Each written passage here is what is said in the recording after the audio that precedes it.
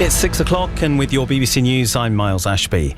Ministers have agreed to release files related to the appointment of Andrew Mountbatten Windsor as a trade envoy to the UK. The former prince was arrested last week on suspicion of misconduct in public office in relation to his ties with Jeffrey Epstein. MPs were told that the government was unable to publish material police need for their inquiries. Mr Mountbatten Windsor has previously denied any wrongdoing in relation to the late sex offender. Our political correspondent Harry Farley said the tone of the debate in the Commons about releasing the files was unusual. So often that when the House of Commons discusses anything to do with the royal family or the sovereign, the tone is one of deference and respect, and there was no deference and respect on display today. I mean, quite extraordinary language from a government minister describing Andrew as arrogant, entitled and rude. A man has pleaded not guilty to the manslaughter of a woman who was found injured in the street in North Shields last month. Mark Denton reports. Police were called to Russell Street on January the 24th this year. Lisa Denton, who was 40, was taken to hospital but died the following morning. Liam Moore, who is 19, pleaded not guilty this morning at Newcastle Crown Court to her manslaughter, and he'll face a trial in September. A man who housed 9 workers in a derelict and dangerous office block in Peterlee has been fined £48,000. Firefighters found exit doors were sealed shut and the alarm system disconnected at Ridgemount House when they made an emergency visit in response to reports of people living there in October 22. Durham Crown Court heard Tarlakan Singh from Coventry admitted multiple fire safety breaches and must also pay nearly £46,000 in costs. The government has announced that GPs in England will have to guarantee same-day appointments for patients with urgent needs. The commitment is included in a new clause being inserted into the GP's contract in April. Ministers say they will increase funding by almost £500 million to improve capacity. Our health correspondent Nick Triggle says health unions argue doctors are already struggling. The British Medical Association say that ministers risk creating unrealistic expectations. They say services are already stretched, and they say that there was no negotiation over this, and the BMA, the doctors' union, is meeting on Thursday, and at that meeting they'll decide whether they want to challenge what they say is the imposition of this new contract. A County Durham woman is using her story of her breast cancer diagnosis to urge others to get any symptoms checked. Samantha Sumpton was told in December that she had cancer and is currently waiting for MRI results to see if it has spread. She says the best case scenario is catching cancer as soon as possible. Luckily, my outcome is what it is because I caught it early. Straight to the GP, referred straight away. My lymph nodes, there was only 3, considering there's over 20 under your arm, are benign. So catching it early is important. Common symptoms include lumps or pain in the breast, chest or armpits and changes in skin texture. You can find out more details on the NHS website. And after years of delays, all the new Tyne and Wear metro trains have arrived in the northeast. The new fleet has faced multiple delays and passengers were initially told the 46 trains would be in operation by the end of 2023. More than half of the trains were currently in operation, with the rest going into full service following rigorous testing. And the weather for the northeast. Tonight will be dry with a mix of clear spells and areas of cloud with lows of 5. Tomorrow starts off dry with variable cloud again, but in the afternoon and evening we could see the odd spot of light rain. It'll feel warmer though with highs of 14. That's your latest BBC Radio Newcastle news. Total Sport North East. Call free 0800 234 6565. BBC Radio Newcastle. Right then, just in case anyone is in any way nervous about tonight, here's a short history lesson. Only 7 times has a team away from home in the second leg of a Champions League tie overturned a deficit. Only twice has such a team overturned a 2-goal deficit. Never has any team, home or away, come back from a 5-goal deficit. So that is the extent of the task facing Qarabağ tonight. The Azerbaijani champions were beaten 6-1 by Newcastle in Baku last week. Tonight, it is surely a formality for the Magpies to finish the job and book a last 16 encounter with either Barcelona or Chelsea. So how will Eddie Howe approach tonight's game? Treat it as a training match? Play some academy players? Go for the 7 unanswered goals required to beat the Champions League record for an aggregate victory? Let us know what you think. We are building up to an 8 o'clock kickoff. We'll have team news around about 6:45, and after commentary of the game, we will be on air until 10:30 with analysis. You'll hear from the Sunderland goalkeeper Robin Roofs tonight as well. The Dutchman has been reflecting on Sunday's defeat by Fulham. We will keep you up to date with everything else going on in the world of sport, and as always, we will take your calls and read out your messages here on Total Sport. Total Sport North East. BBC Radio Newcastle. And welcome to a very mild St James's Park, a couple of hours ahead of kick-off tonight. I'm Simon Pride. I'm joined by John Anderson, the former Newcastle United fullback, as ever. He is going to be your secondary pair of eyes alongside Razor tonight as part of the commentary team. Hello, Ando. How are you doing? Turn your microphone on, Ando. Friday, how I am? Good, thanks. All right. Good. Marco Gabbiadini on the show tonight as well, ex-Sunderland striker. Hello, Marco. How are you doing? I'm good, thank you. Just had a little bit of I just locked myself out the house, so that was interesting. Oh, did you? Yeah, 10 minutes before we were on air. So, but I'm dramatic scenes. Well, yeah. So, well, how did you get in? Was there a ladder involved? Well, it's a very old door. It's about 100 years old, and it was one of these. I managed to put an Allen key in. The spindle had gone, so I'd managed to put an Allen key in from the other side because my shed was open, so my tools were in there. So, yeah. Great reaction. Fair times. enough. That's all. Yeah. Yes. Well, yeah. Very good work. But I would suggest a security update on Gabbiadini Towers as soon as possible. It's all right. No one could get in, but it was just it was secure. Yeah. Okay. Never mind. Well, I'm glad. Yeah, I'm glad you made it. Basically, yes. I've got a message to read out for you later as well from Colombo. He's not happy with you. Okay. Okay. Yeah, he messaged in. I was trying to think of a Colombo catchphrase then, but I couldn't think of one. I don't know what would Colombo's catchphrase be. My hand immediately went to my brow. Never mind. I'll wait for that. Anyway, Razor's here as well. I'm a Newcastle United commentator. Good evening, Razor. Hello. So this the thing I said in the intro there about overturning deficits. I'll just give you a little bit of a test on the records that I sort of referred to. Only once has a 4-goal deficit been overturned in the Champions League. Do you remember who did that? Ooh. So it was 4-0 in the first leg, and the second leg the score was 6-1. Was it Real Madrid? It wasn't. No, it wasn't. But it was a big. It was two of the big boys. Team. Yeah. Barcelona, yeah. Ooh. Against 2016-17. Bayern Munich. Paris Saint-Germain. So PSG beat Barcelona 4-0, and then Barcelona overturned it in the second leg 6-1.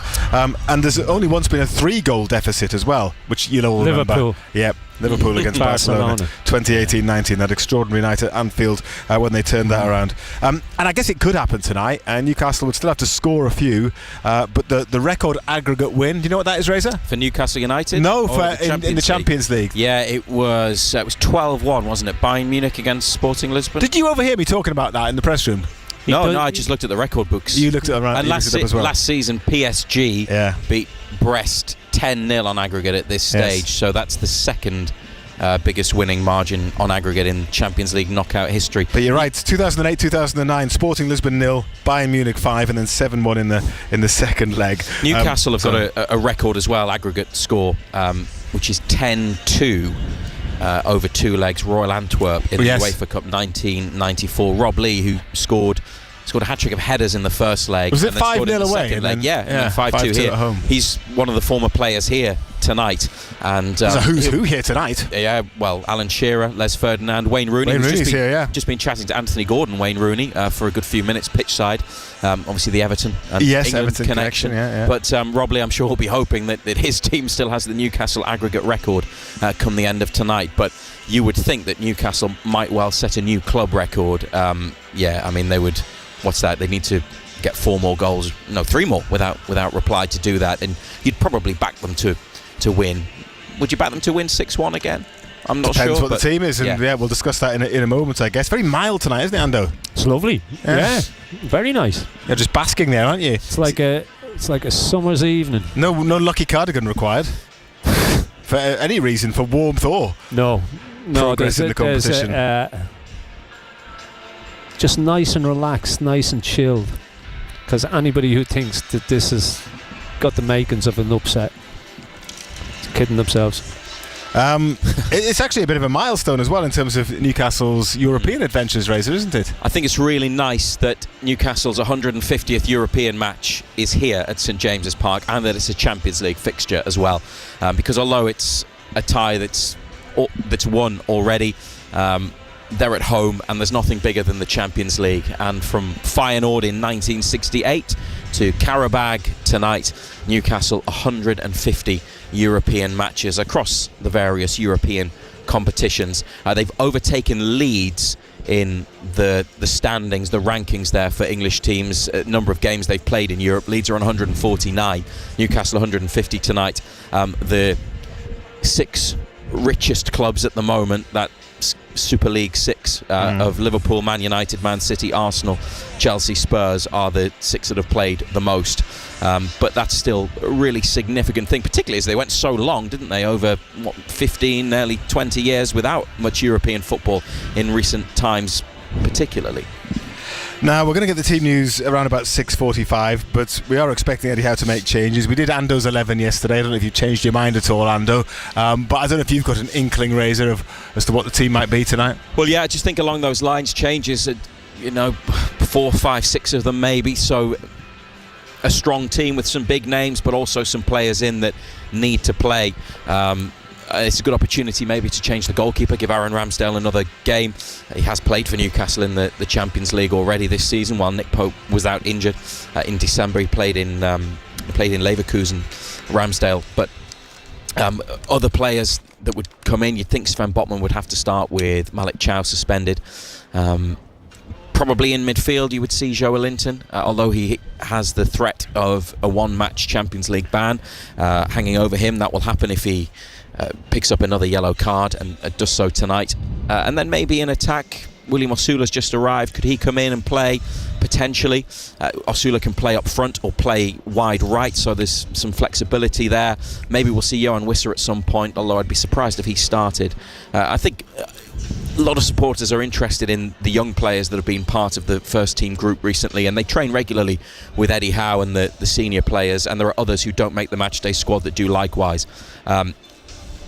Sean Neave made his debut in Azerbaijan. I don't know whether he would start, but hopefully we'll see him at some point. Maybe Alex Murphy could be in line for the first Newcastle start, but that would probably be at left back rather than centre back. But again, it depends on the formation, and it depends on what Eddie Howe decides to do. But we'll find out in half an hour when we get the team. Yeah, Andrew, you felt that Alex Murphy might come in at left back. Have you had any further thoughts on what the team might be tonight, what you'd like to see tonight? Never mind what you think it'll be, what you would do if it was up to you. Would you be blooding a few of the younger players? I'd like to see some of them younger boys come in. Neve's been on the bench for a lot of games. I thought the 10 minutes that he was on over there in Qarabağ, he did all right. He was unlucky as well, because there was a ball played across goal, just took a little deflection, took it away from him, or he would have had his first goal as well. Do I think he'll play him? Do I think he'll start him? No. I think Murphy will start. I do think Murphy will start. Well, he did the press conference. Doesn't always mean that. I press conference. You mean Alex? I mean Alex Murphy. Sorry. Yeah, I think both Murphys will start, to be quite honest. What did I say? I said Jacob Murphy would play at right back, I think. Yes. I think Trippier needs a breather, needs a rest. Look at he could mix and match. He could do a lot of things tonight, and I don't think it would make a great deal of difference to the outcome of the game, to be quite honest with you, Pridey. Joelinton, as Razor has already mentioned, carrying a yellow card. Do you take a gamble on him? Do you take that chance on him picking up a yellow card? I don't know. But yet again, he's been out for a while. He needs game time. Came on at Manchester City. Gordon will want to play. I think Gordon most definitely will want to play, because he's chasing Mbappe in the goal scoring records, and in the goal scoring charts, I should say. And I think tonight's a huge opportunity for him to add to that and get an awful lot closer to him. Let's hear a bit from Eddie Howe. While Newcastle have struggled really for consistency in the Premier League this season, they have often been at the top of their game in Europe. I think there's been some great performances in the Champions League. I think we've sort of saved our best for that competition. A lot was made of, quite rightly, the result against Qarabağ in the first leg, but for me it wasn't sort of the result as such, it was the performance and the manner and the hunger that we showed in that game all through to deliver a really, really good performance, and that's the sort of the highest level I think we've played at this season, and that's the sort of level I want us to try and attain as close as we can to as often as possible. And I thought we followed that up with a really similar performance against Manchester City, albeit a different result. I thought the level was there. I think we've shown that we can compete. I've showed that physically we were really, really good, and so if that's that performance to try and spark us into life, then great, and that's what we've got to try and aspire to tomorrow. I think we've got to try and hit our very, very best levels, because it's the consistency that, as I said, we've been searching for all season. Yeah, and there have been games earlier in the season when they looked jaded a little bit, or weren't pressing the way that they have done in the past, and people were talking about the reasons behind that and whether they should switch it round a bit more and change the team a bit more, but it felt like that hasn't been the case in recent games. It felt like they have had that energy, despite the fact they've still had a busy schedule. They've had a lot of travelling to do. It does seem like that energy is there game in, game out at the moment. Yeah, Spurs went to Spurs and won. I think that gave us belief. Even at the weekend at Manchester City, even though we lost the game, it was probably the best performance I've seen at the Etihad Stadium from us for forever, probably. Even though we lost the game, the energy levels were there, work rate was there, everything you wanted to see was there. You usually go there and after half an hour you want to leave, you want to go home, but that wasn't the case of the weekend. So they seem to have got a little bit of the mojo back, a little bit of the self-belief, especially away from home. So performances, you can't say that the performances haven't been there, because they have. To go away from home in the Champions League and score 6 and really end the tie, it's as good as over. But he'll still take it serious, Eddie Howe. Yes, he will mix and match a little bit, but there'll still be an awful lot of experience in the starting 11 that he names tonight, you would think. Now, their last home match was the defeat by Brentford earlier this month, and Eddie Howe thinks that Newcastle's physical output has been much better since that game. If there was one part of our game that I thought was really good, it would be our energy, which has been fluctuated, if we're being honest, throughout the season, but our energy in the last group of games has been really good. I think that started from the right at the top of the pitch with Anthony Gordon, and then filtered back through the rest of the team. And I think when we show that energy and that sort of zip in our game, I think we can compete with anybody. We can make it very uncomfortable for our opponents with our physicality, and then we've got real technical skills when we're at our best to execute what we want on the ball. So I think the physicality, when you consider all the games we've had, has been of a really high level. Yeah, that's a good word for it, Razor, isn't it? Zip. It does feel like the zip's back a bit. Certainly had a lot of that in midfield at Manchester City. I think Jacob Ramsey provides them with that. He moves really well. He'll take the ball in any area under pressure on the half turn and go quickly with it. Carries it well. When Tanali's fully fit and full of energy, he definitely gives them that. Obviously, Joe Willock is a great athlete as well. I think they've got players who have those capabilities physically. That's one of the hallmarks of Eddie Howe's Newcastle United, isn't it? The energy and the physical performance of them. Joe Linton, who I'm sure we'll see at some stage tonight, definitely gives them physicality and power as well. It's a big part of what has made them so good. It's probably difficult to perform like that across a season, and this is a season that could well have 60 matches, something like that, in the various competitions. It's difficult to sustain and maintain, but they have definitely been better. I don't know, because you look at the fatigue factor, and they're still playing every 3 or 4 days.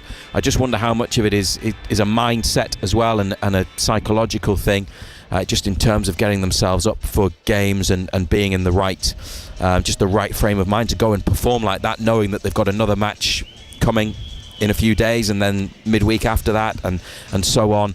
and also knowing that because of injuries there aren't really the opportunities for changes or rest really, and I think that's why tonight is so important. If he can make 5 or 6 changes and then maybe use some academy players later on as well, it would really help keep players fresh. But that's the balance, the freshness versus like the rhythm that they found in the last couple of weeks. Even though they lost at Man City, they still played well. And we can hear as well from Jacob Murphy.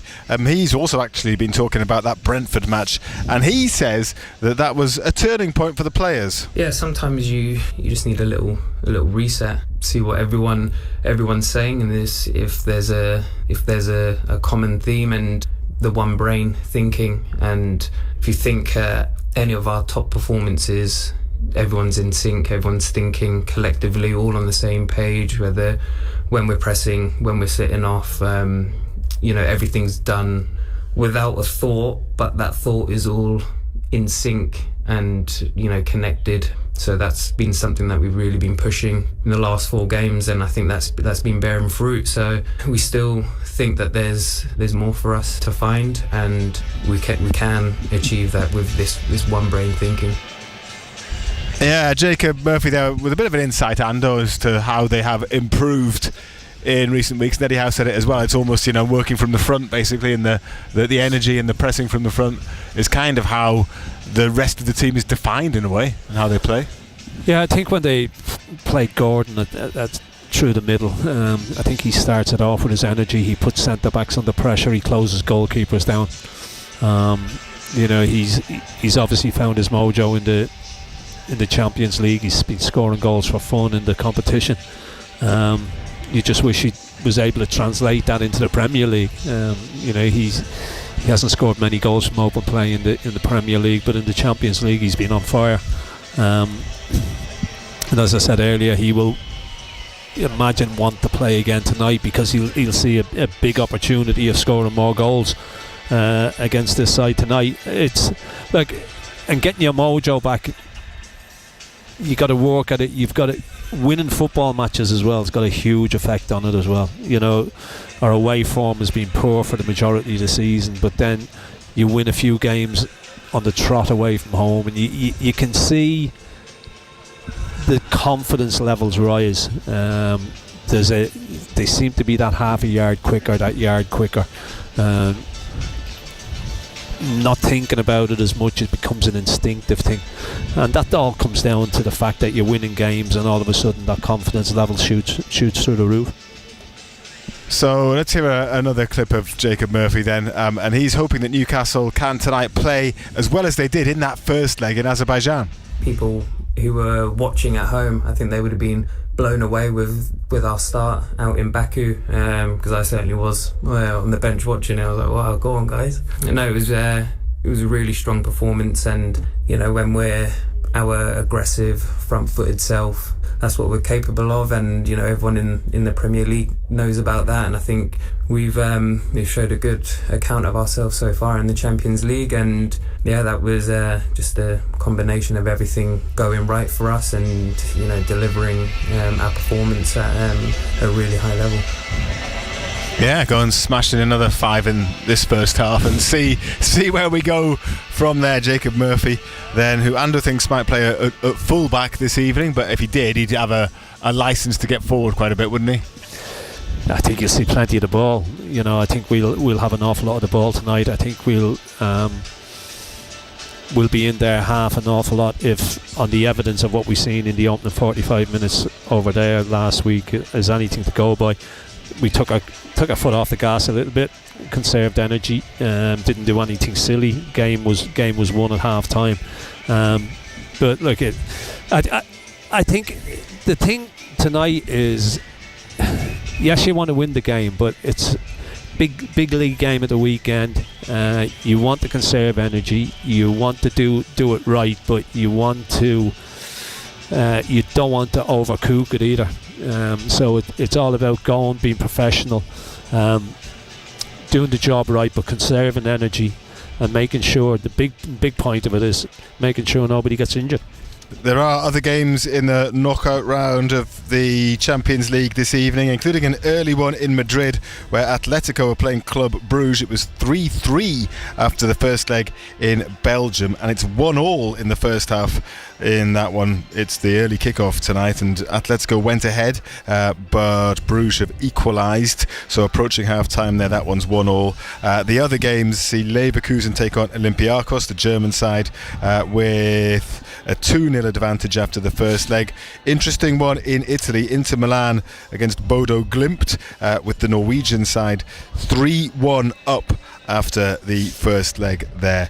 Atletico Madrid, Pride, potential opponent for Newcastle in the quarter-final, or Club Brugge for that matter, because the winner of that tie plays either they play Liverpool or Tottenham next in the 16th. The winner of that would play the winner of Newcastle or against Chelsea, Barcelona. Yes, looking take at Tottenham, wouldn't you?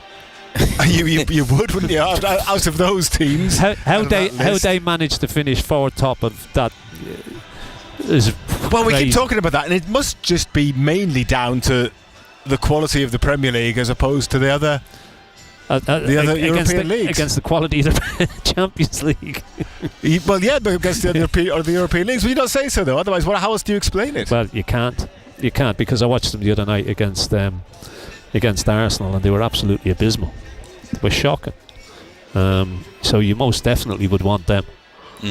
Well, we will keep you up to fourth, didn't they? Sorry, finished fourth in the table. Crazy. Yeah, yes. I suppose they had a helping hand against Dortmund, didn't they? They played against 10 men recently when they won. And maybe had some friendly fixtures, and the fixture list was maybe a little bit kinder to them than it was to others. But still got to win those games, and that's what they did. Razor, are you going to bring us team news at 6:45, or are you going to go off and do something on Look North? What are you going to choose to do?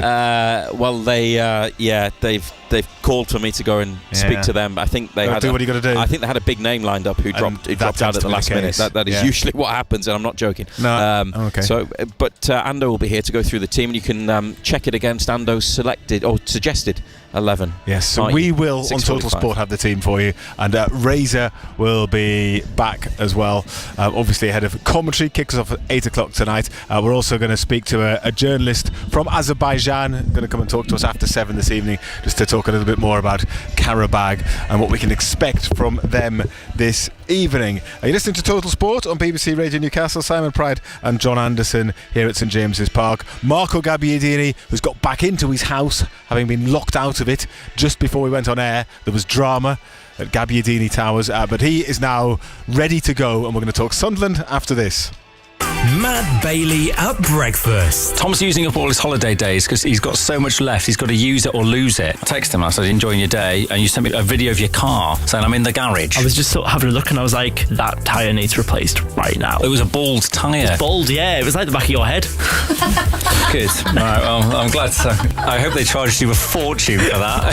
Stop encouraging him. Where is your car? Is your car in the car park? Yeah, it is. Right, I'm just going to get some nails and take that. Make it flat. Just like your crack in the mornings. Right, that's enough. Matt Bailey at breakfast.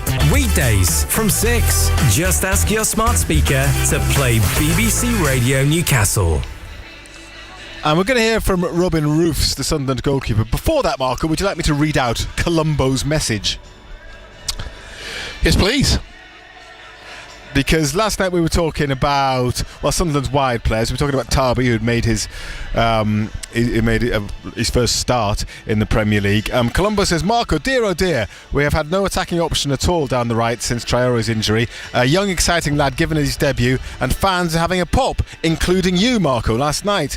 He was on the pitch for 30 odd minutes, man. He did a few exciting things as well. What do you want in 30 minutes? That was harsh. Mundell scores, and I doubt given Fulham's recent form, if we score in that moment, I doubt then that we lose the game. It's fine margins. I am shocked at how critical Marco is of a young player making his Premier League debut. Fans have been screaming for attacking options down the right.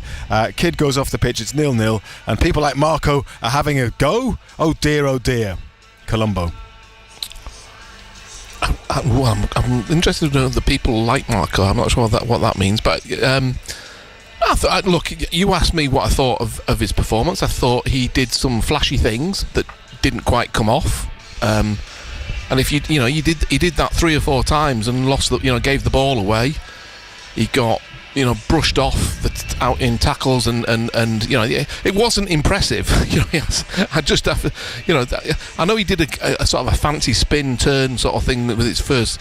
I think it might be his first touches, but he didn't get anywhere. And the times that he got into good positions behind the back four, behind the defensive line, he didn't really make the best of it, and did that classic awful thing of trying to spin it in with the outside of his left foot as he's running to naturally do it with your right foot. So look, I just think that he looks what he is, a rookie. He looks like a rookie, and that's probably not what we needed. Is probably my answer to what you're saying. We did want attacking options, but I can't. I hope he proves me wrong, and probably 9 times out of 10 in the last 3 or 4 years, many players like this have proved us wrong and come through. But is he a Premier League ready wide player? Well, I don't think so. I don't know what you think, but I don't think he looks that at this stage. Yeah, and I guess he didn't get the full match, so yeah, he'll get other opportunities you would have thought, but I'm sure that Colombo will have taken that as a valid opinion now. Perhaps he just wanted you to clarify a little bit, but he was agitated, so I thought I'd read his message out. Anyway, look at it. I think the thing we're looking, the players that we've lost this year from last year's team, obviously like Tommy Watson was a contractual thing more than anything else. Would have he been, but he played on the other side more really. So, but we've got players in that squad who we've lost because they don't really have any pace or power, and I'm not sure from what I saw that this Jocelyn has that in abundance. Okay, let's hear from Robin Roofs then. He's been speaking to Nick Barnes after Sunday's defeat by Fulham. It's now back-to-back home defeats for the Black Cats, and Roofs says that, well, they're always frustrated, of course they are, to drop points, but especially at the Stadium of Light. No, as you say, it's disappointing, especially at home. But every game we want to get the 3 points, and we were just weren't there in key moments. Set pieces, we give it away in key moments. 2 set pieces where we give a penalty away and we give a goal away. So, especially with the length we have and the good headers we have, we shouldn't be in this kind of trouble on set piece. So we need to do better on that. Yeah, you mentioned set pieces there, Marco. Do you feel there's been a bit of a drop-off for whatever reason in the way that they've been defending set pieces? Well, it wasn't great. It was a free header.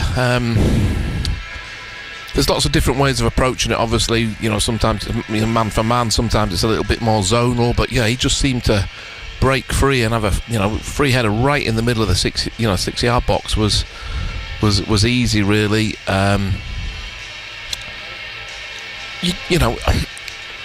It's the law of averages. You are going to concede goals from set pieces because every team does. It's a major part of the game and has become more so in recent Premier League seasons, hasn't it? So far we've been really good at it, but recently it's been we've conceded some. So we have to get back to what we were doing before, which is putting our bodies on the line. And look, there were some big blocks and there were some big challenges. But the pushing and pulling situation is going on all the time, and we don't seem to be able to find a resolution to that in any way. And, well, it happened in last night's game. Don't know if you saw it. The Everton Man United game. There was some ridiculous incidents in that. Yeah, and I think what happens is, on some occasions, you push and pull, but the other man push and pulls more and gets away with it and scores. So. That's what we've had the last few weeks. You look at the Liverpool game, going back to the issues with Broby. If he hadn't have been roughed up as much as he was, he may have scored. So these things at the moment aren't going our way. But we aren't a bad side. We haven't become a poor side all of a sudden. It's just that sometimes these things go against you, and that's what a 38 game season is like. You have to just get on with it now. The biggest issue is that the biggest hurdle is just the confidence and getting over that and dragging a result out, which we can hopefully do this weekend.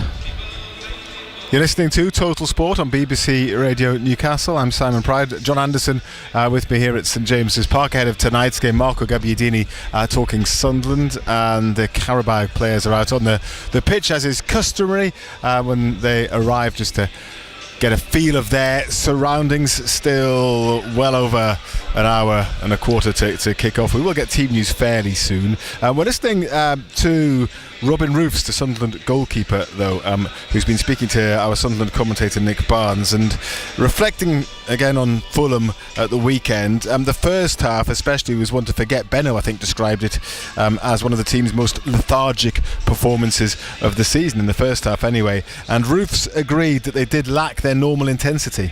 I think it's also when we have the ball, we just didn't manage to keep it long enough, and then when you have to run after the ball all the time, it's just difficult, and we can do it for 90 minutes, but yeah, we just need to step everything up, also the intensity. Yeah, I mean, maybe Marco physically, mentally tired. It's the same for other teams, I know, and some have more fixtures than Sunderland have had. So maybe it's just sort of nature that you go through a slump at some point through a season. It's almost inevitable, and it's just a question of making sure that you get out of it as soon as you can. Yeah, and look, Fulham came into that game with a string of not great results, and so they've maybe changed that dynamic, and they might go on an unbeaten run now. But it does happen, and also you look around you sometimes as a player, and if in that game we started without our captain, who's been probably our best player of the season, and within minutes we've lost one player, and then we've lost Mukiele, who has been another key player this season. You start looking around, and yeah, I know what Benno's saying about the energy and the tempo, but sometimes it's hard to get back to your tempo when you're settling in again, and you've got people changing positions and new faces coming onto the field, and it takes sometimes a little bit of time to get going again. And we did have some decent attacks, and we got in behind them on a couple of occasions. Played some nice passes. There were quite a lot of fouls in the game. Fulham were stopping a lot of our attacks as well, which we had that problem last season, didn't we? Where I got a bit obsessed with the foul count last season. We were something like three or four fouls ahead of every other team in the country, and that makes a huge difference, because if you get away with a few fouls, especially those fouls where you don't get a booking, just nudging somebody, or just a little bit of obstruction, but it stops the attack. You get back in your shape as an opposition, and job's done. But if the referees aren't reacting to it, which I don't think he did enough on Sunday, you get away with it, and it makes a difference to the game. Sunderland were picking up points consistently in the first half of the campaign. It does feel now that they are being punished for any lapses. Yeah, no, of course, it's a really hard league, and you see when we aren't on our best. We have seen it a few times this season. When we aren't on our best, every team can hurt us, and this shows the level of the league. But also, if we are on on our best, we show that we can make it difficult for every opponent. So we just need to find our rhythm back, and I'm sure we will. I was talking to a couple of other journalists in the press room here, Marco, about Sunderland and their recent form, and there was a general feeling, I think, that they're not playing that differently to how they were earlier in the season. Maybe some things in games were going for them a little bit more, and they were picking up points, and maybe if Mundell scores against Fulham, and maybe they're then going on and win the game, things like that maybe were happening for them earlier in the season. I'm not so much now, but it's actually it's not like there's been a sort of calamitous change in the way that they're playing, or their form generally, is there? No, I don't think so. I mean, against Liverpool, there were worrying.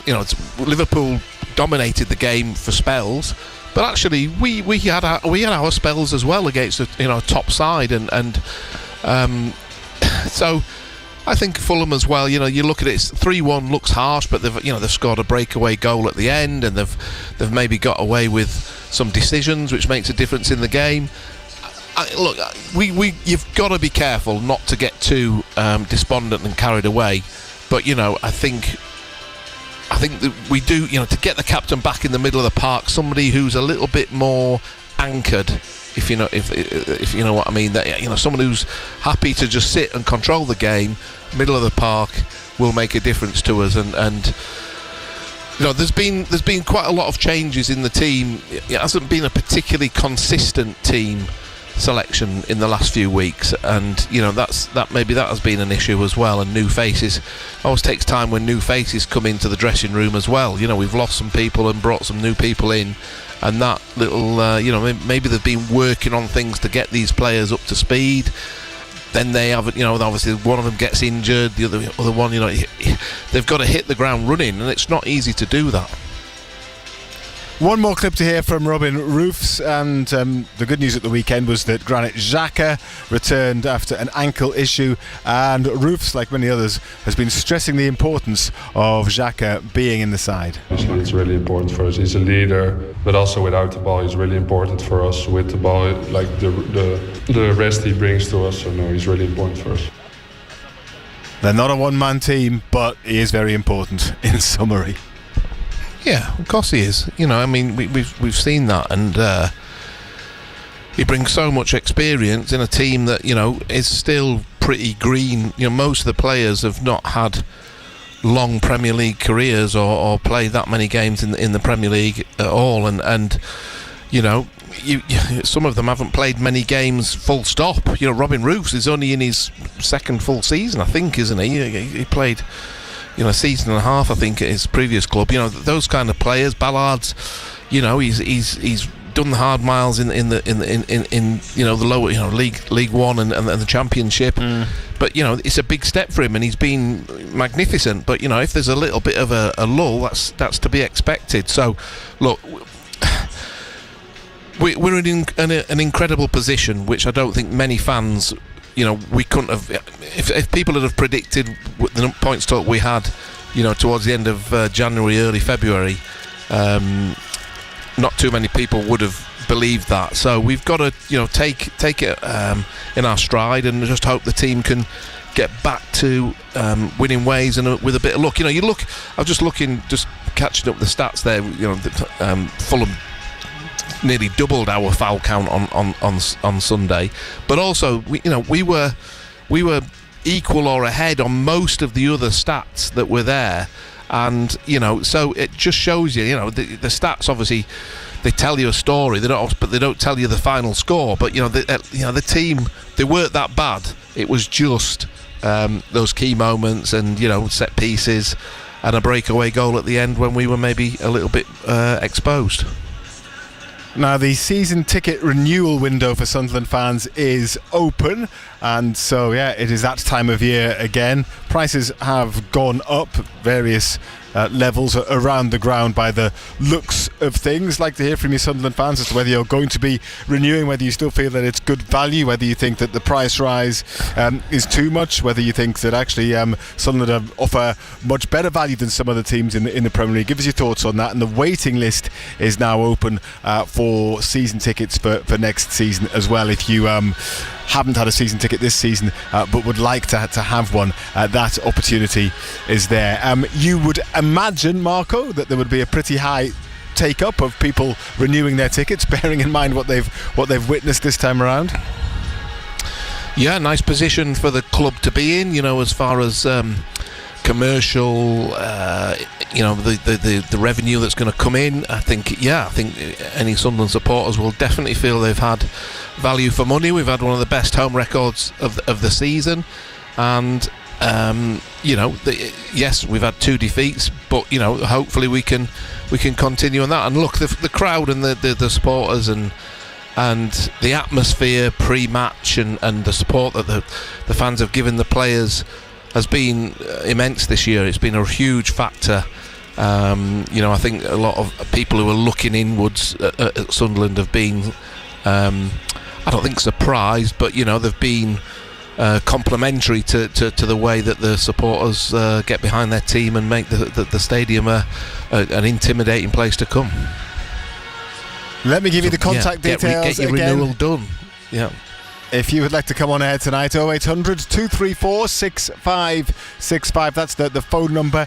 You can have a chat to Marco and to John Anderson this evening ahead of Newcastle's game against Qarabağ, which kicks off at 8 o'clock tonight, and will also be on air until 10:30 after the match as well. If you'd like to send us a WhatsApp message, 08000 321 333 is the number. You can send us a text on 81333. Start your message with the letters BBC. But the best thing to do is to give us a call. Here's a reminder of the number.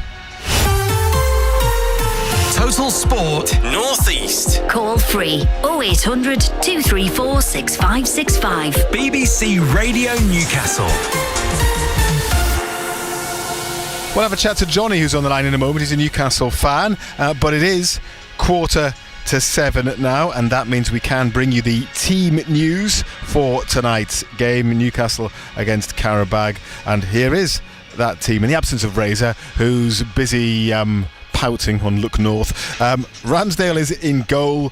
Trippier plays at right back. It's Botman and Byrne at the heart of defence. Alex Murphy at left back. The midfield three is Joe Linton, Tonali and Voltemade.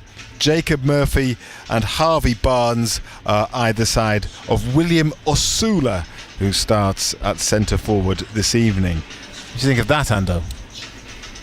Strong side. A lot of experience in there. Pleased for young Alex Murphy. He's been around a long time, been sitting on the bench waiting for his opportunity, and gets it tonight. Another opportunity for Osula up front. I thought Wissa would have started, but he gets a chance. Surprised that Barnes starts on the left. I thought Gordon would have played. Just with the amount of goals that he's gotten, another opportunity after that tonight. But it's, as I say, it's a strong side. You look at that midfield: Joe Linton, Tonali, Voltemade. Plenty of strength in there. And Bill has sent his team in. He sent it in before the team came out, obviously. He got 7 out of 11 correct, which I don't think is too bad. I don't know what you got, Ando, when you did Ando's 11 yesterday. I don't know how many you got correct. I'll tell you what my team was. It was Ramsdale. It was Jacob Murphy at right back. Yeah. It was Botman, Bourne, Alex Murphy, yes. Tonali, Ramsey, Voltemade, Gordon, Wissa, and who did I have on the right? Langa. So I think you only got 7 as well. That's always tough. Anyway, so let us know what you made of that team, or what you make of that team now that it's out. We'll check what the substitutes bench looks like as well. But let's have a chat to Johnny, who's on the line. He's a Newcastle supporter. Good evening, Johnny. How are you doing? I'm very well. How are you all doing, gents? Hey, Johnny. Yeah, good. What will tonight bring, Johnny? What can they get out of the game tonight? I think players that need minutes just to get minutes. Good. It's a good match. It's still a Champions League match regardless of what you make of the opposition. So it's good for with Joe Linton to get good minutes, say maybe 70 minutes in the tank. Osula, obviously Alex Murphy, good opportunity. I agree with Ando. I think he's been knocking on the door. You can't really get a rhythm when you're maybe playing the odd minute or two. When he came off the bench against Villa, he came off the bench against Liverpool at Anfield. He's only getting the last 5 minutes of that when the game's already been wrapped up. So this will be a really good test. But I think Eddie Howe's pretty much got the team bang on. You can't really lose with team selection. I don't think tonight. It might have been the only possible one if Wissa. Maybe Wissa could have started and got some minutes in his legs. But I think at the minute you'd probably say Osula probably needs more minutes, because I think out of the two, I think if he's got a chance to bring a striker on, I still think Howe would go with Wissa, given the opportunity, say if we're drawing or a goal behind against Everton with 15-20 minutes ago. I think he still would go Wissa before Osula, in my opinion, but I could be wrong. Look at I think it is an opportunity to get game time into I think if we score a couple early on, I think you will see wholesale changes. Like a pre-season friendly, won't it? Yeah, I think so. I think the likes of young Sean Neve will get longer than he did out there if it goes well tonight. As I say, if you score early and at half time the game's most definitely wrapped up. Look, I think it's already wrapped up as it is, but we're 2-3 up at half time.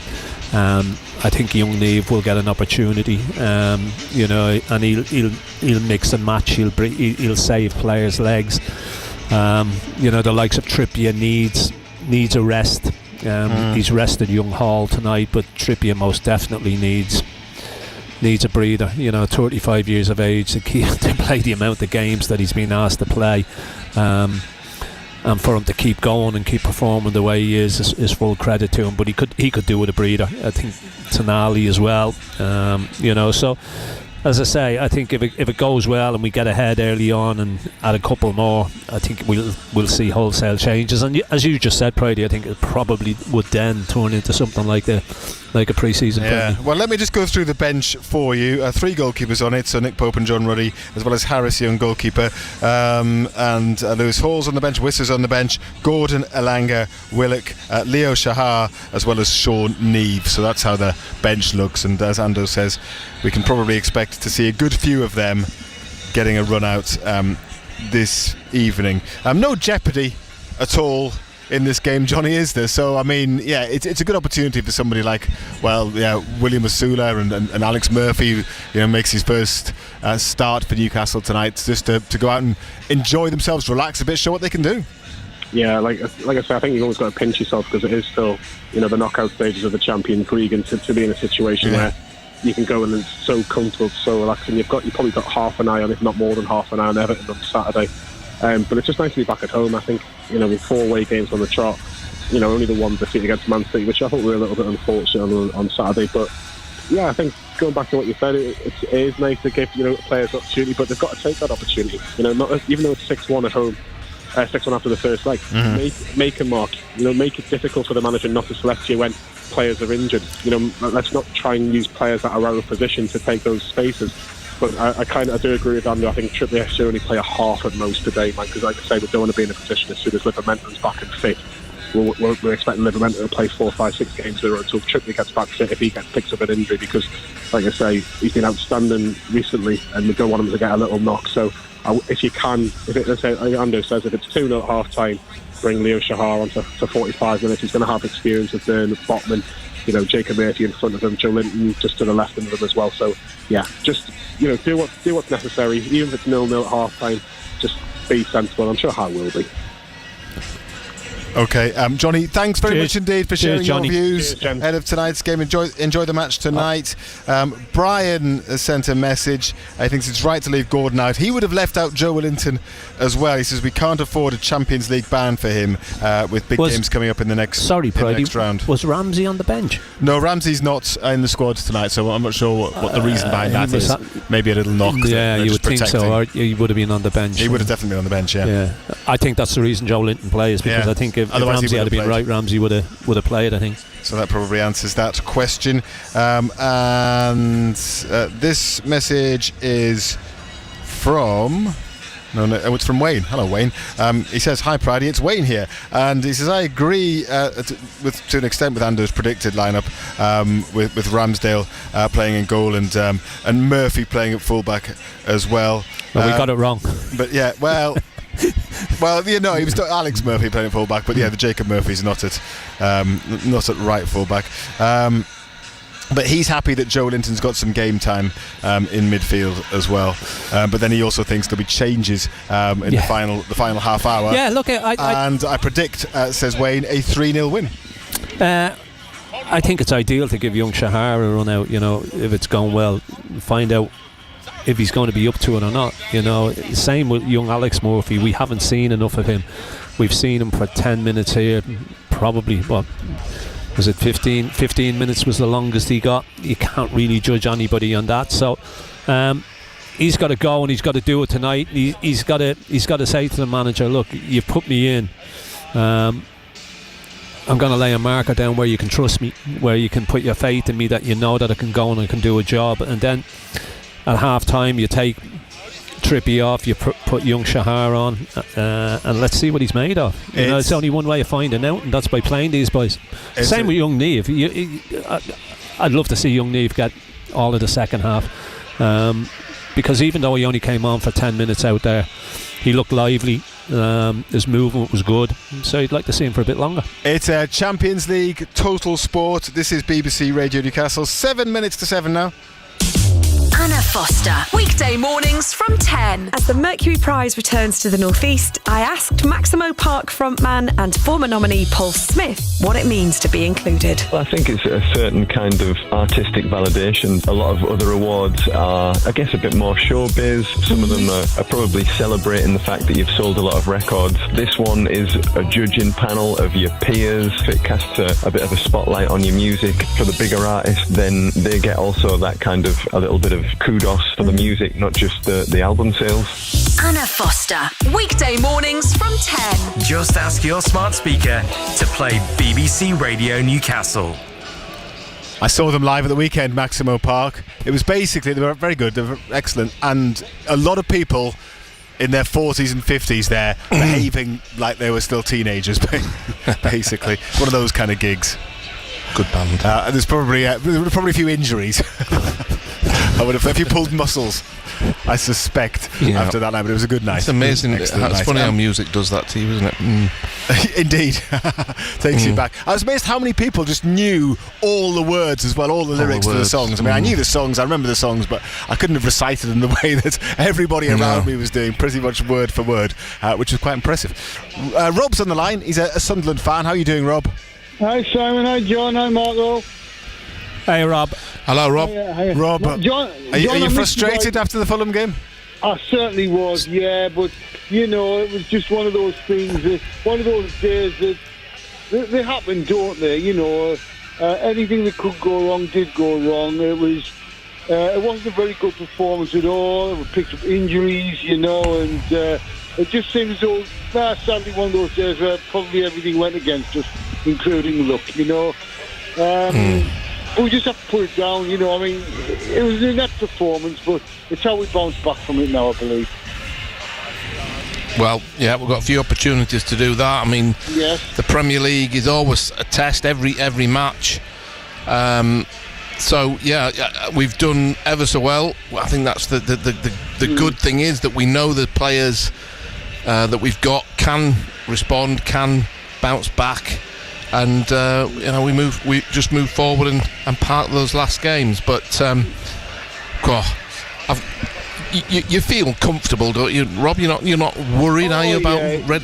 Yeah. Yes, I like those other points on the board now, you know. But you know, it is what it is. You know, I mean, I thought we played better when Xhaka came on. You know, whether we should have started, it's all hindsight now. You know, we did start to play a little bit better once Xhaka came on, and we sort of took the game a little bit to Fulham at the time. But it happened. Days like this happen, don't they? You know, we've done that to teams in the past. You know, and you just put it behind you. It's how we bounce back now.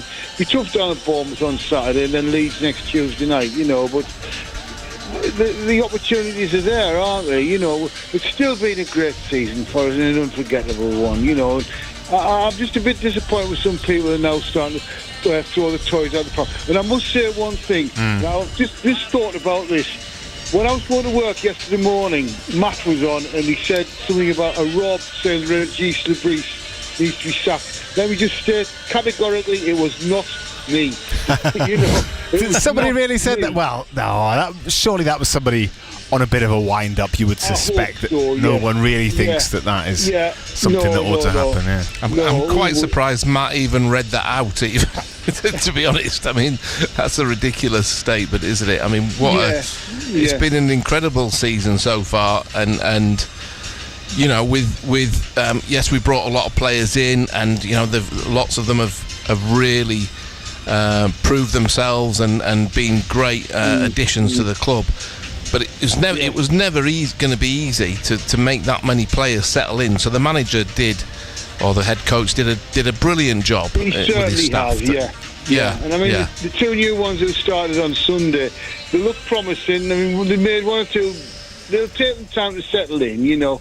But the promise was there, you know, and it was just, as I say, it was just a bad day at the office, and one that we're probably overdue to get anyhow, you know. So let's put it behind us. Let's take what we can out of it and just move on. We've still got a lot to play for, you know. Last 16 of the FA Cup, probably week come Sunday, but who knows where. In fact, if that game doesn't go ahead, I don't know because of where Port Vale is down there at the moment, there's no saying that game's going to go ahead next Tuesday night. So goodness knows when we'll play that, but fair enough. Yeah. Hopefully it will all happen on schedule, but you're quite right. There might well be some concerns depending on what the weather's like next week. Rob, good to talk to you as ever. Thanks very much for coming on. Rob. Take it easy. Paul has messaged, when I renewed my season ticket this morning, I thought it was a reasonable price for all the entertainment and excitement for another year. By my calculations, it works out at under £18 a game for me, says Paula. So she's very happy, and she has renewed for another season. 0800 234 6565. That's the number to call if you want to talk Sunderland or look ahead to Newcastle's game tonight. You can also send us a WhatsApp 08000 321 333 or a text on 81333, starting with the letters BBC. On the BBC Sounds app, on your smart speaker, Play BBC Radio Newcastle. and on your radio. The sound of the North East is BBC Radio Newcastle. At 7 with the BBC News, I'm John Collins. GPs in England will have to guarantee same-day appointments for patients with urgent needs as part of new government plans. Ministers are pledging to give patients with obesity improved access to weight loss support programmes and jabs. Here's the Health Secretary, Wes Streeting. We've got 2,000 more GPs in the NHS now than when Labour came into office. We've got another 1,600 or so funded through the package we're announcing today. And patient satisfaction with access to general practice has gone from 60% when we came in to 75% today. Now, by definition, that means there are still 1 in 4 people who've not been satisfied, and therefore I am not satisfied. Lawyers for Lord Mandelson say his arrest yesterday was prompted by a baseless suggestion that he was planning to leave the UK and move abroad. The former ambassador to the US is accused of sharing market-sensitive information with Jeffrey Epstein back in 2009. A warrant to arrest a paranoid schizophrenic before he killed 3 people was not carried out for months in what a police chief described as a serious, systemic and operational failure. Valdo Calacane stabbed to death Barnaby Webber, Grace O'Malley Kumar and Ian Coates before seriously injuring 3 others in Nottingham in June 2023. As the judge-led inquiry into the attacks continues, Nottinghamshire police have said it's not realistic that Calacane would have been prosecuted and imprisoned if the warrant had been executed. Now, the government's pledged to extend powers given to councils after a BBC investigation found some children are missing months or even years of education. Local authorities are warning young people they're looking after aren't being given top priority for school places as existing rules don't apply to academies. Alex manages a children's home in Lincolnshire. She once had 14 rejections from different schools for one teenage boy, including after a visit. He comes back, he's full of it, he says it looks like Hogwarts and he really wants to go, and when can he go? And then we get the can't meet need. Why invite a complex child to come and look around your school to then turn around and say, nah, sorry? The parents of the first child in the UK to be born using a transplanted womb say they've been given an incredible gift. Grace Bell and Steve Powell's son Hugo was born just before Christmas last year, thanks to a womb from a woman who died. And the Make a Difference Awards are back for 2026. There are 8 categories this year, including the Animal Awards and Great Neighbour. Presenter Gabby Roslin's been telling us what to look out for when considering who to nominate. It might be somebody who's doing something for the environment locally. It might be somebody who's really personally helped you cope with something really, really difficult. It might be a young carer you know about, because we all need to be applauding all of these people and actually just saying thank you and sharing their stories. Nominations close on the 31st of March. You're up to date and it's 3 minutes past 7. Total Sport North East. Call free 0800 234 6565. BBC Radio Newcastle. Thank you very much indeed for choosing Total Sport on BBC Radio Newcastle this evening. We are at St James's Park, or at least Ando and myself, Simon Proud, we're at St James's Park. Marco is in his house. that he locked himself out of in dramatic style just before going on air, but made it. So to talk Sunderland. But Ando and I are looking forward to Newcastle against Qarabağ tonight in the Champions League. Newcastle with that 6-1 advantage after the first leg. They line up as follows tonight: Aaron Ramsdale in goal, Trippier, Botman, Byrne, Alex Murphy, Joe Linton, Tonali, Voltemada, Jacob Murphy, William Asula and Harvey Barnes. Razor's just sprinted up the steps to do the team into the 7 o'clock menu, as we like to call it. You were too late, Razor, sorry. I gave you as much time as I could. I tried to fill. Yeah, well, I was trying to find our Azerbaijani journalist who's going to speak to us. Is he around? Go find I don't know. Well, we need him in 5 minutes or so you can go back and find him now. I've done the team. You can do the bench if you want. If you want me to. But it makes your sprint up the steps worthwhile then, doesn't it? Well, 3 goalkeepers, who are Pope, Ruddy and Harris. Hall, Gordon, Wissa, Elanga, Willock, Shahar and Neve. Thank you very much indeed. Now you can go and find our Azerbaijani friend Nihad Rzayev, who's going to speak to us tonight about Newcastle's opposition. There goes Razor. He's busy, isn't he? Busy lad. He keeps himself fit. He does, up and down them steps. What was impressive was he ran up here and then he recited the subs bench. I was trying to sort of stitch him up a bit because I thought he was out of breath, but he did that well. Yeah, he was did, fine. yeah. He's got aerobic power, that lad. So yeah, we're looking ahead to tonight's game, and we'll be on air until 10:30 afterwards as well to reflect on it and probably to look ahead as to what will lie ahead for Newcastle in the last 16 of the Champions League, which they are 99.9999999% certain of qualifying for. We're talking Sunderland as well. Marco on hand to talk Sunderland. We've heard from Robin Roofs tonight. We've been talking about the game against Fulham, reflecting on that a bit more as well, and talking about the season ticket renewals as well, whether you are renewing, whether you think it's good value at Sunderland, and all things red and white we're here to talk about as well. We'll keep you up to date with everything else going on too. Let me give you the numbers one more time. 0800 234 6565 is the phone number. 08000 321 333. On WhatsApp, start your message with the letters BBC, and 81333 on text. Again, start your message please with the letters BBC. Total Sport North East. BBC Radio Newcastle. In the early Champions League match tonight, the knockout round playoffs, Atletico Madrid now lead Club Bruges by 2-1 on the night, so it's 5-4 on aggregate. Just under half an hour to play in Madrid, but Atletico have edged in front in that match. There are a couple more games tonight as well. Leverkusen against Olympiacos and Inter Milan against Bodo Glimt tonight to Inter Milan with a 2-goal deficit to overturn, which is what Olympiacos have to do as well in their game. So that's how things are elsewhere in the Champions League. Thanks for all the messages. Let me do a few more of them now.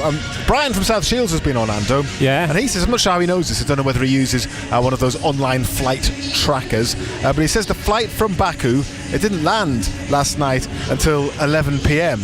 And I know that certainly Qarabağ didn't do a press conference yesterday, did they? Or train on the pitch? No, they didn't. It didn't land until 11 p.m. What were they thinking of? Because by the time they'd have got to bed, it would have been about 4 a.m. Baku time. They'd have been exhausted, says Brian from South Shields. Perhaps not the ideal preparation for this.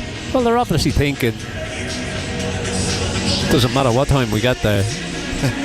We're out anyway. We're out anyway, yeah. It's not going to make a great deal of difference. But I don't know. Don't know what the thinking was behind it. I don't know whether that information's right or not. I wouldn't doubt it. I mean, if that's what he says, he's probably right. But yeah, it didn't give them much time to get some sleep, because by the time they get to a hotel and get their heads down and everything else, don't know if they've done anything today. They might have just had a sleep all day today. This message is reflecting on the Man City defeat still, Ando. Yeah. Hi lads, on the Newcastle game at the weekend, I thought if we'd made better decisions in the final third, we might have got something more. There was a point when Joe Willock broke through, held onto it too long, then a weak shot towards the keeper. But overall, it was a good performance. And most people are getting in touch and still getting in touch about the City game, happy enough with the way that Newcastle played, even though they didn't manage to break that run of bad results down there. Yeah, no, look, performance was good, performance was excellent. We did a lot of the ball second half. I thought we'd better chances in the first half, if I'm perfectly honest. As I said last night, Friday, Manchester City changed its second half. They brought Kusanov on, who's quick, and they sat a bit deeper second half. They didn't leave the space in behind that we were exploiting in the first half with Alanga and Gordon. So they dropped and defended a bit deeper. Midfield players sat in front. They played a little bit like an away team, Manchester City, and then looked to break on us. When they broke, they had their chances. Pope's made a couple of saves. For all the ball we had in the second half, we didn't really work the goalkeeper enough and create too many clear-cut chances. Steve from Leam Lane sent in his bet slip for tonight. He always likes to do this. Tell us what he's gone for. I mean, you know Steve well enough now. I know what do you reckon he's gone for tonight. I think he's gone 5-0. He's only on 3. Does he? Yes. 13-2 the price that he's got for that, so he thinks it'll be 3-0. It could be anything really. It could be anything. Yeah. Look, if we score early on, just say, will you take a 3-0 defeat and we can all pack up and go home? Can we do that? Are we allowed to do that? Well, no, we're not. No. We'll stay till. The way you can forfeit a game and lose a 3-0. Doms, by the way, told me that Qarabağ trained yesterday, then flew after they trained, then did their press conference. They did their press conference in Baku rather than over here as well. So that would make sense with the flight time and arriving late. And Richard's got a question as well for you, Ando. Why on earth have Newcastle got 4 goalkeepers in the squad tonight? Why didn't we register more young players at the start of the competition? Says Richard. Thinks we have some more young outfield players to get the experience of sitting on the bench. I have no idea. A lot of goalkeepers. I have no idea. I think registering 4 keepers has been ultra cautious, you would say, wouldn't you? But I wonder who holds the record for spending minutes on the bench without ever playing. John Ruddy's got to be close, isn't he? The amount of time he's sat on benches. Yeah, and he'll spend his time on more benches than you would think that. No, you wouldn't. You can't see him getting game time, can you? Unless it were 4-0 up or something with 15 minutes to go and they decide to stick him on up front? Stick him, or take Ramsdale off and put him on. Stick him on in goal, whatever. I guess it would seem unlikely, wouldn't it? It would seem unlikely. This message, no name on it, Marco, but it says, if I keep listening to Marco long enough, then I will think that Sunderland will get the 3 points from that Fulham game, because better team, kept getting fouled, set-piece victims, breakaway goals. Well, here's one for you, Marco. Shots on target, Fulham had double Sunderland's total. I was just saying for people not to be despondent. I wasn't saying that we deserved to win the game. Fulham played well. They had some good performances. They took maybe a bit more risk. They left players up the field, which we're quite prone to bringing everybody behind the ball. So I was just we were talking a bit of context. I wasn't making any sweeping decisions. I wasn't even moaning. So I that's a little bit. I think you've got the wrong idea on that conversation. And see, people are now sending in their bet slips. It's become a habit. You don't have to every time you have a bet. But Andrew wants our verdict on his ACCA. I mean, I don't know if we can start this as a feature either, because I'm sure it's not hugely interesting to those who aren't interested whatsoever in what's happening in Shrewsbury's game. However, he's gone for Shrewsbury, Boston, Rochdale, York, and both teams to score in Macclesfield against AFC Fylde. So there you go. I'm sure South Shields would hope that Fylde don't score in that one. It pays 120 odds to 1. Oh, so good luck with that. Yeah, good luck with that one. Yeah. But yes, don't expect us to endorse it, because that would just jinx it. The Mackem Cabby has been on as well. We are not safe, Marco. We are not safe. We should have a button to press, an alert, a warning sign, a warning signal when the Mackem Cabby's on. We are not safe. John, 2 more defeats and other results go against us, then we're only 5 clear of the drop. Cheers, a worried Mackem Cabby. P.S. Good luck, Ando, tonight. You're going to need it. Yeah. Thanks very much for that. I appreciate it. I think that's. I mean, that's saying. I think to get relegated, we'd have to lose 10. What have we lost on about? We'd have to lose the next 11 games. Is that going to happen? Yes. It seems unlikely. Well, thank you. I tell you what, if yous are in danger, we must be in danger as well. Level points, yeah. So. And nobody's mentioned anything about us getting relegated, have they? Yeah. We're just not going to. I mean, I think. 11 games left. There's 11 games left. 12 games left, whatever it is. You need 4 points from 30 odd point, from a possible 30 odd point. I mean, we might not even anybody need who thinks you're still going to get relegated is yeah.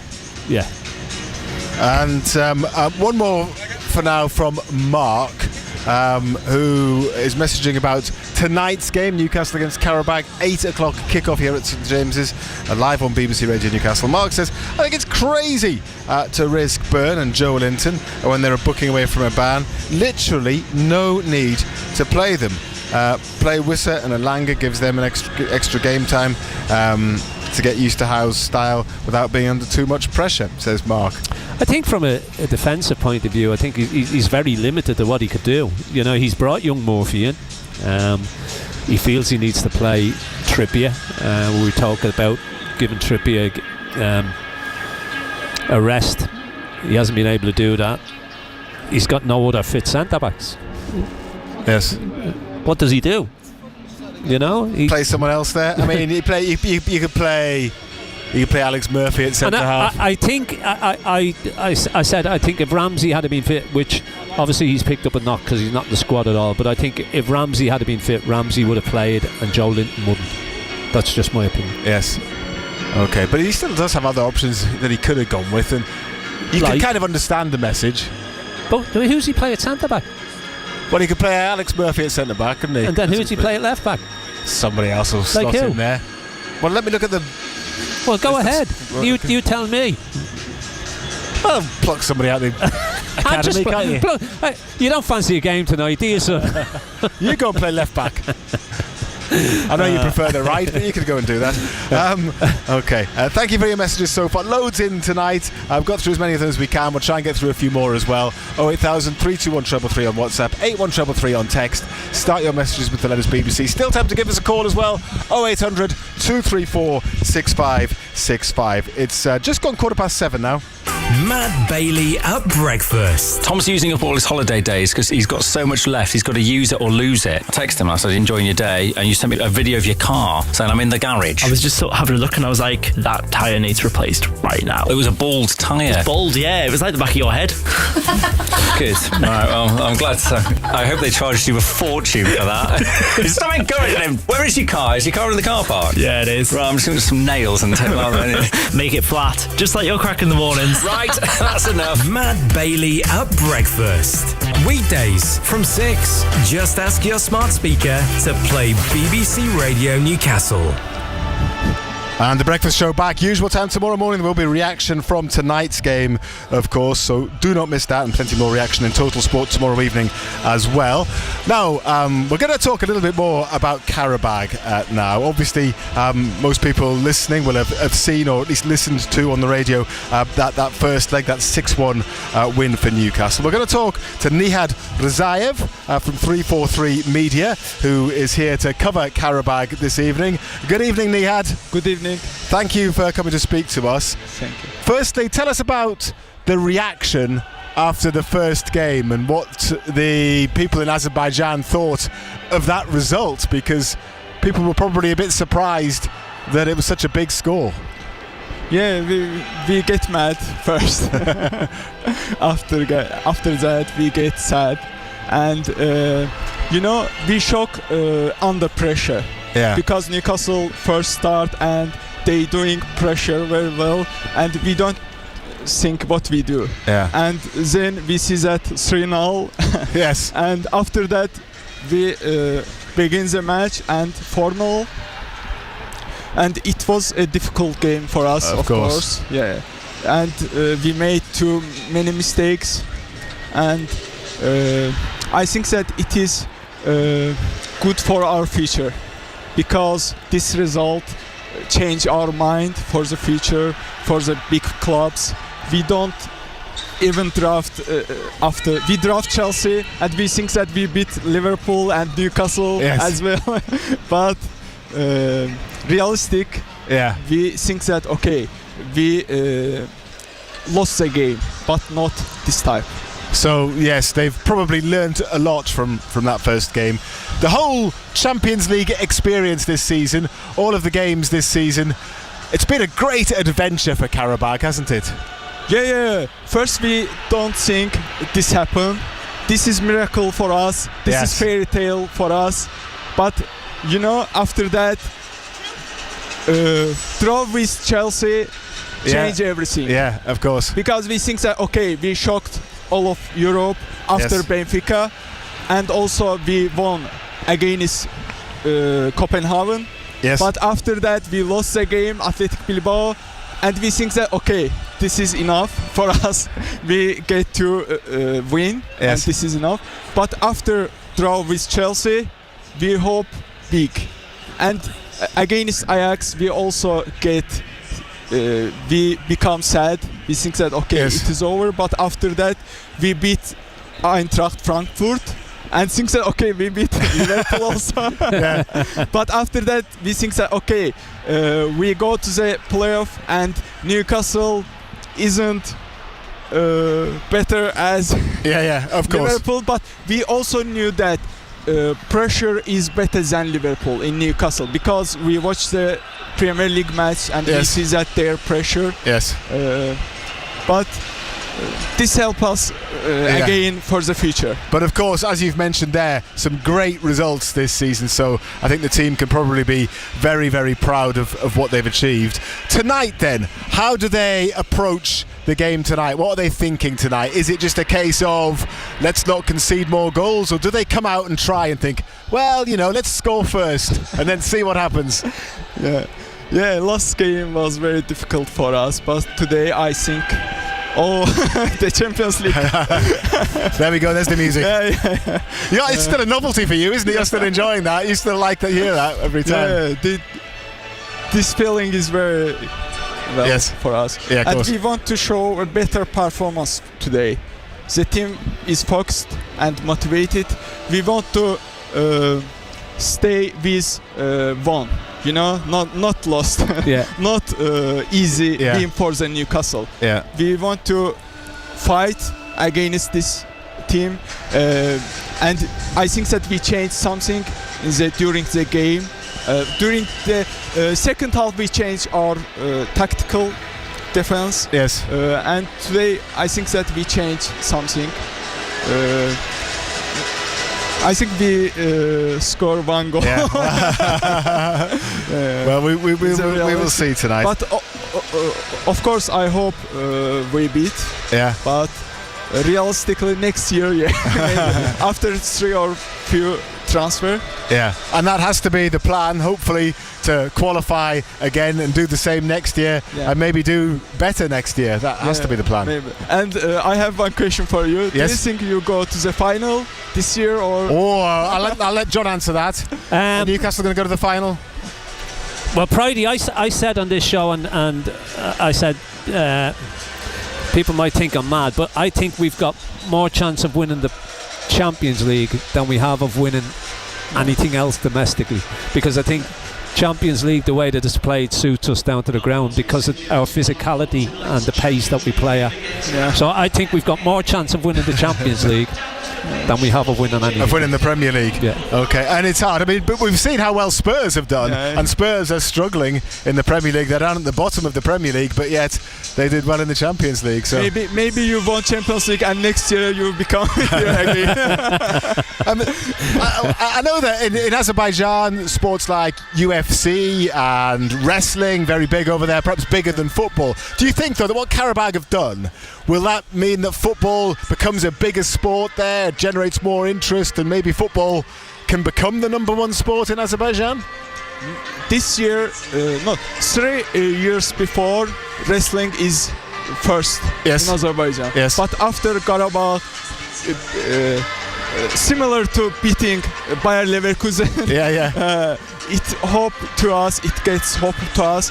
During the local game, the fan, most of the fan don't going to the match. But after that, European games, everybody come to the match. 30,000 people come to match and focusing on football, focusing on YouTube channel about Qarabağ. And I think Qarabağ is the first team in Azerbaijan right now.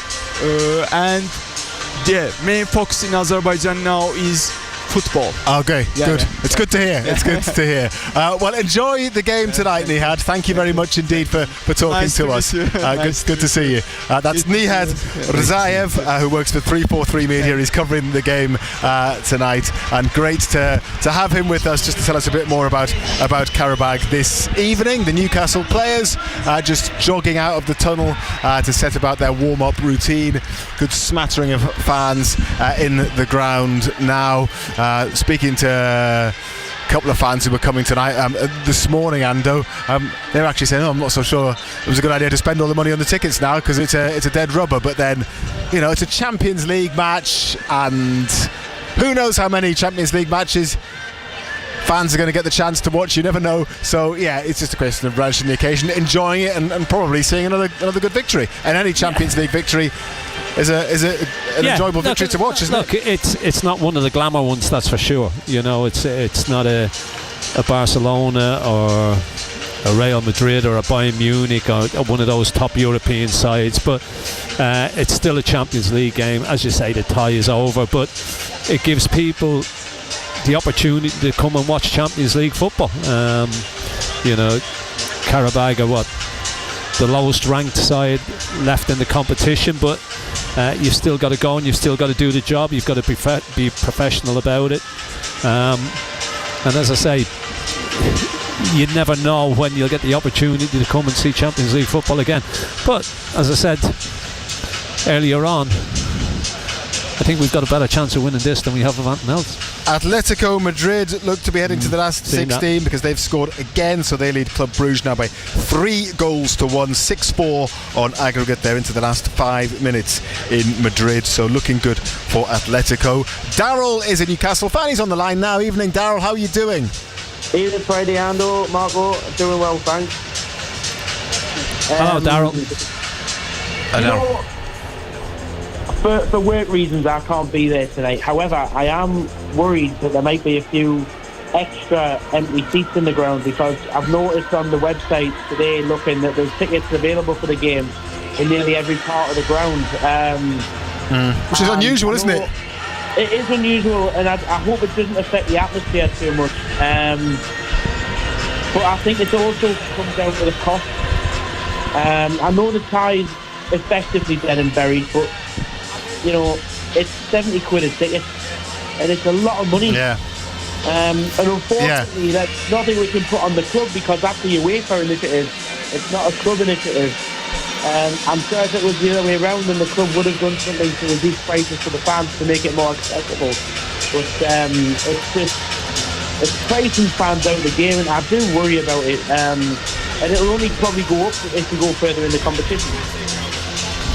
Yeah, more than likely, Daryl. Yeah, look, 70 quid's an awful lot of money to come and watch a dead rubber. Let's be perfectly honest about it. I mean, this tie is well and truly over. I mean, it was over after half an hour of the first leg. So you're coming to watch, and as far as the atmosphere goes, it's not as if we're going into this chasing the game, chasing the lead, needing a goal to get back into it. It's, you know, Steph and Pridey were talking earlier on, and you just feel that if we score early and you get a couple up, it's going to turn into something like a pre-season friendly.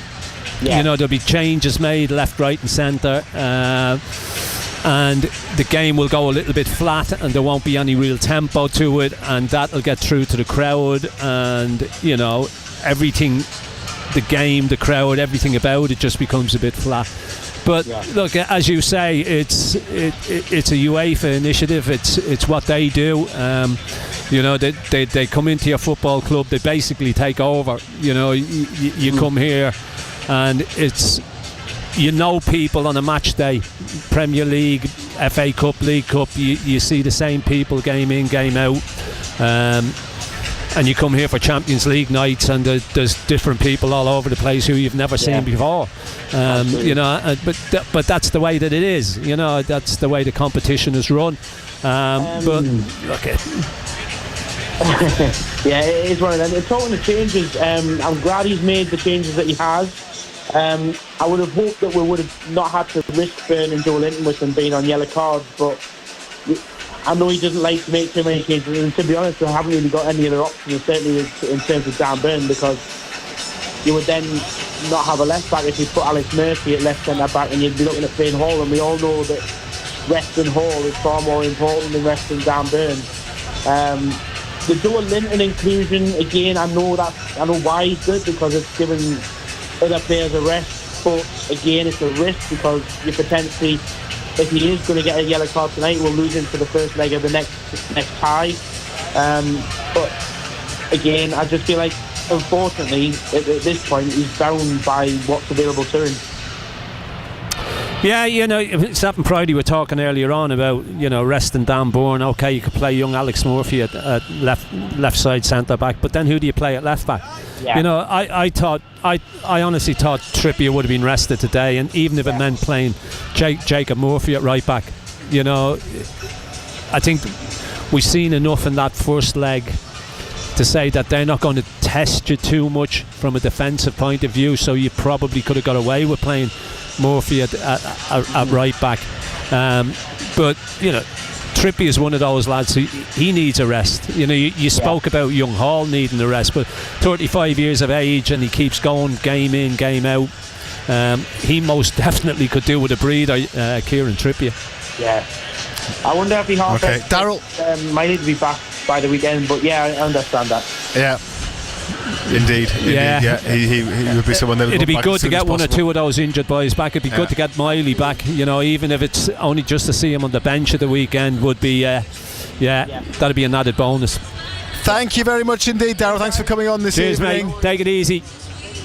And we will speak to you again soon, I'm sure. Darren, one of our regulars on Total Sport, and we will be staying on air till 10:30, so you can react after the game tonight, and of course keep your messages coming in throughout the course of the evening. If you want to send us a WhatsApp, it's 08000 321 333, a text 81333. Start your messages with the letters BBC. The time's just gone past 7:30.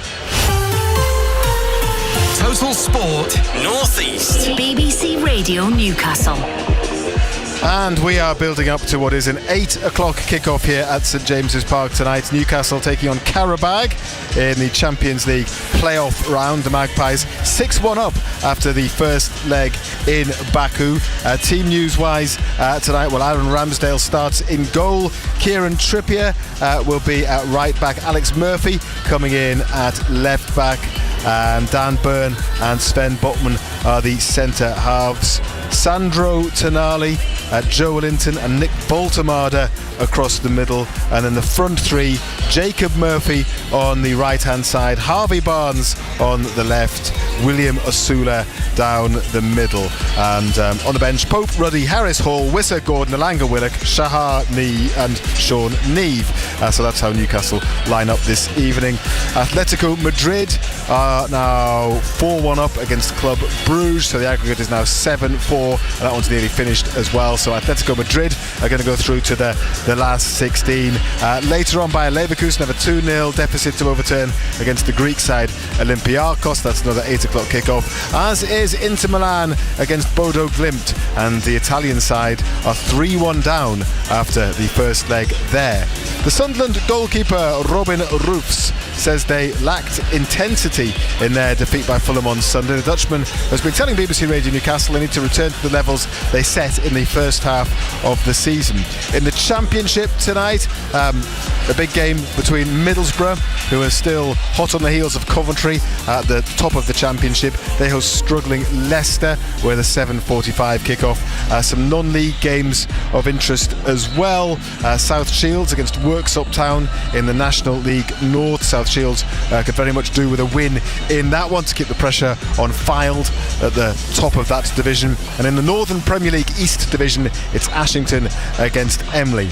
Did you watch the cricket earlier? England are through to the semi-finals of the T20 World Cup after beating Pakistan by 2 wickets. Captain Harry Brook hit a century in their chase of 164 runs. Got a little bit nervy at the end when they lost a couple of wickets, but they saw it over the line. We have a couple of North East players going up against each other in round 1 of snooker's Welsh Open. Elliot Slessor up against Sam Craigie, and it's first blood to Slessor. He's won the first frame there. It was easy enough for Gary Wilson from Wallsend earlier. He beat Iran's Amir Sarkosh by 4 frames to 0. And a bit of darts news for you as well. Bedlington's Chris Dobie lost 8-2 against Ross Smith in the final today of the Players' Championship.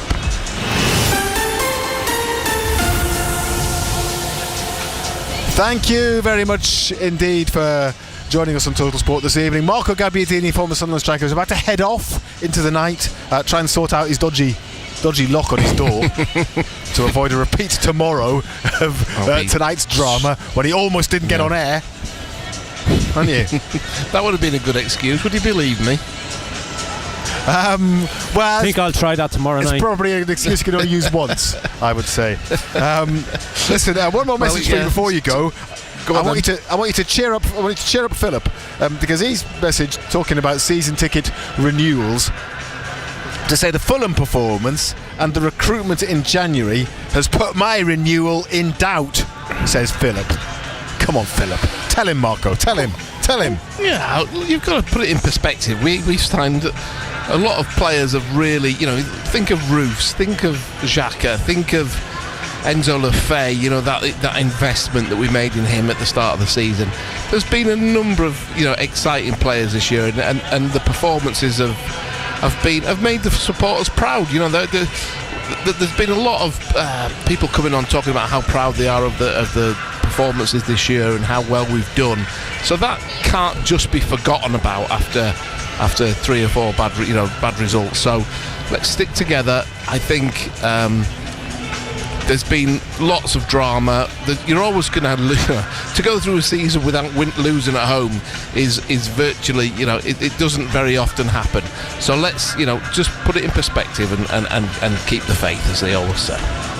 Well, I would like to know whether Philip has had a season ticket through the last, say, 8 seasons. Because if he has, and he decides now is not the time to renew, that would seem a little bit odd to me. Yeah, and look, indeed, I'm fairly confident there will be further investment this summer. I think that there will be. Yes. With the encouraging signs of recovery that the club have made in the last 3 or 4 years, there will surely be more investment this summer. Thank you very much indeed, Marco. We will talk to you again on the show tomorrow night. Yes. Enjoy your evening. Speak to you tomorrow. Marco Gabbiadini, former Sunderland striker.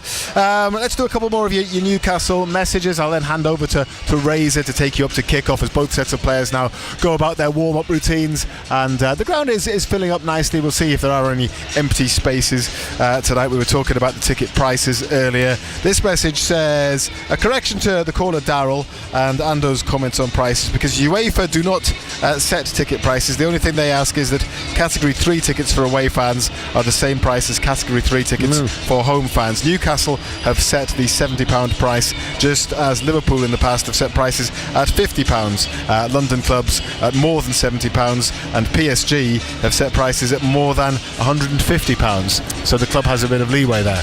Yeah, well, if that's the case, I think that the club probably got it wrong. You know, if it had been 1-1 or 2-1, yeah, but 6-1 for basically a non-event. You know, and then to think that we've got 3 more home games to come after that. We've got Everton at the weekend, and we've got Manchester United. So yeah, it is what it is. That's the price that's set, and that's what people have got to pay if they want to come to the game. The half-time boys have been on. Is that a relative of Tamuri Ketsbaya running the line? I don't know if they've seen footage of the officials. Is there a Tamuri lookalike who's going to be part of the officiating team tonight? They're on the far side. Oh, there he is. Yeah. Oh, you've spotted it could him, be. Yeah. Yeah. Famous Georgian, played for Newcastle. Most famous. I hope probably he doesn't go and kick the. Yeah, for kicking the advertising hoardings. Yeah. I would suspect. There is a resemblance. I mean, obviously, the lack of hair is.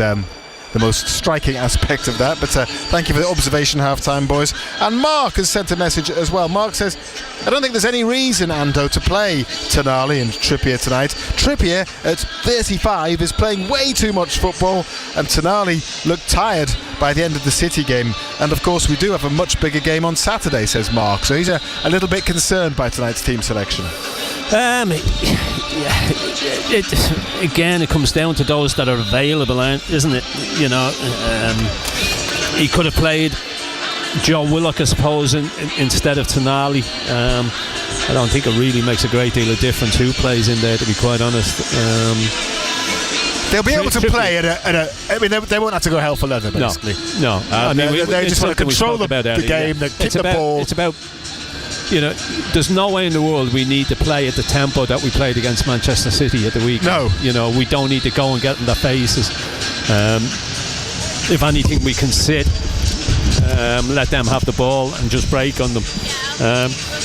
Conserve energy, look forward to the weekend, hopefully score a couple of goals early on, and that really kills the tie off. Thank you for all the messages that you have sent in. As I mentioned, do keep them coming in throughout the course of the evening. I'll be able to put some of them to Ando at half time if you have any thoughts on the first half, and we'll also have some discussion afterwards, not just necessarily about the game, but also looking ahead to what might lie ahead in Newcastle's Champions League campaign. Yes, I know I'm assuming that they get through, but I think it is a fairly safe assumption with the 5-goal advantage they have ahead of tonight's game. Kickoff is less than 20 minutes away now. Ando and Razor will take you up to kick-off next. Everyone has their dramas. Sure, a house with that many women, how could we avoid it? On BBC iPlayer. I already have a troublemaker, a drama queen, an unreliable and a people pleaser. I haven't had a break since the 80s. Based on the best-selling books by Marion Keyes. You're so wise. Who's that? From watching you all mess everything up all the time. The Walsh Sisters. All physically healthy and emotionally unstable. Welcome to the family! Watch on BBC iPlayer. Total Sport North East. The Champions League, live from St James's Park. BBC Radio Newcastle. It's always our pleasure to bring you live Champions League action here on BBC Radio Newcastle, and we're doing it again from St James's Park in the knockout phase playoff round. Bit of a mouthful, but there's a playoff round for qualification at the start that Qarabağ, Newcastle's opponents tonight, were actually in. They had to come through 3 qualifiers to get into the competition proper, and they, like Newcastle United, in the knockout round in the main competition for the very first time. But only one of them can go through, and it's surely going to be Newcastle United. Just nothing daft, nothing silly, and they will continue their European adventure into next month at the very least, with Chelsea or Barcelona awaiting in the draw, which is made on Friday morning. Just got to get a job done, Ando, in a professional manner, with a team that is absolutely strong enough to win on the night as well, isn't it? You know, there are 7 changes, but it's not a weak team. That's a strong enough side to go and play in a Premier League game. Yeah. You know, he's gone strong. Delighted for young Alex Murphy. You know, he's been around the first team a long time. He's had to sit and wait. He's been on the bench. I'm sure there's been games, especially that Leeds game when Fabian Schär picked up that injury. He thought his time was going to come, but it didn't. Young Miley went to centre back, and he had to sit. He's probably, and I probably think there's been times where he sat there and think, is it ever going to happen for me here? Am I ever going to get my opportunity? He's got his opportunity tonight. Wish him good luck. Hope it goes well for him. Could have been an awful lot sterner task for him as well. Yes. Let's be perfectly honest. But yeah, good luck to him. Hope it goes well. Asul is another one. Opportunities. Big opportunity tonight. Play through the middle. Hopefully score a couple of goals tonight. But look, it's a strong team. Trippier, Botman, Joe Linton, Tonali, Barnes, Jacob Murphy, Voldemar, Dan Burn, all regular Premier League starters. So it's a very strong starting 11. Let's recap the Newcastle team. Ramsdale in goal, Trippier, Botman, Byrne, Alex Murphy. 7th appearance, first start in a competitive game, but he's started plenty of friendly matches, both at centre back, which is or was his position. He's playing at left back tonight, and in midfield, Joe Linton, Tonali, Voltemada, Jacob Murphy, Barnes and Osula. No Jacob Ramsey in the squad. We think he's picked up a knock, but we're waiting for. I think I just said to Friday earlier on, Razor, I think if Ramsey had been fit, I don't think Joe Linton would have played. I might be wrong in that. I thought Ramsey did well again at the Etihad at the weekend. I like the way that he plays. He's always on the half turn. He's never got his back to play. When he's receiving the ball, he's always on the half turn. He sees the whole picture. If it is a knock, you just hope that it's nothing too serious, because he's played his way into this starting 11, hasn't he? Newcastle's bench: Pope, Ruddy, Harris, Hall, Wisser, Gordon, Ilanga, Willock, Shahar and Neve. There will be plenty supporters, John Anderson, who would have wanted Sean Neve to start. It was great to see him come on for his debut as a late substitute. Almost had a chance to score as well, but the cross was just got behind him, didn't it? He's waited a long time. Even though he's a young player, he's been on the bench regularly for more than a year. We may see him at some point tonight. Leo Shahar, I think, is slightly different. They're two of the most promising youngsters in Newcastle's academy. Shahar they signed from Wolves a couple of years ago. Neve is a Geordie, a North East lad. But probably Shahar's around the squad at this moment because of necessity, and you could say that applies to Neve as well, but they're gaining valuable experience, and there may be something for them tonight as well. I think if it's going well, I think we'll see Neve, whether it's at half time or 15 minutes into the second half. Shahar, again, if it's going well, I would throw the boy on. I would take Trippier off at half time and say, there you are, go and let's see what you're made of, let's see what it's all about. But they've been around the first team quite a while now for young boys. As you say, Neve came on in the first, really unlucky, because it just got a nick off the defender that took the ball behind him, or he would have been set up for a debut goal as well. Look, I thought he did well in that 10 minutes. Look, you can never judge players on 10 minutes. Never ever judge players on 10 minutes. You can't judge players on one game either. No. It's when you've seen them play 15, 20 games, you then judge players and you say whether they're going to be able to cut the mustard or whatnot. But not after 15 minutes, definitely not after one game. You need to see a string of games out of it. You listen to BBC Radio Newcastle, and at 8 o'clock it's Champions League commentary. Newcastle 6-1 up after last week's first leg in Baku, the Azerbaijani capital, and tonight they host Qarabağ, who have been champions of their league in 11 of the last 12 seasons. The dominant force in football in Azerbaijan. It's their second full Champions League campaign, but European regulars.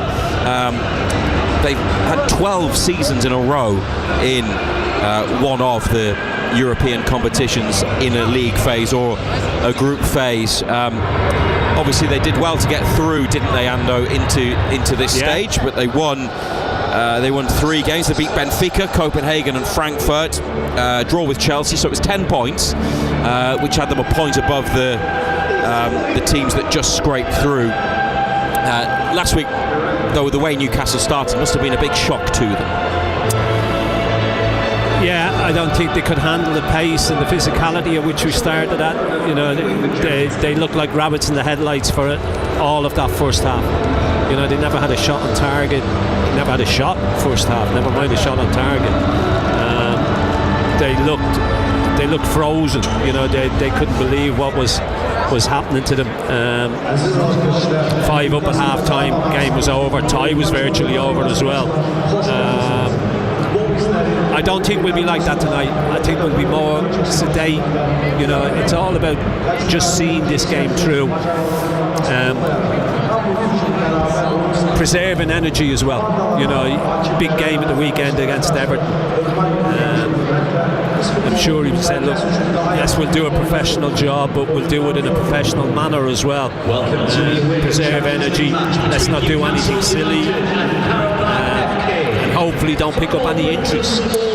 Wonder what price 0-0 is tonight with your bookmaker. I will find out for you. You can. Hopefully, he'll give you some tasty odds. You just never know, do you? I mean, 5 goals for Newcastle in the first half last week, and then the second half finished 1-1 with Qarabağ pulling one back, and Jacob Murphy then going on to extend Newcastle's lead. Though they had further chances, didn't they? United in that second half, on top of the many that they couldn't convert in the first period. Let's hear from Eddie Howe now on BBC Radio Newcastle, because despite the scoreline from last week, he's taking nothing for granted. I was really impressed with Qarabağ, having watched them a lot in the build-up to the game. I really like the centre forward Duran. I thought he has been a real threat for them, running in behind with his pace, got a real eye for goal. Jankovic in midfield, I think, is a really good footballer. So I think they've got some really good players. I think the first game was about us being at our best. I think we made it difficult for them, but we haven't underestimated them in the build-up to this game, and we've prepared really strongly because we know they're a really good team. 25-1 for 0-0. You've just told me, long odds. I'd wanted an awful lot bigger than that. I'd said it. I don't see this finishing 0-0. I don't. Not on the evidence of what we've seen last week. I would be very, very surprised if it finishes 0-0. Qarabağ, let's have a look at their starting lineup. Mateusz Kochalski, the goalkeeper, who had personally, despite conceding 6 goals, he's been called up by Poland this season, the keeper. He plays again. I mean, they got past him. He gave away the penalty, didn't he? Or one of them. But made some impressive saves. He continues for Qarabağ in between the posts tonight. They've actually made 2 changes to their starting 11 from last week's game. One of them is in the centre of defence, where Badavi Husseinov comes in, and either side of him Mateus Silva and Kevin Medina. Across midfield, it's a 3-4-3 for Qarabağ. Danny Bolt, he's the other player that comes back into the starting 11. He's on the right. Elvin Jafaguliev, their goal scorer last Wednesday, on the left.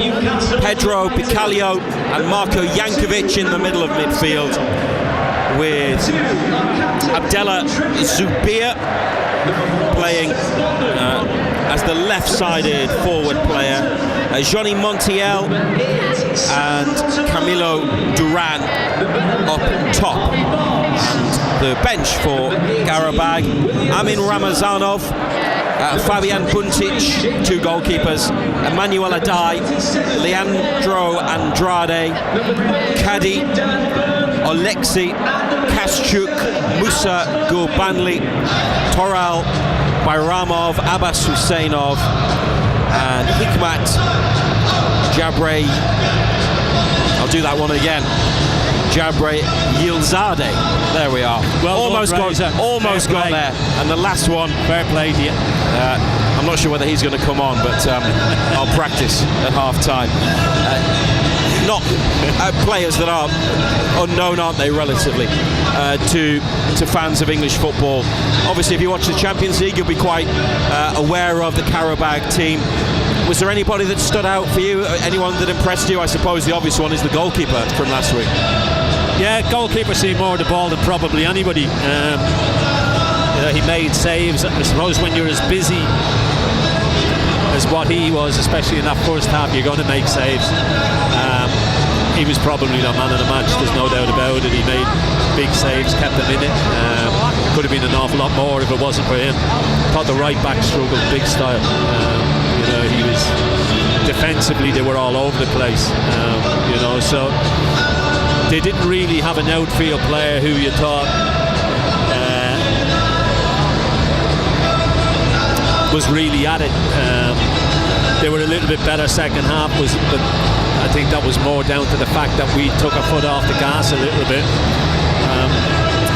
I think they've got their hands full again here tonight, to be quite honest. Well, assuming there's no shock and Newcastle press home their advantage, maybe even a shock. What? Are you expecting a shock? No, I'm just saying. I mean, look, you never know. If Qarabağ score early, and you want to have a bet? I don't want to have a bet, but I cannot say to you with any certainty what the outcome will be.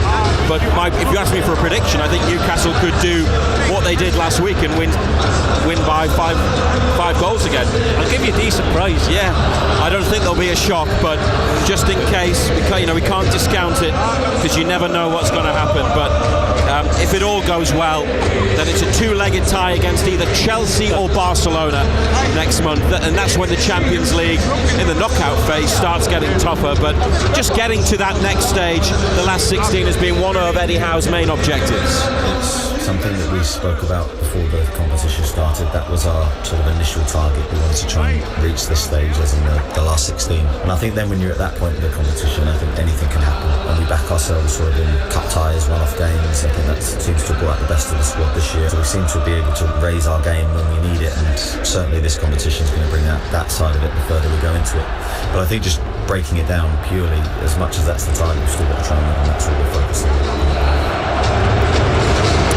Eddie Howe has been under a bit of pressure. He's had some criticism. Tonight, his face is on a giant surfer banner at the Leazes end, being passed along the stand to our left-hand side.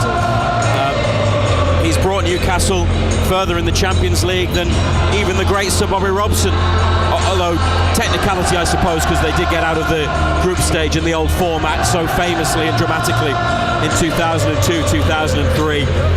But it's Eddie Howe's 16th Champions League match tonight as manager. That takes him level with Sir Bobby for the number of games managed, and he is in that company, isn't he? Yeah, look, it's been a great 4 years for him, there's no doubt about it. What he's done at the football club, what he's achieved at the football club, I don't think anybody could have bettered, and you can take any manager you want and name any manager you want. I don't think they could have bettered the job that Eddie Howe has done up to now. His players make their way onto the pitch on a night where Newcastle United reach a club milestone. Not only are they in the last of the knockout phase of the Champions League for the first time, this is the club's 150th match in European competition, and how fitting that it's another Champions League night under the lights at St James's Park.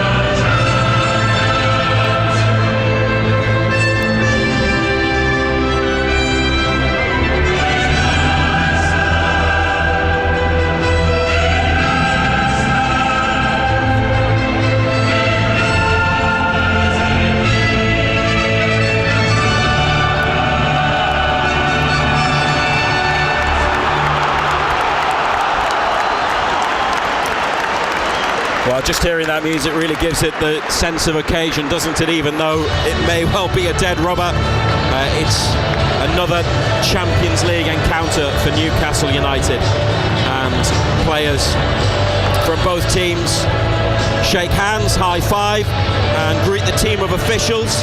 Tonight they are mostly Italian. Davide Massa is the referee. He was refereeing on the final day in the league phase, the match between Benfica and Real Madrid, which had the dramatic late goal from the goalkeeper. Trubin. He sent off a couple of Real players as well. His assistants tonight: Filippo Meli, Stefano Alassio, Luca Pairetto is the fourth official, Daniele Schiffe, VAR. Assistant VAR is someone that Newcastle have encountered before. His name is Christian Dingert, and they came across him last month when they were up against Paris Saint-Germain, because he was the VAR that ruled on that controversial penalty, the handball by Lewis Miley, and also the one Newcastle didn't get. He's the assistant VAR. Dingert. Schiffe is the VAR. Kieran Trippier, the captain for United. Both teams exchange gifts. And now Newcastle jog back into the middle. Black and white stripes, white shorts and socks. Ramsdale in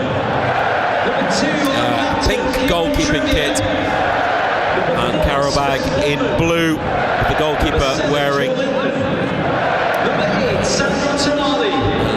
Trying to work out whether that's red or orange. It's bright, whatever it is. The officials in luminous yellow, black shorts and yellow socks. Newcastle, Ramsdale in goal, Trippier, Botman, Byrne, Alex Murphy's full debut, he plays at left back, Joe Linton, Tonali, Voltemada, Jacob Murphy, Barnes and Osula. 7 changes tonight. Bench of Pope, Ruddy, Harris, Hall, Wisser, Gordon, Elanga, Willock, Shahar and Neve, and Qarabağ, Kachalski in goal, Mateo Silva, Husseinov, Medina at the back, Bolt, Bicalio, Jankovic, Jafar Guliev across midfield, Montiel, Zubir and Duran. 6-1 up on aggregate, and tonight the opportunity to confirm their place in the last 16 of the Champions League for the very first time.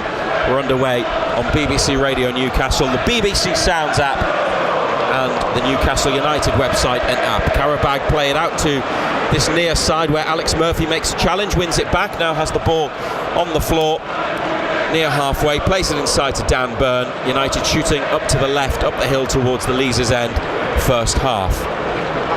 Kieran Trippier with the ball at his feet and the luminous yellow captain's armband on his left arm, clips one in behind. Jacob Murphy makes the run. Jacob Murphy gets there into the area, tried to cross, it was blocked. Qarabağ clear, Trippier cuts it out, he plays it up the line to Murphy, but the ball's gone out, and so Newcastle see that attack come to an end. Early test for Murphy, went into an aerial challenge, then had to slide just in to win the ball. a little bit, didn't he? Recovered well, good sliding tackle. Well, it did him the world of good. A clearance from the back from Kevin Medina for Qarabağ. Alex Murphy has got the ball again inside to Dan Byrne. Don't want to see him keep being safe all the time, though. I'd like to see him take a risk on it, wouldn't you? Yeah, I think probably more of the fact that he's central defender. Yeah. Could be involved in this attack. Botman switched it to Barnes. Here's Tonali, 25 yards out. Now Alex Murphy could stick it in. Comes back to Tonali. Voltemada is in midfield again. Whips it across to the far side. Newcastle moving Qarabağ left and right. Back inside to Voltemada from Trippier. And he tries to play in Murphy. It's got there in the corner, and it's put out of play for a Newcastle throw. 3rd minute of the match.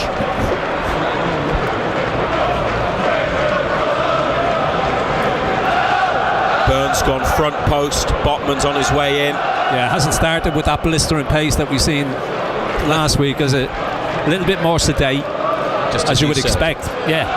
Trippier to Joelinton, who comes short. Murphy's in the centre. He gets it and then goes to his right to play a pass to Tonali. Up the line, looking for Trippier, headed away, straight to Trippier though. Joelinton in possession. Up the line for Trippier. Osula in the middle, his first Champions League start. Dan Burn, 35 yards out. Murphy on the inside, those two switch positions. Murphy forward to Tonali, back to Botman on halfway. Well, they want more goals, don't they? There are records to be achieved and broken tonight. Murphy's got to pass up the line to Barnes, who was taken down by Danny Bolt, and a free kick 35 yards out on the near side for Newcastle United. Young Murphy's had plenty of touches on the ball in the opening 4 minutes, hasn't he? He's got 100% pass accuracy, but you made the point. It could just be a confidence thing, feeling his way in. Yeah, just play his way in, but he's had plenty of the ball. Tonali rolls the free kick inside to Trippier and gets it straight back. Tonali was standing off him on his way to the edge of the area. Or goes between challenges. Sandro Tonali, Voltemada, Dan Burn with a shot blocked. It's come to Barnes. He tries to curl it and a header straight at the keeper. The follow-up is in from Tonali. Well, a few of them had a go there, but Sandro Tonali has his first Champions League goal for Newcastle United. Following up after a couple of efforts were beaten out by the goalkeeper, and Tonali, who started all of that with a free kick and then a run into the penalty area, finishes at the Leazes end, and they have another early goal against Qarabağ. It was 3 minutes in Baku. This one's come in the 5th. It's Newcastle United 1, Qarabağ 0, and on aggregate they lead by 7 goals to 1. Yeah, well, if it wasn't over beforehand, it's most definitely over now.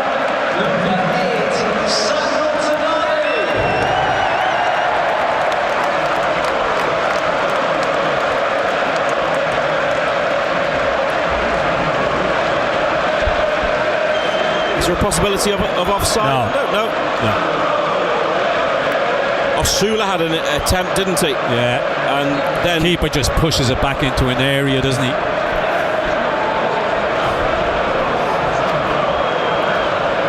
Well, another goal has arrived, and it's going to be really hard night for Qarabağ. You think Barnes is in, back post, Joelinton! Whoa, they're doing it again. They are really turning on the style in the Champions League, and Qarabağ blown away in Baku by that blistering start, are facing exactly that approach from Newcastle United at St James's Park. No sooner had they made it 1-0, they've doubled the lead, and the cross to the far post was thumped in by Joelinton. And on the night, Newcastle United lead Qarabağ by 2 goals to 0, and it's 8-1 on aggregate, and we really could be on for a Champions League record score. Could be anything, couldn't it? They lose it in midfield. And nobody picks Joelinton up. I mean, he's in there all on his own. Back post, 2 centre-backs go walkabout. Ball stuck up. Good volley. But this could be absolutely anything. Anthony Gordon will be sitting on the bench. He'll be furious. He'll be desperate to get on. Qarabağ, long ball up the far side. Murphy makes a challenge, wins a throw after a Trippier header. Just want to mention tonight, Joelinton and Dan Burn, one more booking and they'll miss the next match. They'll serve a suspension. That's why Malik Chow's not playing tonight, because of his yellow card in Baku. It's 3 bookings up to the completion of the quarter-finals, and then you serve a 1-match ban, and then the record is wiped. 2-0. Botman could have switched the play. He's gone wide right to Trippier, up the line That's one of the softest free kicks you'll see. Murphy brushed his hand against Kevin Medina, and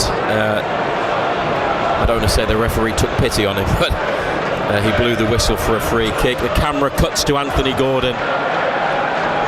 I wouldn't imagine he was too pleased to not be named in that starting 11. I don't think I would either if he chasing the record, because he would have seen the opportunity of scoring more goals tonight. Well, if he comes, and then you're 2 up inside 5 minutes. If he comes on, I'm sure he will score. But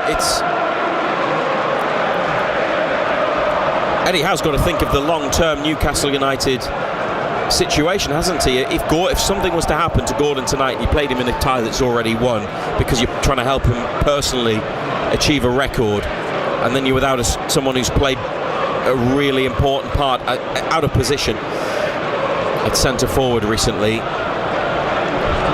then that's not good.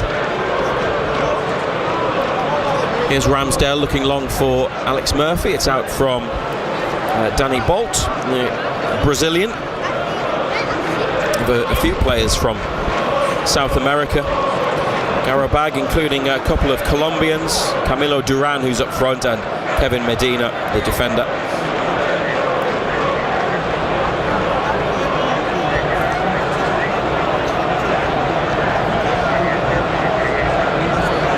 Newcastle United leading by 2 goals to 0. Here's Voltemade deep in central midfield. You can listen to us on the BBC Sounds app tonight as well, or if you have a smart speaker, ask it to play BBC Radio Newcastle and enjoy the match that way. Back to goalkeeper Kuchalski, rolled into midfield. Not necessarily the best touch, but a good recovery by Pedro Bacalhau, another one of their Brazilian boys. Byrne wins it on halfway. Tonali to Joe Linton across halfway. Now Botman. Too easy, isn't it? Qarabağ didn't train here last night. Normally the away team would have a session on the pitch at St James's the night before.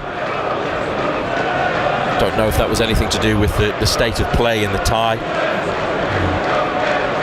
Maybe just down to their travel arrangements. Here's Tonali on the outside.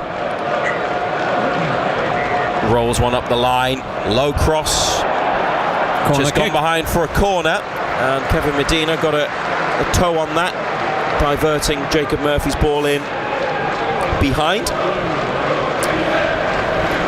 Tonali in the 5th minute. Joe Linton scoring in the 6th minute.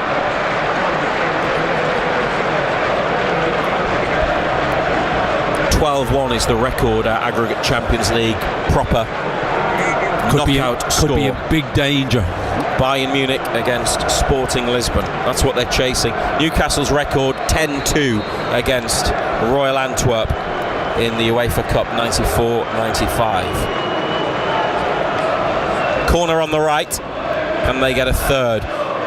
Roll towards Barnes by Trippier. He just underhit it.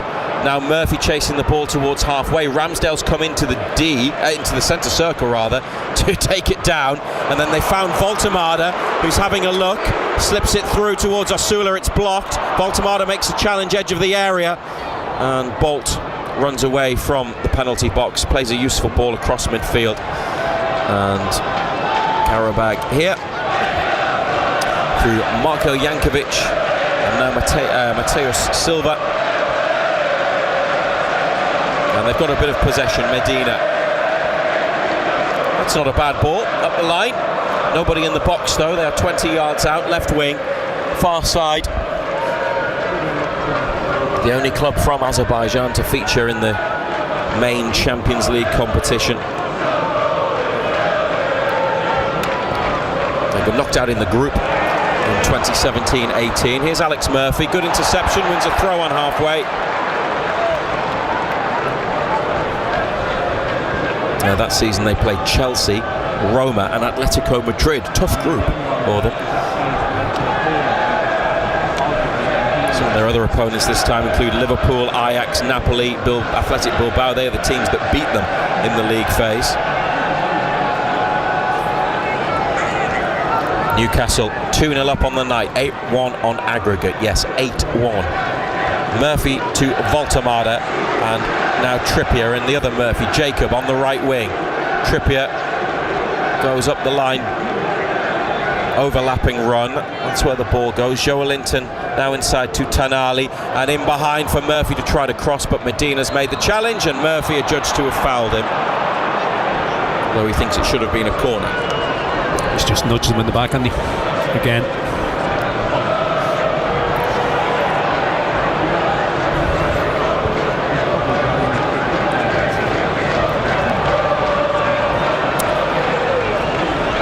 Well, 13 minutes on the clock, and Newcastle's 150th match in Europe is going well. 7 changes tonight. You sound like you're surprised, Graham. I'm not surprised. Listen, but that's the thing. Like, it was always very unlikely, but you just never know.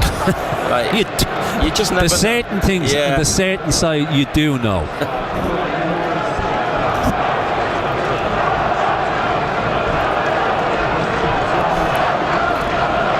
Well, we can only tell you what's happening and what has happened. We can't tell you what will happen in the future, but we can suggest that there might be some more goals tonight. I would think so, yeah.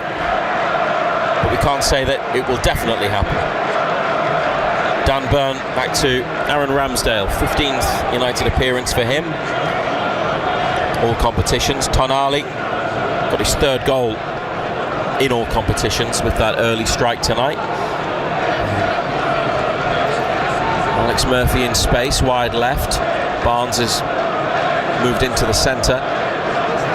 Tonali takes it nicely. Joelinton with a flick to Murphy. Osula running in behind. Barnes back post. They look for Barnes. It's hit the defender. Osula's got a chance, and it's cleared from 6 yards out. It's come over to the near touchline, and it'll be a throw 35 yards or so from goal. Yeah, it came at him quick, didn't it? Not the greatest defending, is it?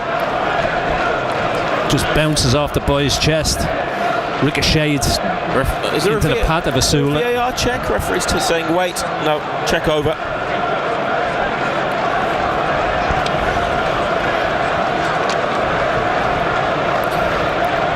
You know the supercomputer, as the ball goes back to halfway, Opta, the data and statistics company, the supercomputer predicted Newcastle 100% chance of going through, and it looks like it's going to be right. Here's Barnes into the area, still going. Barnes takes a tumble and gets told to get up.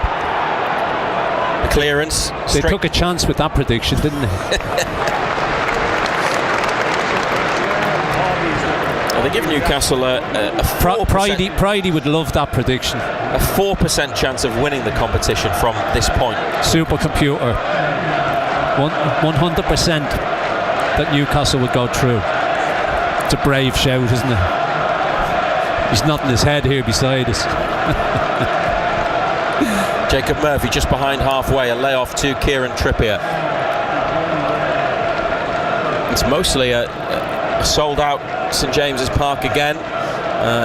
There's 2 empty blocks, but they are in the away section. There's a couple of hundred, I think, Azerbaijani supporters here with Qarabağ, and good on them for making the trip. Perhaps some of them are based in England or Western Europe.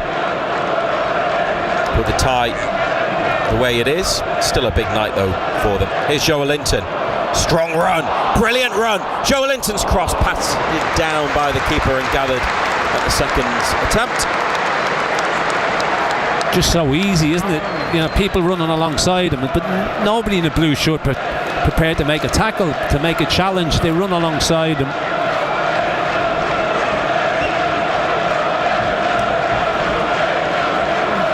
Botman header.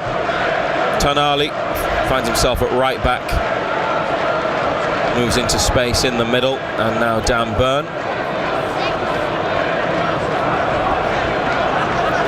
Murphy's making a decent run. Voltemade has it, comes across midfield and chips it to Trippier, but his pass inside is intercepted, and Qarabağ go back to goalkeeper Kochalski. They can't get clear. It's gone out for a throw. 8-1 on aggregate now. They scored in Baku in the 3rd minute and in the 8th minute, and then the next goal arrived on 32. So tonight, 5th minute and 6th minute. Wonder if the rest of the first half will follow that pattern. More goals coming later on. Qarabağ over halfway on the right wing. Johnny Montiel up to the edge of the box in a slip, and it's rolled through to Ramsdale. It was Camilo Duran, centre forward, who took a tumble. Barnes comes over the halfway line. He is behind Anthony Gordon, Harvey Barnes, both in general terms Newcastle leading scorer, but also in the Champions League. Barnes has 5 though, to Gordon's 10 in Europe. He'll be desperate for another. He should have had a couple, shouldn't he, in the first leg, Harvey Barnes. Joe Linton on to Voltemade, heavy touch and put out of play into the east stand, far side. Next to the digital advertising boards, which keep changing to reveal a new Champions League sponsor. Kieran Trippier takes a throw. Byrne up to Barnes. Voltemade back to Byrne. First time. Tonali inside to Byrne. And now it's Botman. Walks to the front of the centre circle. Angles the pass to the right to Joe Linton. Back to Trippier. And Murphy now. Trippier again. Ahead of halfway, inside to Tonali. He's got a man on. Trippier gets it back. Return pass. Botman to Byrne. And the big man goes short to Barnes. Drops his shoulder. Slips away. He's got Murphy on the outside. Tonali gets it instead in the middle. Botman's pass. Looking for Murphy. Good Jacob ball, Murphy wasn't it? on the right wing. Slid out. It was between players. Yeah, almost good ball in behind. 20th minute throw on the right wing. They've gone back towards halfway, and then now Byrne to the feet of Harvey Barnes, who's got 2 to take on. Sends over a cross which is headed up, and it clears the penalty area. Byrne then wins the second header. Trippier with a challenge. Byrne got to be careful not to foul, and Qarabağ come up to midfield with it, and Montiel plays it to Bacalio, and having a bit of possession. Gurbanov's team, who we talked about last week because he's been in the job for almost 18 years with Qarabağ, former Azerbaijani international, footballer himself. Watching from the edge of the technical area as the goalkeeper got himself into trouble. Osula tackled him, but the ball went harmlessly behind in the end. But for all the praise he got for his shot stopping last week, he almost had a horror moment there. Yeah, just put your foot through it. I mean, he's looking to play it out from the back. They did that last week and they got themselves into all sorts of bother. Just put your foot through it, just clear your lines. You can regroup then. 2-0 tonight, 8-1 on aggregate here on BBC Radio Newcastle and the BBC Sounds app. Dan Byrne wins a header from the goal kick. Qarabağ send it forwards again. Murphy trying to hold his man and makes a challenge. Out it goes for a throw. Johnny Montiel. It's centre forward. Well, one of their 3 forward players. He's operating from the right hand side, the Spaniard. Wikipedia says he's 5'8". Who? Montiel. I think they've don't think they've got that right. They may have added a few inches on. He's tiny, isn't he? Yeah, he's about 5'4". Yeah. Especially when he stands beside Dan Bourne. Anyone can edit Wikipedia. Maybe he did it himself too. Yeah. Oh, great little turn, wasn't it? He was unlucky, Barnes. Put out for a throw by. Sucked the defender in. Danny Bond. Defender's lucky, just got a toe poke on it. Byrne has got it, and big switch, Trippier up the line. Murphy, great first touch, brought it down beautifully. Byrne to the feet of Voltemade, lovely take, and the pass intercepted unfortunately. He did well though initially, Nick Voltemade. Qarabağ have got a throw. 2 early goals, and we're midway through the first half now. What has the game, tonight's game specifically, become? Has it started to drift a little bit? Yeah. Look, it was all about quick start, getting in front. 2 goals in a minute. You know, people who thought that the game wasn't over at 6-1, it's most definitely over at 8-1. It's all about managing the game now, conserving energy, not doing anything silly, and just seeing it out. I mean, he could make changes now, couldn't he, if he wanted it? You know, it's not going to affect the the result. There's no way in the world that Qarabağ are getting back into this. Byrne looking for Barnes again. Pass was a little bit underhit. It's out for a throw. Tonali just behind halfway. Eddie Howe with Jason Tyndall both watching in their technical area. I mean, the intent was there from the off, wasn't it, to score more goals, and they've got 2 already. Let's see whether they can. Yeah, Qarabağ haven't learned anything from last week. Joelinton, Murphy, cross blocked, gone for a throw. You would have thought they'd learned from last week that we would start quick, that they needed to be on the game, they needed to get close to people.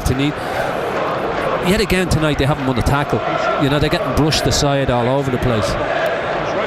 Joelinton comes to get the ball short from Trippier from the throw, and it's played up the line to the Brazilian. Now back down the line to Trippier. Forced away from goal, in fact to Tonali next to the centre circle. Inside, Barnes has come deep to get it.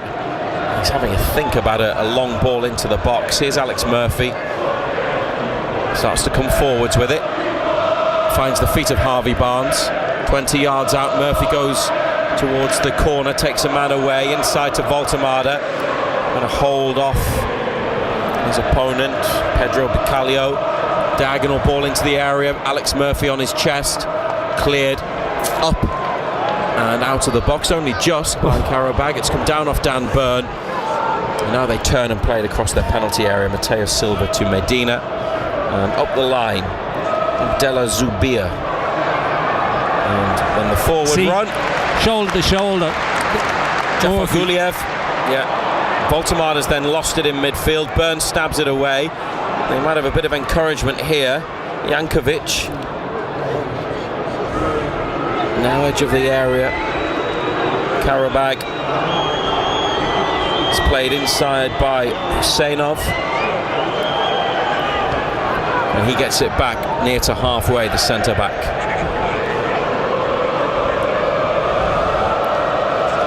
And they've still got it. Some sarcastic cheering from Newcastle fans. Sarcastic cheering, isn't it?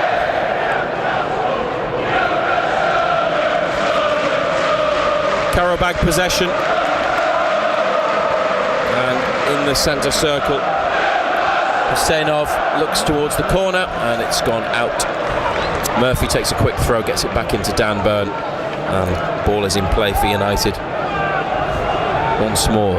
Osula had a header save just before, well, it was the attempt that was pushed out for Tonali to then convert for the opening goal, and they closed down the goalkeeper's clearance or an attempted turn away in the box.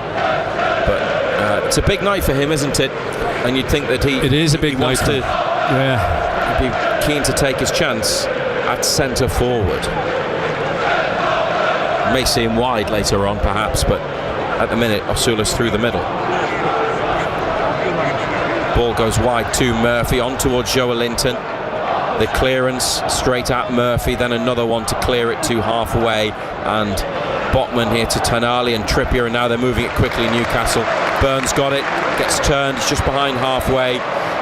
Murphy's available, receives it, gives it back to Byrne. Then Botman, and they've lost possession, Newcastle, and Qarabağ with Zubair into the area. And it's going to be a corner. Oh, no, it's not. It's offside. Yeah. That's sloppy, though. Zubair's ball forwards, played in, and offside Camilo Duran.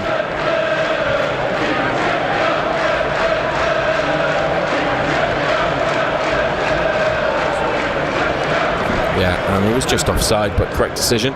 The goal they scored was originally last week was ruled out, wasn't it? And I went to a VAR check, and Elvin Jafar-Guliev was onside.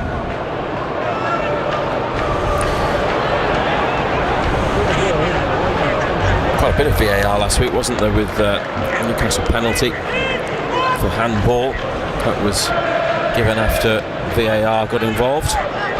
Tonight they lead 2-0. Tonali and Joe Linton in the space of a couple of minutes early on. We're almost at the half-hour mark. It's 8-1 on aggregate.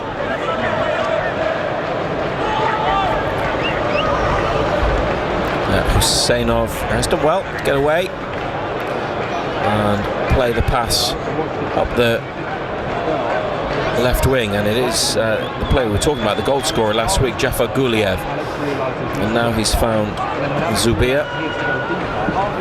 Newcastle all within 30 yards of their own goal, as Qarabağ have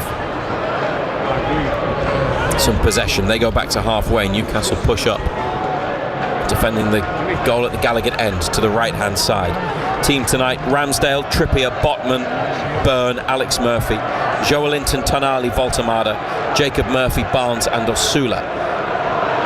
Is possibly an opening for them. Montiel, he's on the right foot in the box, wanted it on his left, plays a clever through ball. Ramsdale makes a save low down near post. That might have been creeping in. A sneaky little shot towards the near post area from Jafar Guliev. Drilled it, didn't he? He's drilling it across goal. Don't think he's going for goal. Ramsdale gets a left foot to it and goes behind. Corner kick. It's on the left side between East Stand and Gallagher end. Newcastle have had 2/3 of ball possession tonight. Here's a header from the corner, just wide. Another corner. They've been given another corner. Maybe Ramsdale got fingertip on that. Mateo Silva. It came off somebody's head. He's headed it onto Joe Linton. Yeah, did head it onto his back. It just crept past the post. Yeah. Ramsdale went across, then pulled his hand away. Second corner for Qarabağ of Azerbaijan. Left-footed, outswinger. Voltemada heads it back out wide. 2-0 and 8-1 on aggregate. Into the box, trying to play a clever move. The return ball is cleared by Trippier. And Osula chasing, and Danny Bolt, very skillfully done, casually done as well. Took it on his chest, lifted it over Osula's head, who was going at 100 miles an hour to close him down. Then Bolt's got the ball stuck under his feet, under pressure from Barnes. He managed to find another blue shirt just. Jacob Murphy then makes a challenge, and Murphy was fouled in the process, and United have a free kick in the Qarabağ half. They've lost all 5 matches they've played in England before tonight. That's going to become 6, isn't it? 9 defeats out of 10 against English teams. The only time they haven't lost was when they drew with Chelsea 2-2 earlier this season in Baku. Joelinton to Byrne. BBC Radio Newcastle and the BBC Sounds app.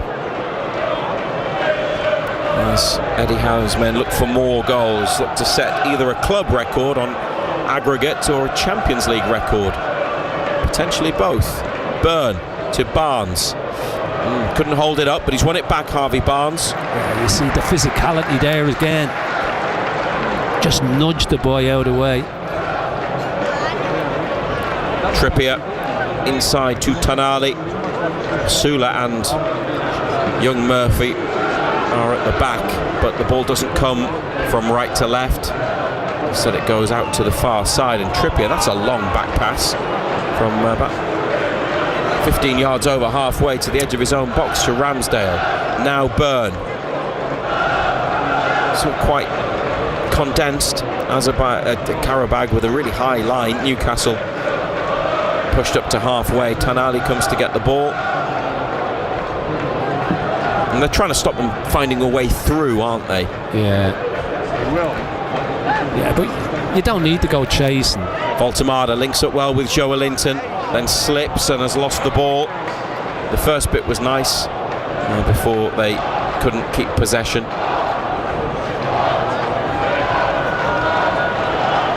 Here's Jafar Guliev. Medina forwards to Jafar Guliev again. Tried the nutmeg on Joelinton. Newcastle have the ball back. Trippier finding Joelinton, who hammered in the second after Tonali's opener tonight. 34th minute now. And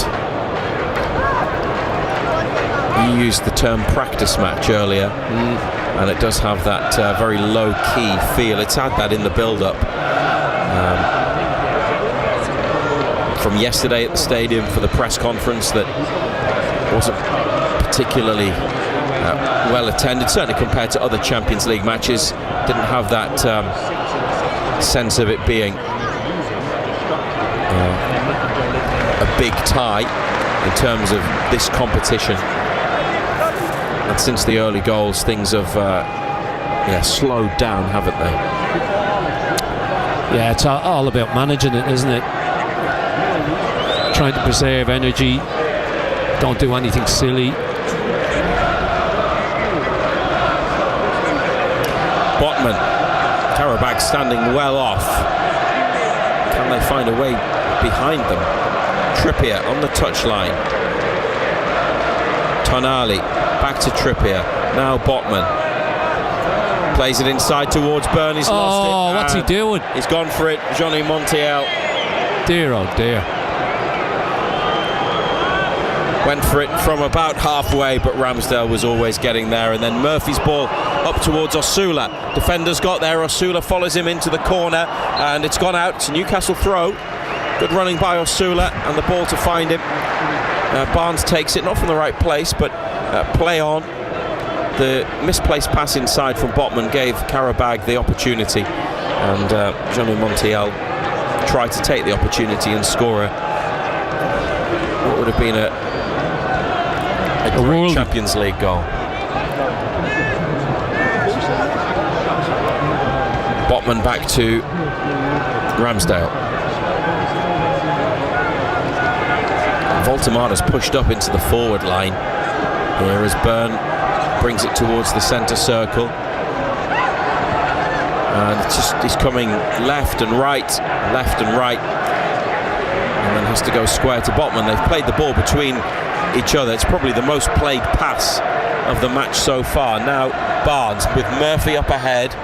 Barnes thinking about running at the defender, comes inside, lays it off for Tonali. Murphy didn't go in behind, receives it at his feet, back to Byrne. He's closed down, so square it goes to Botman. They're in the Qarabağ half here. 2-0 on the night.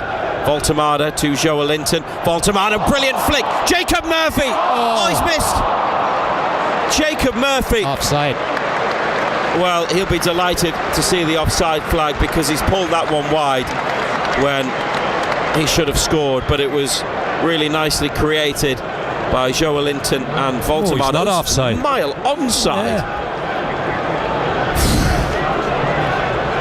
Voltemada dragged it back, flicked it in behind, and Murphy, who scored in Baku, should have had his second Champions League goal, but he's pulled it across the face of goal and wide. Yeah, would have counted. He was well onside. Still 2-0 to Newcastle United. It's the first chance they've had for a while, maybe about 15 minutes or something. Qarabağ on the near touchline.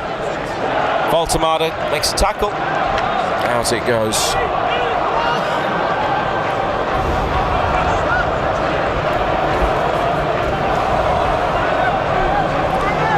They haven't taken the throw yet. Eddie Howe is pulling William Osula into position. Other Champions League scores. Atletico Madrid came through in the end. 4-1 tonight, 7-1 on aggregate to beat Club Bruges. Atletico Madrid, our potential opponent for Newcastle later on in the competition.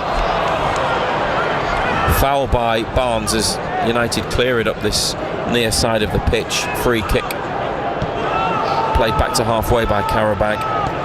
Goalless between Bayer Leverkusen and Olympiacos, but Leverkusen are 2-0 up on aggregate. And also goalless Inter Milan and Bodo Glimt, but the Norwegians lead 3-1 after the first game. They had a great result. Yeah, great result for them last week. Score goals then. I always seem to score goals. I would have liked Newcastle to have played them. I just think it would have been interesting. And if they'd been playing them, plastic pitch. Yeah, but if they had Bodo Glimt over 2 legs, it definitely would have been a more interesting and more competitive affair than this.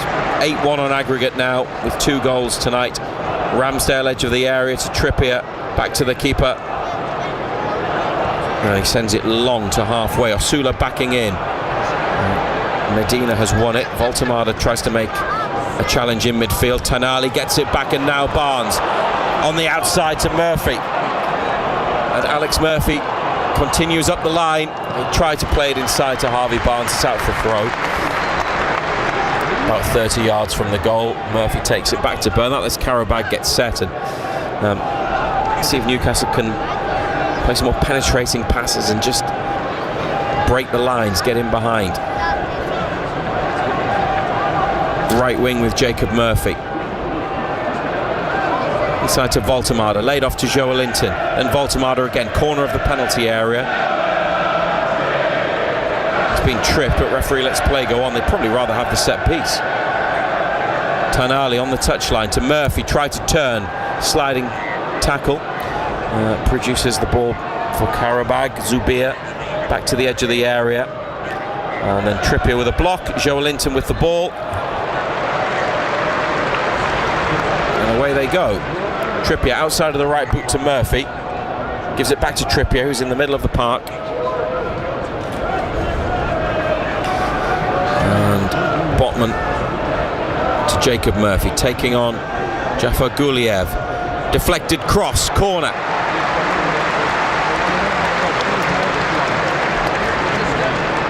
At this point, last week it was 4-0, 2-0 tonight. Do you think set pieces could be they're not the biggest for the something we've talked about already. Newcastle could get some joy here. Trippier to take, Murphy, Tonali, Alex Murphy outside the box, Trippier into the middle, looking for Botman, good header and a save, diving save one-handed towards the top corner from Kachalski to keep that one out. Now a run through the middle, they might have a chance of getting a goal back, edge of the penalty area. Oh, good save. Aaron Ramsdale tipping over. Camilo Duran had the effort, just made a darting run through the middle, took it to the edge of the box. Got caught under his feet, he actually did well. Left-footed effort, it was central, but it was heading for the top of the net. Ramsdale clawed it over, so from a Newcastle corner at the Leazes end to one for Qarabağ at the Gallagher end. Left-footed from the right, headed across the face of goal. Nobody coming in back post. Badavi Husseinov, the centre-back.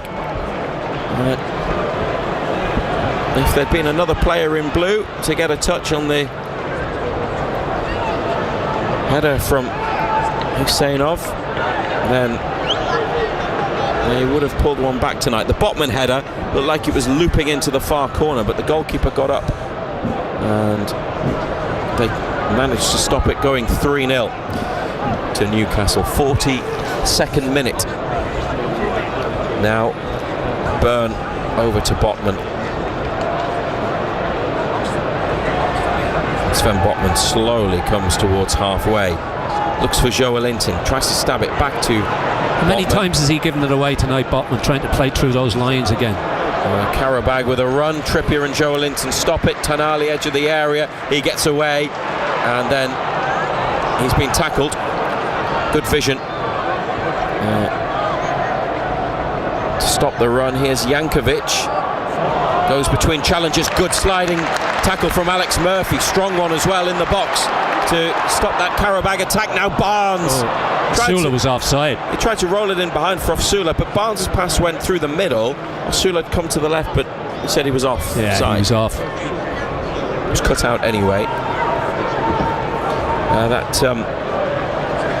That good interception and awareness was from Pedro Bacalio when Tonali was starting to drive forwards. That won the ball back for Qarabağ. They've had some moments, haven't they? Could be offside here, but flag has stayed down. Penalty area, far side. Out of play. He's offside anyway. The delayed flag. Hang on. Newcastle have taken a free kick. They've got to take another one because it was as if they were taking a goal kick. Murphy will have enjoyed that sliding challenge, wouldn't he, in the box? He's done all right, hasn't he? He's kept it nice and simple.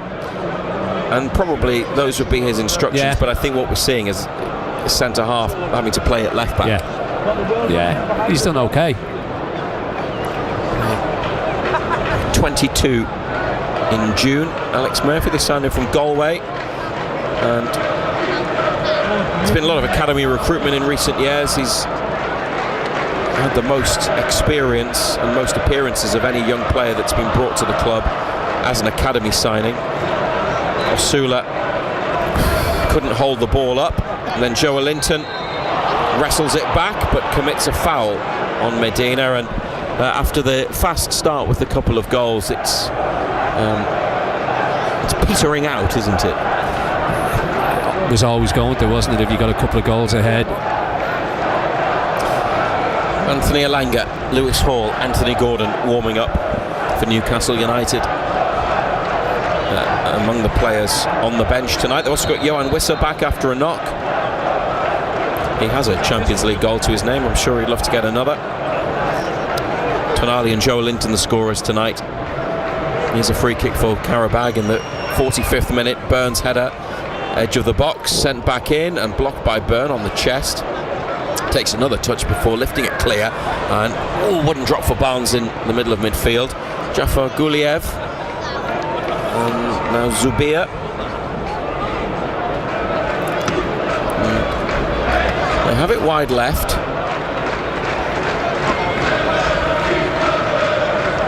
And some passing around midfield on the far side. Jankovic has got the ball on his left foot.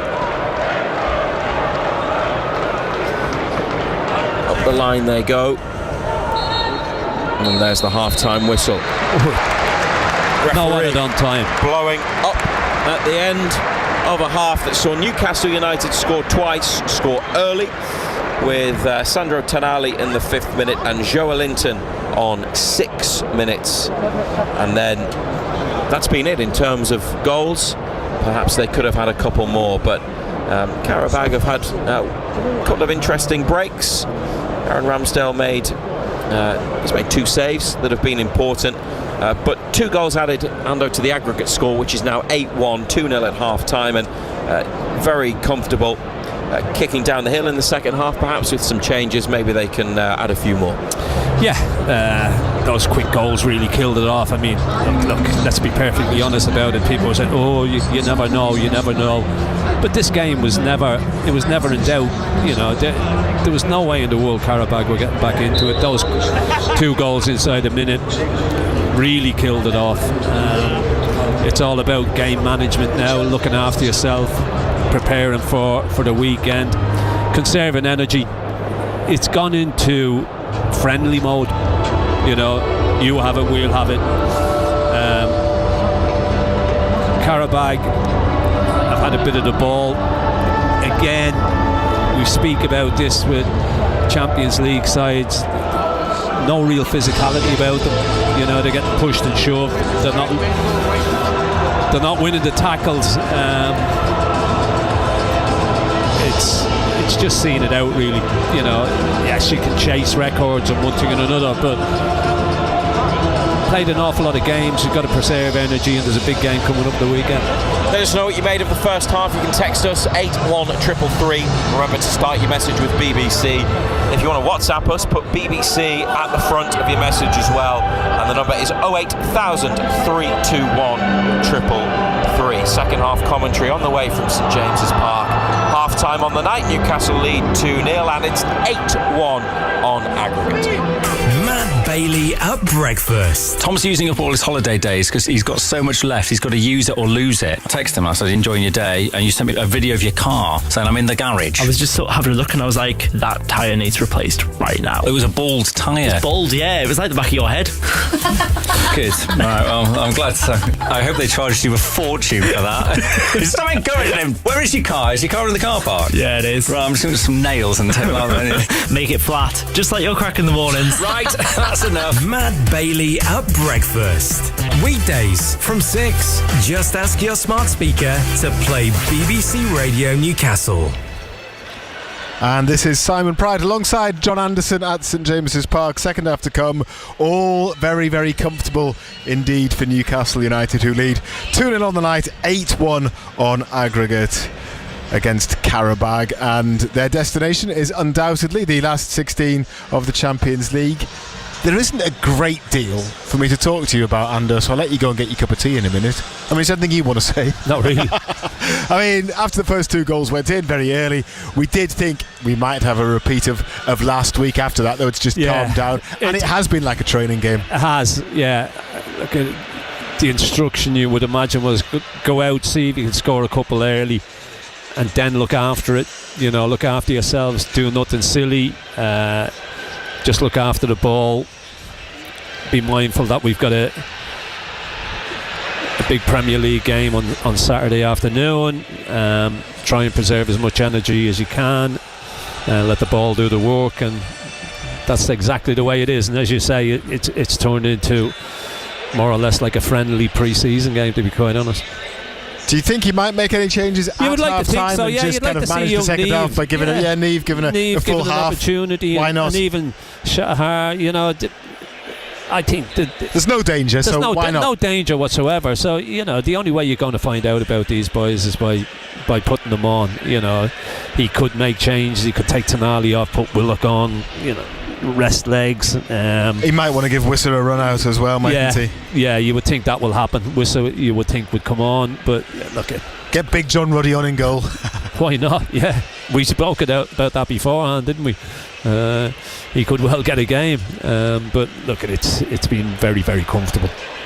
It has. A little bit sloppy at times, just to let Qarabağ have a couple of opportunities, mainly of their own making. It's easy for that to happen, isn't it, in a game like this? You get sloppy, you get lax when the game's the way it is. But it's just so comfortable, you know. It's those 2 early goals really killed it off. Ando, I've run out of things to ask you. Go on, off you go. Thank you. Not a great deal to talk about, but it's all, as I say, very comfortable for Newcastle, who lead by 2-0 at half-time. It'll all be about conserving energy and maybe giving some players a run out in the second half. You would imagine you won't miss a kick, and we'll have some reaction after the match tonight as well. We'll stay on air, as we always do, for these 8 o'clock kickoffs until 10:30 tonight. Elsewhere in the Champions League knockout round playoffs, Atletico Madrid in the early kickoff have already beaten Club Bruges by 4-1, 7-4 on aggregate. They scored early. Bruges equalised, but then 3 second half goals made it pretty comfortable in the end for the Spanish team, so they are through. In the balance in the other matches, Bayer Leverkusen are at home to Olympiacos, and they do have a 2-0 lead as well against the Greek side, but it's goalless there at half time, so still a glimmer of hope for Olympiacos with a 2-goal deficit to overturn, and work to do for Inter Milan, finalists last season. They are drawing 0-0 at home to Bodo Glimt, so they still trail 3-1 to the Norwegians on aggregate. They have 45 minutes to turn that around.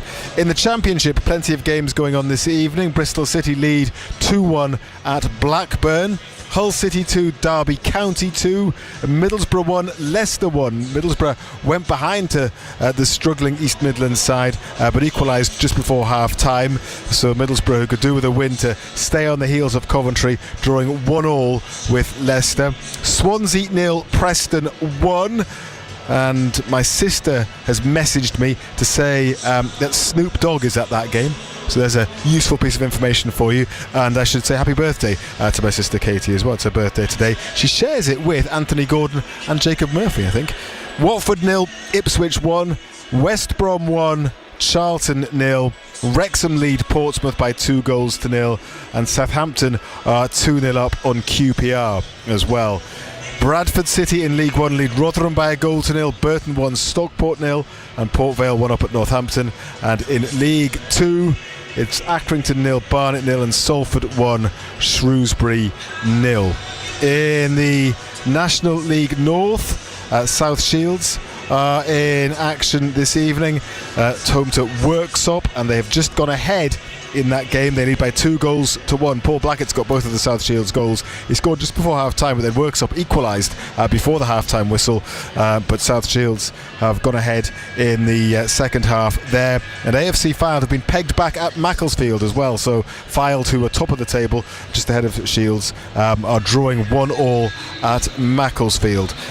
So that is how things look elsewhere in football this evening. Let me tell you about the Northern Premier League East Division as well. A couple of games involving our teams there. Ashington lead Emley by 1-0, and it is Blythe Town 0, Lincoln United 2. Let's change focus to cricket now, because England are through to the semi-finals of the T20 World Cup, which is good news, isn't it? Because they beat Pakistan by 2 wickets earlier today. Now, what an innings by the skipper Harry Brook. He hit a century in their chase of 164 runs. He was the key man, and here he is talking afterwards to Michael Atherton. Yeah, that's very nice. We've come here to do that job, and thankfully we've got over the line. Hundreds across formats for you. I know the win is more important than the 3 figures, but nice to join Joss and David Malan, who've done that. Yeah, it's always nice to just win games of cricket, and it was, like you said to Salman then, it was a little bit nervy at the end. I was going to ask that when you got up. I mean, didn't want to, memories of the Oval against India flooding back after you'd got out. I was about to say to Baz there, I was like, hopefully this isn't another Oval, but no, thankfully we got over the line and we're through to the semis, but the main focus now is on New Zealand, and hopefully we can go out there and play with a lot of confidence. And how will you approach that? Will you jig things around, give match time to others, or, I mean, there's obviously areas that you still need to work on, particularly that top order to fire? That's something for me and Baz to have a chat about, and the selectors, and yeah, we'll see what happens there, and I don't think much will change, but you never know. Steve from Leam Lane has sent a message. He says, my bet's still in play. What did he have again? He had 3-0, I think, didn't he? He says, we're cruising. I think there'll be a lot of changes in the second half. Newcastle leading by 2-0 against Qarabağ tonight, so 8-1 on aggregate. Second half coming up shortly, but time to bring you a couple of other things first. Firstly, a bit of rugby union. The Newcastle Red Bulls, well, they suffered a heavy defeat on Friday night at the hands of Northampton Saints. That was in the Prem Rugby Cup. Head coach Alan Dickens, who'll be leaving at the end of the season, of course, has today been reflecting on that match with BBC Radio Newcastle's rugby union commentator Dean Gray. One of the things we talked about, certainly after the game and also in the debrief yesterday, was around the physicality. Certainly when we were ball in hand, we made some errors, but equally we carried high. Defensively, we made our tackles, but we weren't kind of winning those collisions. We weren't kind of double tackling. Northampton, I thought, credit to them. I spoke to their coaches afterwards, was complimentary around how they played. They wanted to keep the ball alive, and they did that very, very well, and we couldn't slow them down. And so that was a disappointing aspect of the game last Friday night. But as I said, in terms of how we've used it and viewed it over the last few weeks, we're integrating players back into the team, and we need to get them up to speed and get that match sharpness as quickly as possible.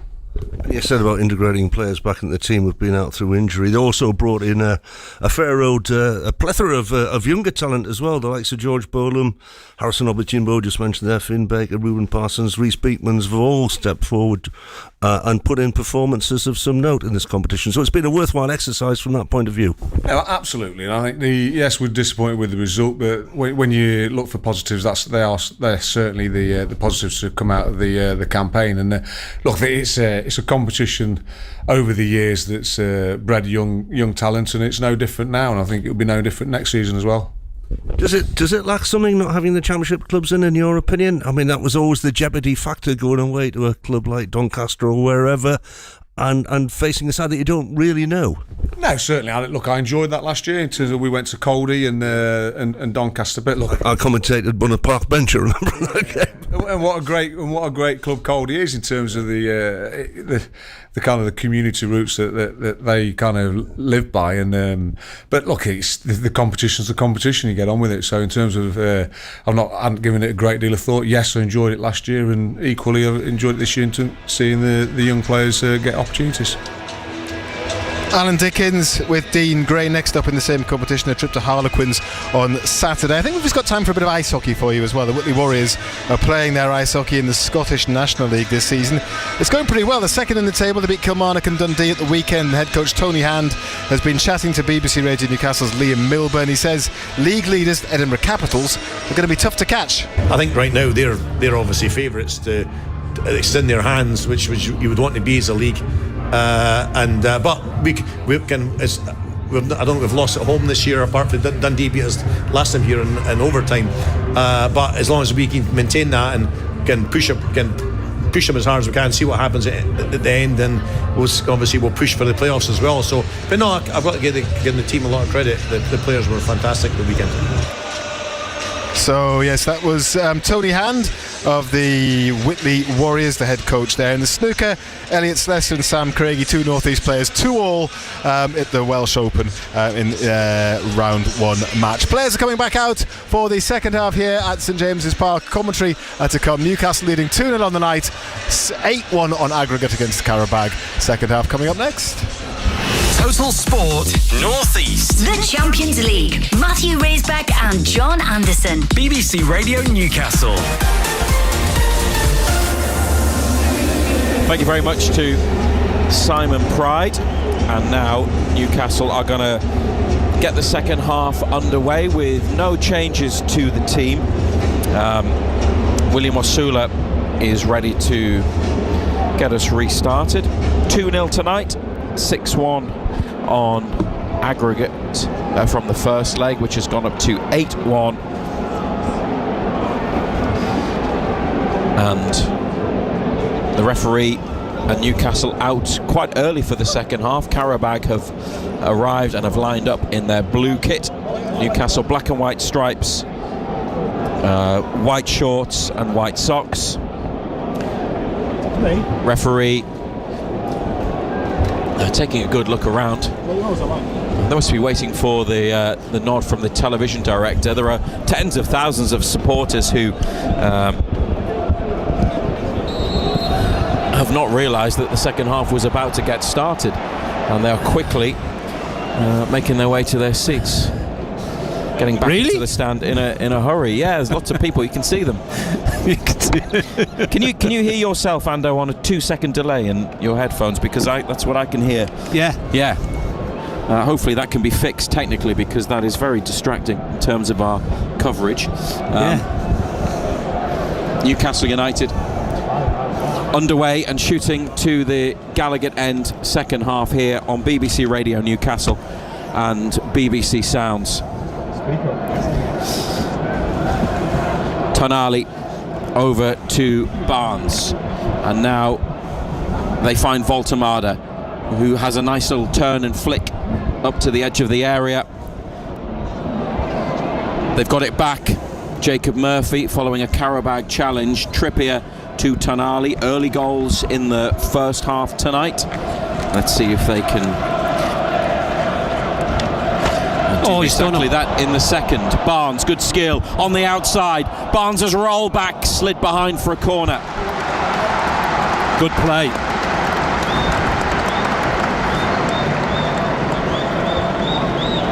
Let's just skip past them down the outside, whip the ball in. Good start in the second half.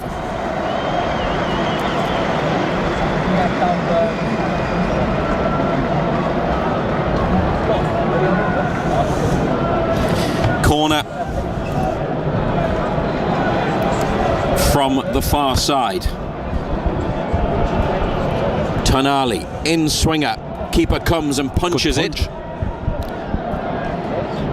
Alex Murphy chases out to the far touchline.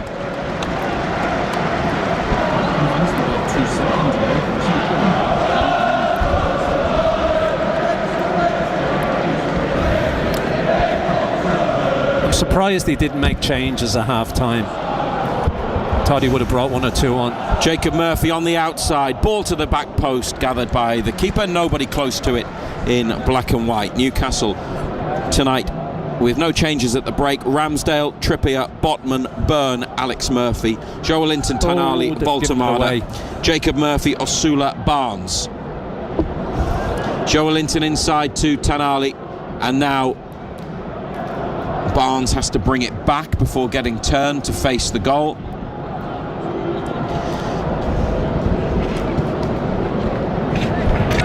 And here's Trippier, sends it in, Joelinton misses it, and so too does Osula behind him.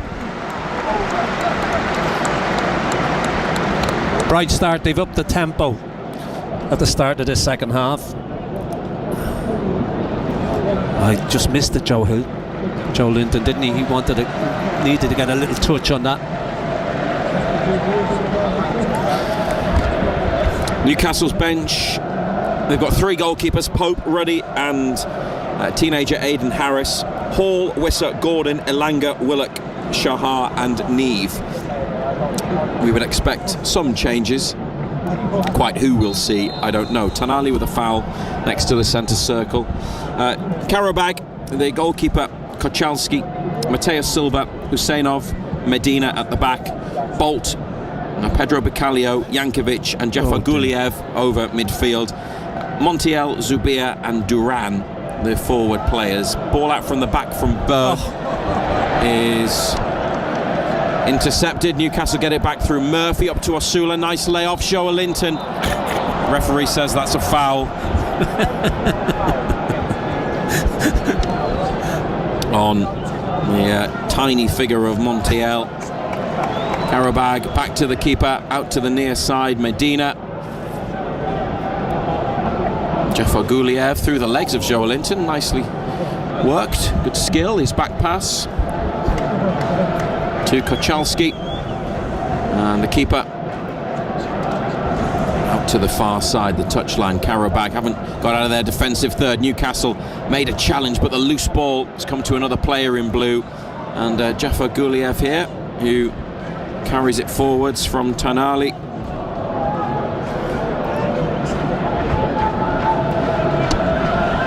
Plays it inside now, and Medina forwards, helped on by Montiel. Camilo Duran trying to run away from Byrne. He's into the penalty area and he scored. And Qarabağ have a goal back. And the supporters from Azerbaijan at the top of the Leazes end looking down on their team, who are applauded by the Newcastle United supporters for pulling a goal back, just as they did last week early in the second half. Camilo Duran ran through and finished beyond Aaron Ramsdale. He took it pretty well. And it's 8-2 on aggregate, 2-1 on the night. Well, he just got into a foot race with Dan Bourne, didn't he? And he's just done him. Just left him for dead. It's a good finish. Newcastle up to Osula. He wanted either free kick or corner. It's goal kick. Yeah, he just got away from Dan Bourne, didn't he? And then he's done Ramsdale at the near post. Botman inside to Tonali, front of the centre circle, to the feet of Joelinton. An inviting ball for Trippier, whose cross goes behind off the defender. Corner.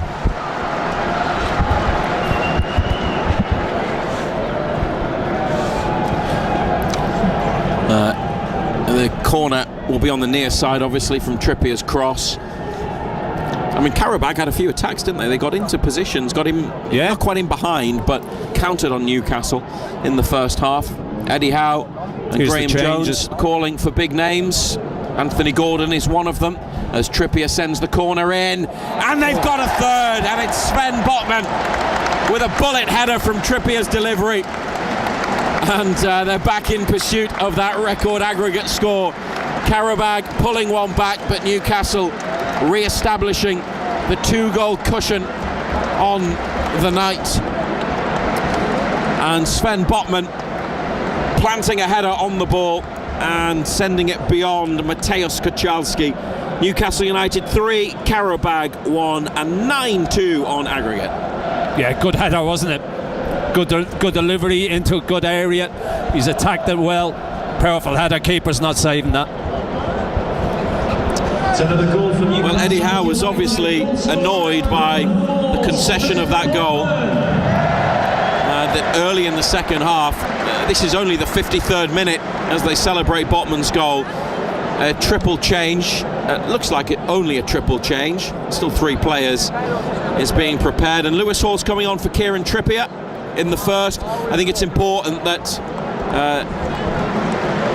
Kieran Trippier gets a breather, and the captain's armband has gone to Jacob Murphy. And that's a nice moment. Trippier, who made his 150th appearance for the club on Saturday. Murphy made his 250th. Jacob Murphy is captain now. Trippier leaving the pitch. Sven Botman coming off, replaced by Joe Willock. And Anthony Gordon is coming on for Joelinton. Also coming off, Sven Botman. Means some positional changes. They now line up like this. Ramsdale, the goalkeeper. Murphy. Byrne. The other Murphy. Jacob at right back. Alex left centre back. Hall at left back. Willock, Tonali, Voltemada in midfield. Osula's gone left wing. Barnes right wing. And Gordon centre forward. So lots of changes there. And Anthony Gordon looking to get closer to Kylian Mbappe. What is he, 3 behind him in the Champions League scorers list?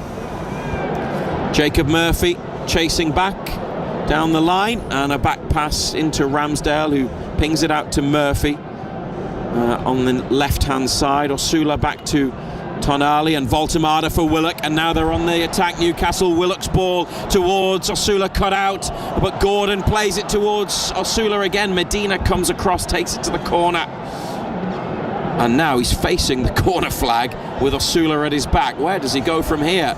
William Osula has made a challenge, can't come away with the ball. Looked like it was handball by Kevin Medina, but he's won a free kick for Qarabağ. The Champions League, the UEFA match manager or whoever deals with the statistics has given the goal to Harvey Barnes when it was clearly a Sven Botman header, wasn't it? Yeah. So they've obviously made a mistake. Just in case, if you're looking at it at an app or you're getting notifications from BBC Sport, it was definitely Botman. I don't think Barnes was anywhere near it. Qarabağ throw, far side. Newcastle think it should be theirs. Still got Wissa and Ilanga on the bench, along with Shahar and Neve. 3-1 tonight. It's 9-2. Newcastle's record on aggregate 10-2 from 94 against Royal Antwerp. Qarabağ right wing. And they've got 2 in the middle wanting the pull back. Dan Burn makes a block penalty. It's hit his hand. Burn went sliding in and the cross hit his hand, and Qarabağ have got a penalty.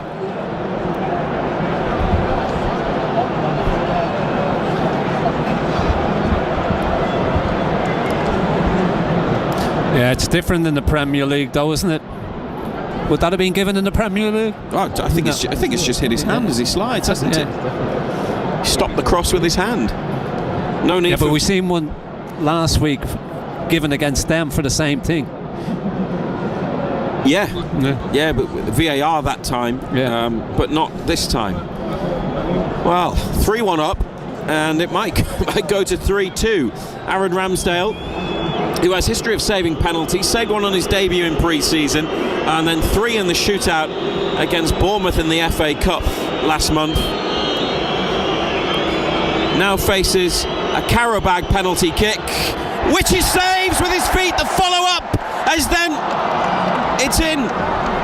They've caught one back, the follow-up's gone in. Ramsdale couldn't keep it out. Jafar Guliev, it's difficult to work out what had actually happened there, but the ball had gone in, I think, off Ramsdale, who made the initial save from the penalty, diving away to his left.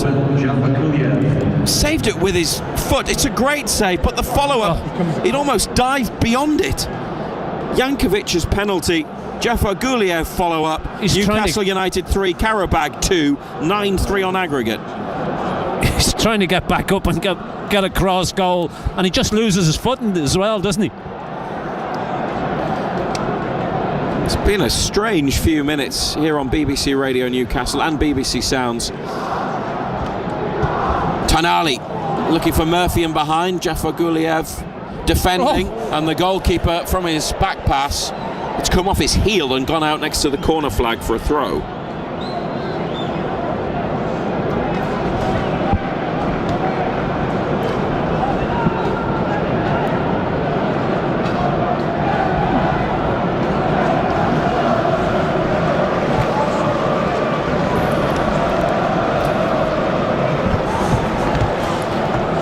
Back to Hall. He gets it again from Murphy, and Hall drops his shoulder, comes inside off the right wing. Lewis Hall tackled. Newcastle appealing for a free kick. They don't get it. Qarabağ have a 3-on-1, and they play it to Montiel, left side of the penalty area. Plenty of black and white shirts back now. Reinforcements. Tonali with a block. Montiel then gets away again. Harvey Barnes from the centre of defence has to come and bring it away. Now Tonali's being pushed and shoved by Montiel. Joe Willock's lost it. This game's really open, and Ramsdale makes a brilliant save down to his right. Tonali's gone back after Johnny Montiel, and the referee has to separate them. The referee could have intervened much earlier, and I wonder whether VAR will take a look at that spat, whether there's actually anything serious in it. Tonali made the initial challenge and pulled him back a little bit, then he threw himself down and didn't like it. Yeah, Tonali's had a little pop at him, hasn't he? Ramsdale makes a really good save there, doesn't he? Was a good save at his near post. If Qarabağ had scored there, they would have been level on the night, which seemed improbable when Newcastle went 2-0 up after 6 minutes. 3-2 on the night, on the hour.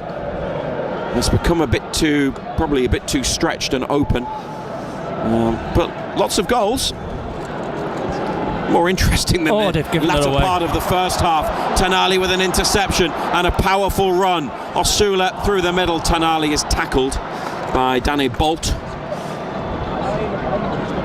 and Qarabağ up to the halfway line. Montiel chips it straight onto the head of Dan Burn. Jacob Murphy down to Alex Murphy. Not sure Anthony Gordon's had a touch since coming on at centre forward. They will be wary of him after last week. But now it's part of a Newcastle team that, while they have security in terms of the aggregate score, not on the night. Murphy to Gordon, right side of the box. He's brought it down, had to come away from goal, back to the edge of the area, and the feet of Joe Willock. Now Gordon wide right, could stick it in. There's 3 in the box. It's Barnes on the edge of the area from Gordon's ball along the floor. Voltemada back to Barnes, trying to force their way through. Intercepted and cleared, and Willock makes sure that it goes out near side. Ramsdale unfortunate after the penalty save, but Jafar Guliev followed it in well, didn't he?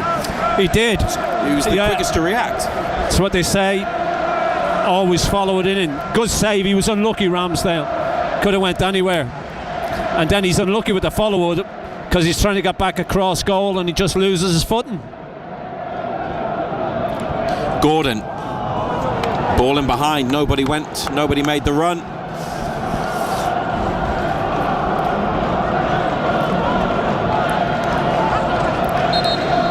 Change for Qarabağ. Substitution for and Johnny Montiel. Johnny Montiel. To be replaced by number 20, Kadi.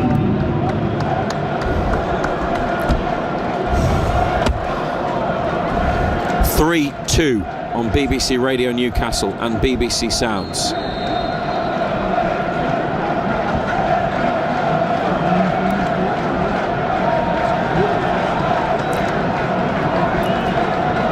The goal kick inside to Byrne, back to Ramsdale.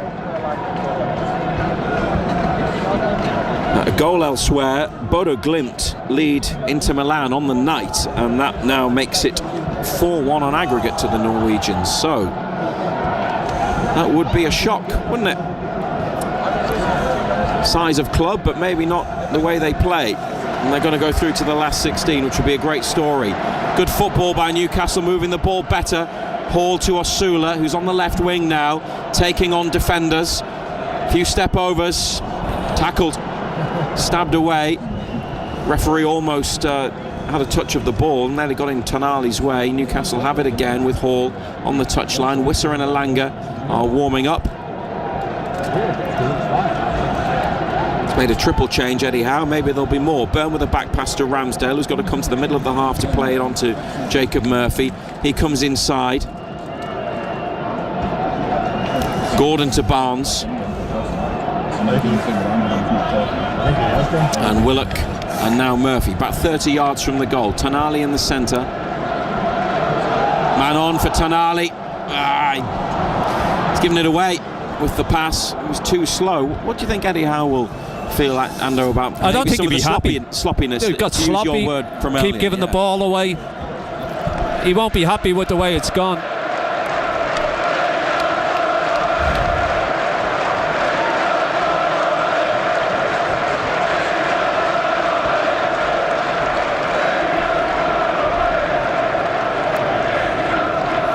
Voltemada next to the centre circle. It's overhit. He puts his hands on his head and leans back, looks up at the sky. There's a lofted pass towards Murphy, but it's gone out. Yeah, it wasn't a difficult ball either, was it? He just got it high in the air.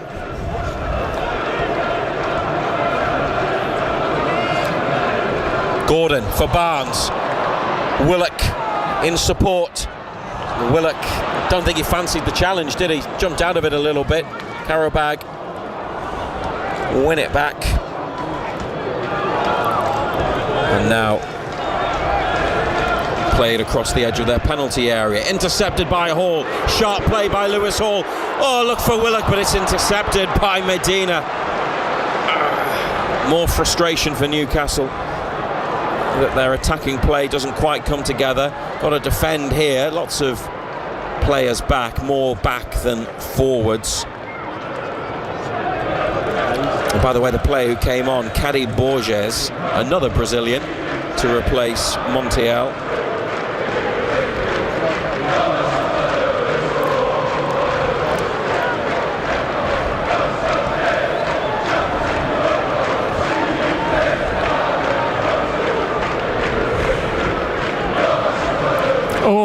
Slip by Medina and Willock.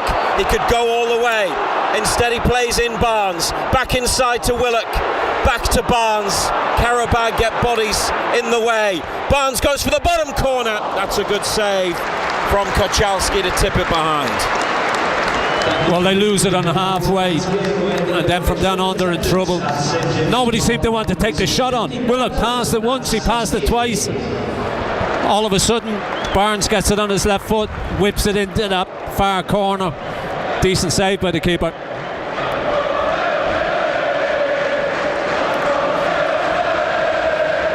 Well, when that attack seemed to come to nothing, there was a reaction from the crowd, frustrated that Newcastle aren't making more of situations like that of their advantage. Here's Tonali's corner. Voltemada has headed it up and it's gone behind again. Dan Byrne was running back as if it was a goal kick, but they've been awarded a second corner. It looked like it came off Voltemada's head. Yeah. Didn't it? Yeah, it did. Tonali again. Langer, Wissa, Shahar and Neve still warming up. Now in the 67th minute, Tanali lifts it in. Referee spotted something he doesn't like. Probably realised it shouldn't have been a corner and just give Qarabağ a decision, a free kick. BBC Radio Newcastle, also on BBC Sounds, and we're staying with you till 10:30 tonight after the game. Ando will chat to Simon Pride about the match, and you can join in as well. Call us on 0800 234 6565.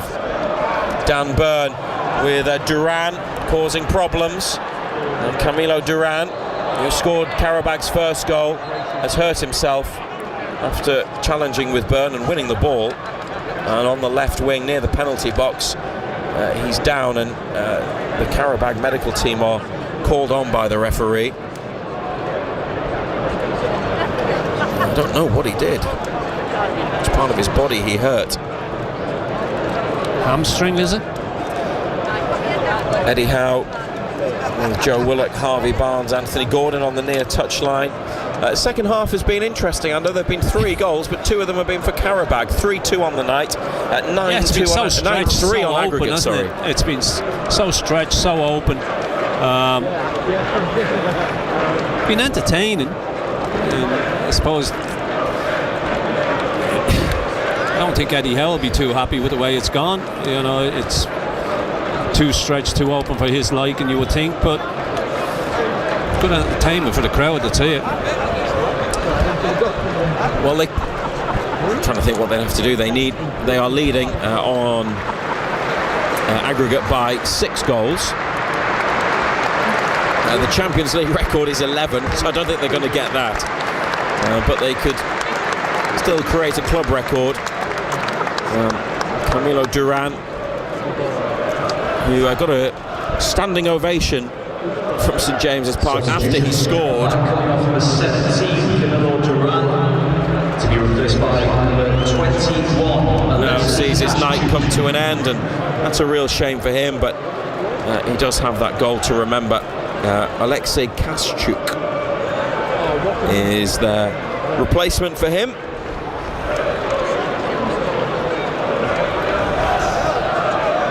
And the referee, Davide Massa, is trying to work out what to do, and players from both teams involved in the conversation. Qarabağ have the ball, they play it back to halfway from wide left.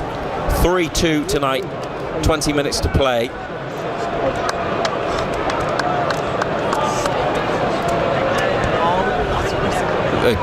Supporters would just like to see a few more Newcastle goals, wouldn't they? Looking for Voltemade here, and that passes out of play again. It's got really sloppy. We've got really sloppy on the ball. I mean, that's a poor ball. Just knocks it straight out of play.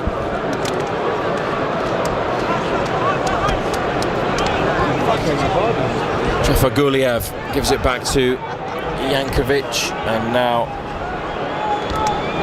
they find the goalkeeper down the side of the penalty area with that back pass. Back out wide. Duran scoops it up the line, but it's now blocked by Willock. Could have put the cross in early, and that's why there are groans. Jacob Murphy, he's going to deliver. Voltemade just behind the defender. I thought that was going to drop perfectly onto his head. Not a bad ball in, but defended, and a quick break.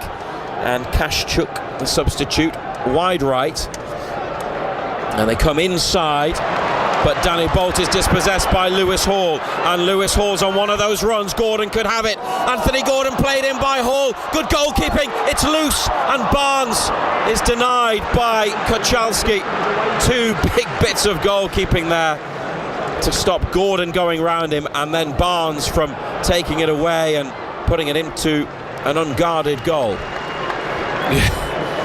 Yet again, they lose it in midfield, don't they? We break. It looked like Gordon was going to get onto it and just put it past the goalkeeper. He's made a couple of decent stops, hasn't he? Murphy for Barnes. Flag stays down. Barnes cross behind Gordon and in front of Voltemade and cleared. Kept in by Jacob Murphy. 3-2 tonight. 9-3 on aggregate. Willock, man on.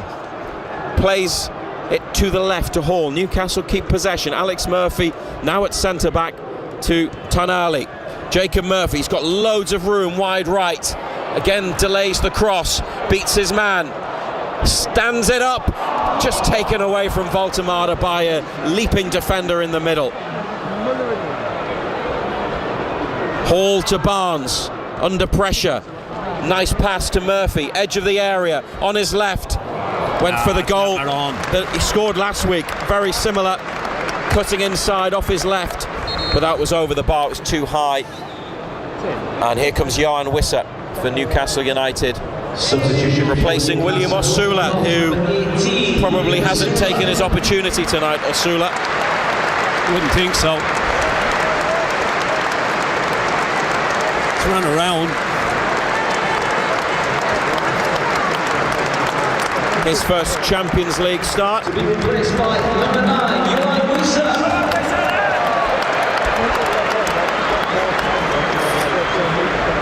Yeah, it didn't happen for Osula, did it? He had a header that was saved just before Tonali put it in from the rebound for the first goal. William Osula off, Johan Wissa on. Anthony Gordon's gone to the left wing. Here's Lewis Hall, who's added something, but now he's lost the ball. And Qarabağ into the box. They've got a chance at the near post with Dan Burn there. Turns the ball back behind.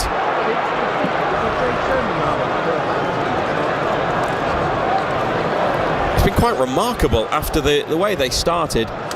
He's offside actually, the flag should have gone up. It's not the first one that assistant Stefano Alassio, far side, has got wrong tonight. It was the Murphy one in the first half when he was well onside and the flag went up. Corner's been taken. It's some moments of alarm in this second half, and there's a wild shot swung away from goal.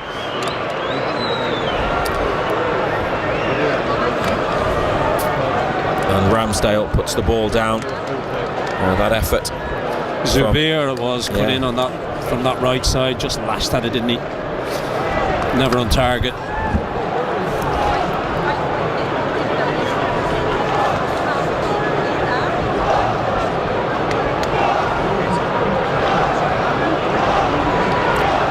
Ball's on the floor in the Newcastle box. Murphy to Hall on the left side. In it comes to the feet of Tonali. Wissa, after missing a few games with a knock, back in the mix. Gordon uses his pace to beat his man. They're in. Voltemada blocked. Claims of handball. Referee's right there. Play on. Dan Burn intercepts in front of halfway. Comes inside, then passes it out to the left. Great run from Gordon. They'll be terrified of him. He's got it again, Anthony Gordon. Drops his shoulder, beats some challenges, and now it's Joe Willock. Oh, it's blocked in the middle. Might have hit Wissa. Gordon trying to keep it alive at the back post. It's gone behind. They want a corner. What's the referee going to give? I don't think he's pointed at anything yet. Now they get a corner. Didn't have a clue, did ball inside from Gordon. The Voltemada effort came off the leg and onto the hand. And then when it came to Willock, Wissa got out of the way, but it smacked it against the defender standing in the centre of the box. 76th minute. Oh, VAR potential penalty check. Remember Livramento in Paris? Off one part of the body and onto the arm. But no penalty on this occasion. Tonali's corner. Qarabağ head it straight back out to the Italian, who brings it down, then lifts it in. Oh, Voltemada and Alex Murphy behind him failed to connect. Qarabağ come up to halfway near side. Jacob Murphy makes the block and pushes it back up the line, but Newcastle can't keep possession. Now they try and play it in behind Alex Murphy, who's covering, and positional play there is good, and he makes sure that it doesn't go to the Qarabağ right-sided forward, Caddy. Back to Ramsdale. Murphy again, up to Willock. Bodo Glimt scored a second in Milan against Inter. Willock to Gordon, and Jacob Murphy unable to control, but then he's won it back. Wissa's running in behind. They don't play it though. It's gone to Willock, who beats his man wide left. Now Willock in the box on his right foot, corner of the area. Hall to Willock. They've gone out wide, Newcastle. Lifted in high, chested back to the goalkeeper. Well played. But 3 blue shirts left at each other. Murphy just ran away with it.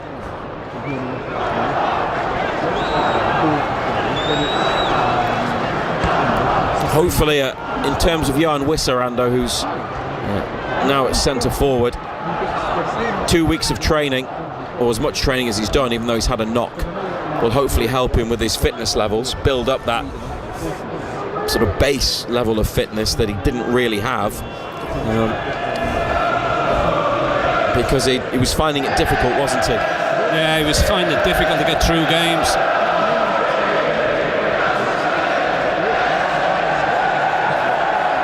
Nice play by Qarabağ up the right wing, but Kashchuk has run out of space. Out it goes. Triple change now, and they're bringing on Emmanuel Adai, Toral Bayramov, triple substitution for Qarabağ, and Musa Gurbanli. To be replaced by number 11, Emmanuel Adai.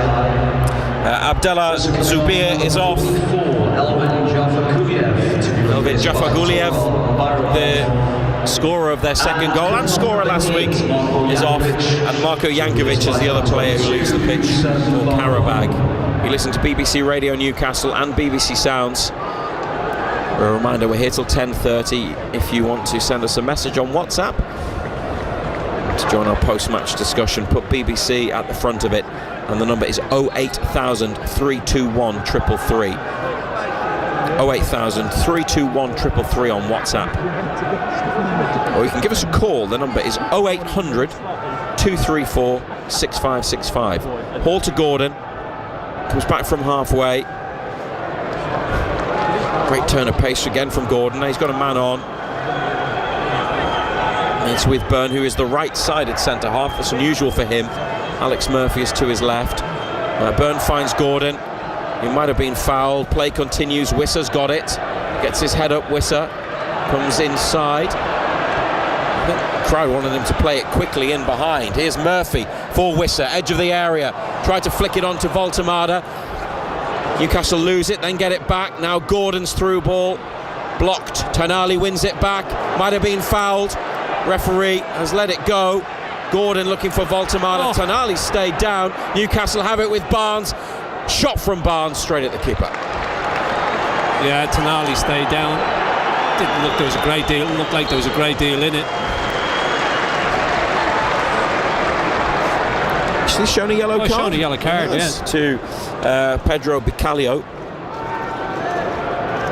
Just come on as well, didn't he?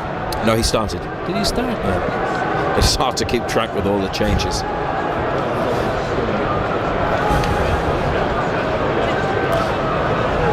Couple of other statistics. Newcastle scored in their last 12 Champions League fixtures, and it's going to be, if they win tonight, 3-2 on the night, that would be 6 wins this season out of 10, which would surpass the number of victories they had in 2002-2003 in the Champions League. So that would be a club record, a number of wins. Competition proper, so they obviously won qualifiers that season. Qarabağ have sent it forwards, but it's out. 81st minute now.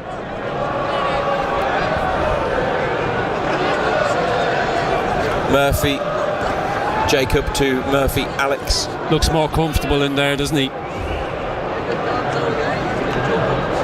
Hall looking for Gordon, dispossessed by Danny Bolt. And they've got 2 in the middle waiting for the cross. Tonali's got back, made the block. Hall's now helping Tonali out and cleared up to Gordon, who's tried to flick it around his man and been fouled.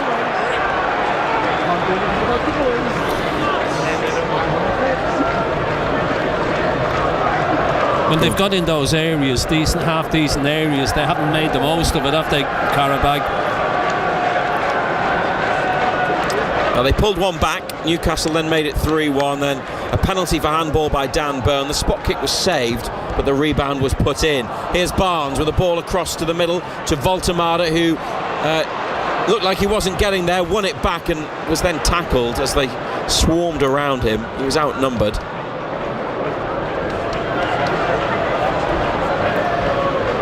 It's their first home match, Newcastle, for a few weeks. They've got a run of 5 coming up, this being the first. Gordon skips in off the touchline, goes for the bottom corner, but it didn't have enough curl, and the keeper didn't dive actually. Gordon looking to move closer to the top of the Champions League goal scoring charts. 3-2 this evening and 9-3 on aggregate. Last European aggregate win by at least 5 goals for Newcastle was against Olympiacos in the 2004-5 UEFA Cup in the last 16. Then they played that quarter-final against Sporting Lisbon. Won here, and then in Lisbon it was a disaster, wasn't it? It was. And then they went to Cardiff and got lost to Manchester United in the semi-final, didn't they? The FA Cup a few days later. There were a lot of bad results in the Graham Souness era, and they were 2 of the worst. If you remember that season, I'm sure you'll remember just what it was like. Here, winning on the night and further ahead on aggregate. Burn given away, but I don't think this is a performance in most cases that will be praised. There's a ball in behind, just has enough on it for Ramsdale to get there. Qarabağ have caused a lot of problems in the second half. It's not so much we've caused our own problems. We've been really sloppy on the ball, trying to play out from the back, keep giving it away. Gordon with a run, got past 2, but then overran it. But in the sense that they didn't just sit in and give up when they went 2-0 down. They've participated, haven't they? They've tried to go forwards and... Well, they've been encouraged, haven't they? Well, yeah, that's the other way to look at it. They've been encouraged. 85th minute.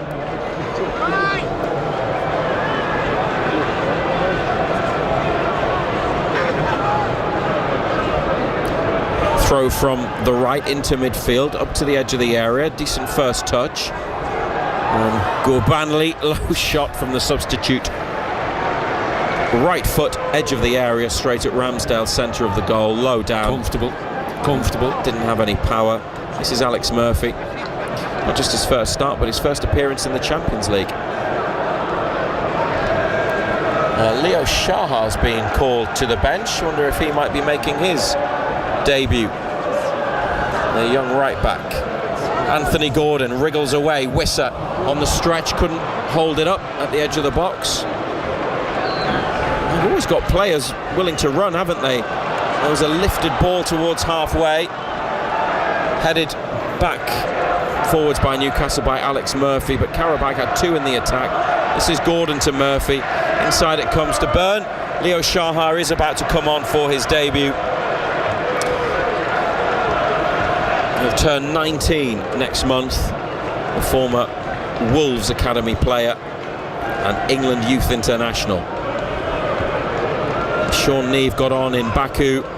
Neve would have loved to have come on tonight, but it's Shahar who'll be on next. Jacob Murphy. Short ball to Voltemade. Tackle comes in. Voltemade's lost it. Danny Bolt. And Emmanuel Adai. The Qarabağ wide player stopped by Willock and Tonali. And Sandro Tonali has a bit of a go at some of his colleagues. Jacob Murphy is leaving the pitch and he hands the armband to Dan Burn. Number 23, Jacob Murphy.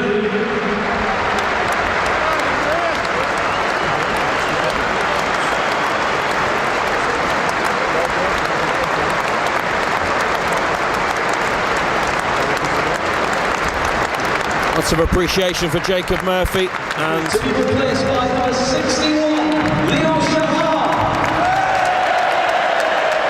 Debut for Leo Shahar.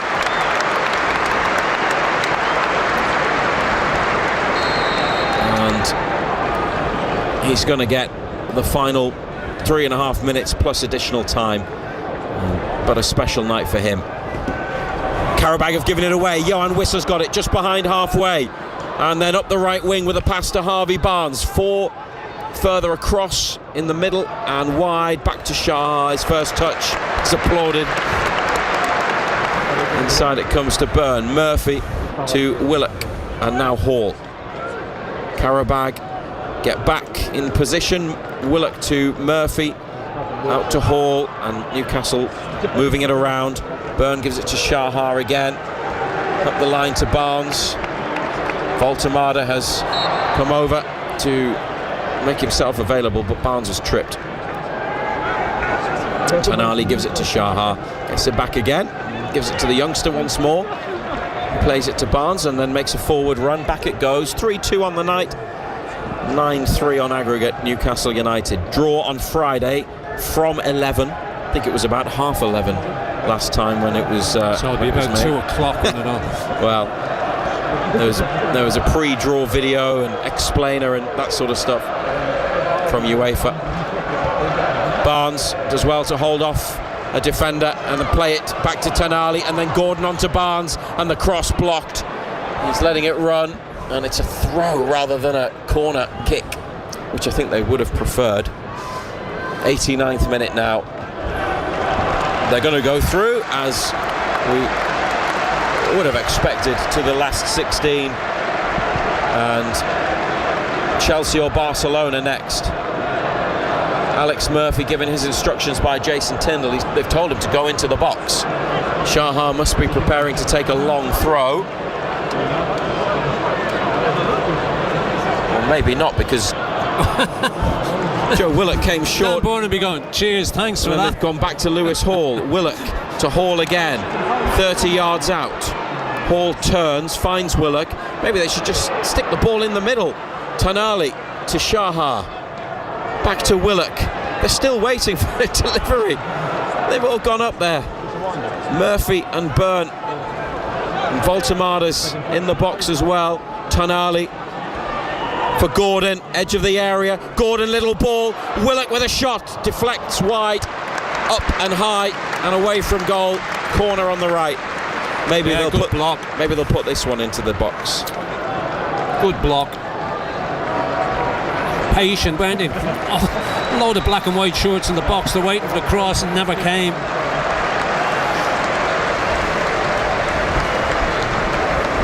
Tonali applauded by the fans in the corner. And he has a drink from a water bottle by the side of the pitch. Final 10 seconds of the 90. Numbers board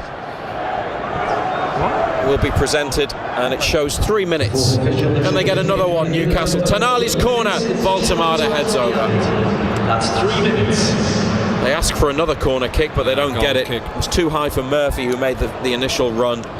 And then Voltemade behind him. I think it might have come off the defender, but it doesn't matter what we think, does it? No. It's the Italian referee. Been a comfortable night for him, hasn't it? Yeah. Hasn't had a great deal to do, no big decisions to make. Just the penalty, but it was an easy call, wasn't it? And Kuchelski, long forward ball. Alex Murphy comes across, fires it up to halfway. Qarabağ have got it back. Leo Shahar intercepts. Harvey Barnes inside, headed away. Joe Willock then tries to make a challenge. Taken forwards by Gurbanli. He's already had one shot saved. There's a deflected effort, just wide. Qarabağ with a corner kick in the second minute of additional time. It was always drifting wide, wasn't it? Ramsdale got himself across, but always enough spin on it, taking it wide. They'll be trying to leave St James's Park with a draw, and if they score here, they probably will. Left-footed corner to the back post, but behind. And the player at the back stick couldn't get there. It's a poor ball, isn't it? Johan Wisser was defending the situation. Here's Shahar inside to Willock. Square ball for Tonali, back to Shahar. Barnes up the line. Shahar, instead of going forwards, sees that Byrne is in more space. That's where it goes. And we've played 2 of the 3 minutes. Alex Murphy has to stretch to find a ball back to Dan Byrne, and now it's Ramsdale out to Byrne. Shahar wide. Byrne goes back to the keeper.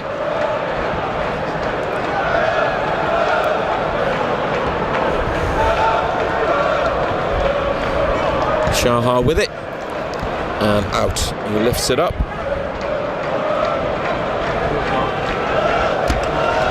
Qarabağ throw. Television cameras get ready. Next to Eddie Howe. Just waiting for the whistle. Just a few seconds remaining here at St James's Park. This Champions League knockout phase playoff round tie. Tonali in behind. One last chance maybe. Barnes. Good first touch. Barnes tries to win a corner and does, and the referee's going to let them have it. They're going to have to be quick, and they might only get the one ball in from the corner.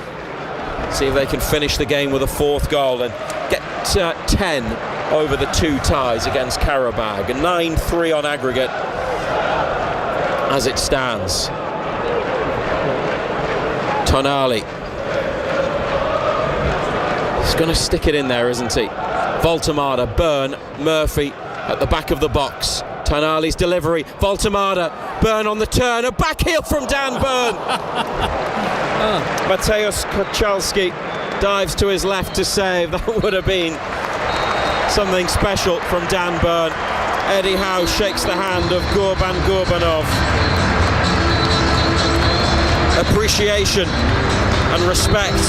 Qarabağ scored twice at St James's Park tonight. Could have had a couple more.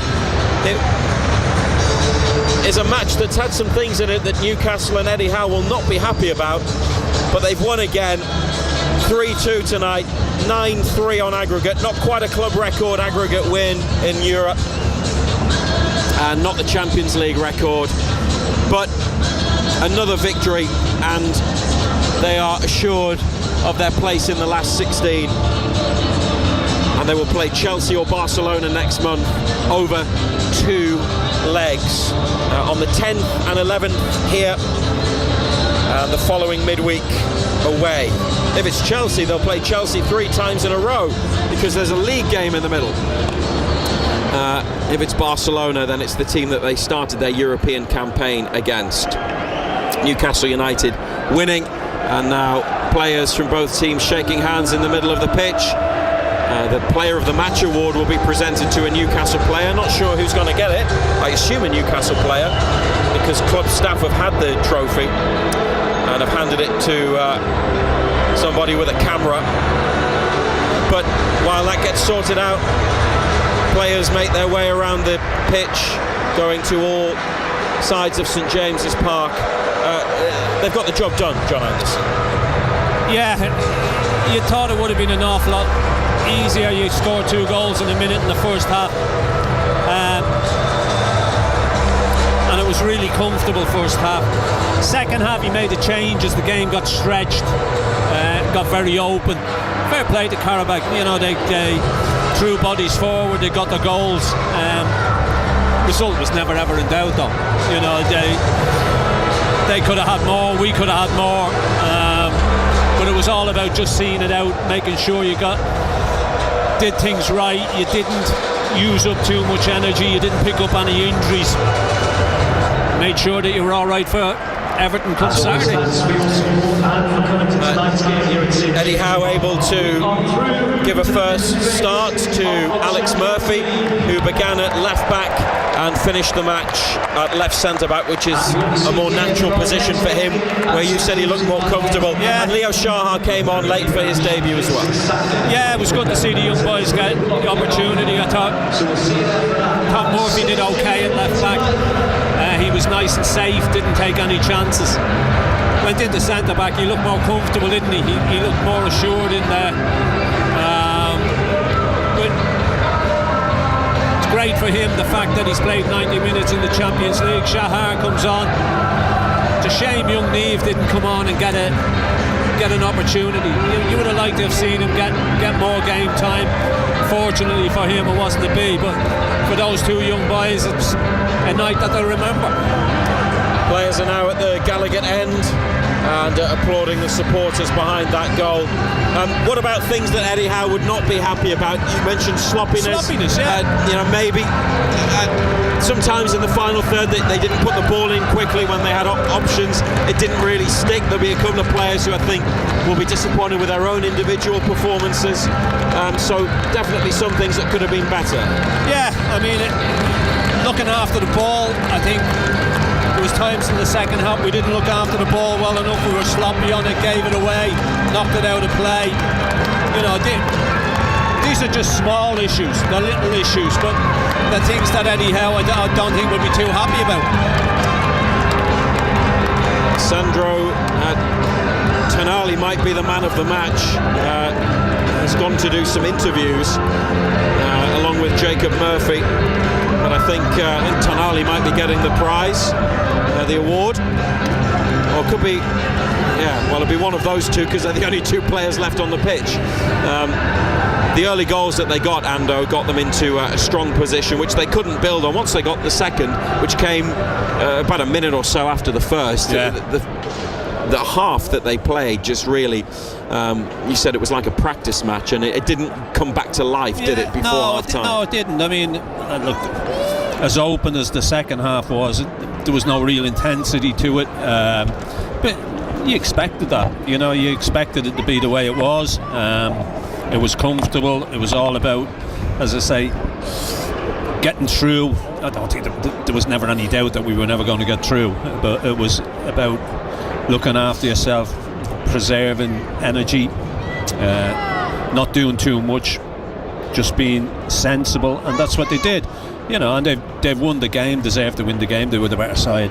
But Qarabağ, to be fair to them, they had a goal, they got their 2 goals, and they weren't embarrassed. We'll continue discussing the match beyond 10 o'clock. Simon Pride will be along in a second with John Anderson here on BBC Radio Newcastle and BBC Sounds.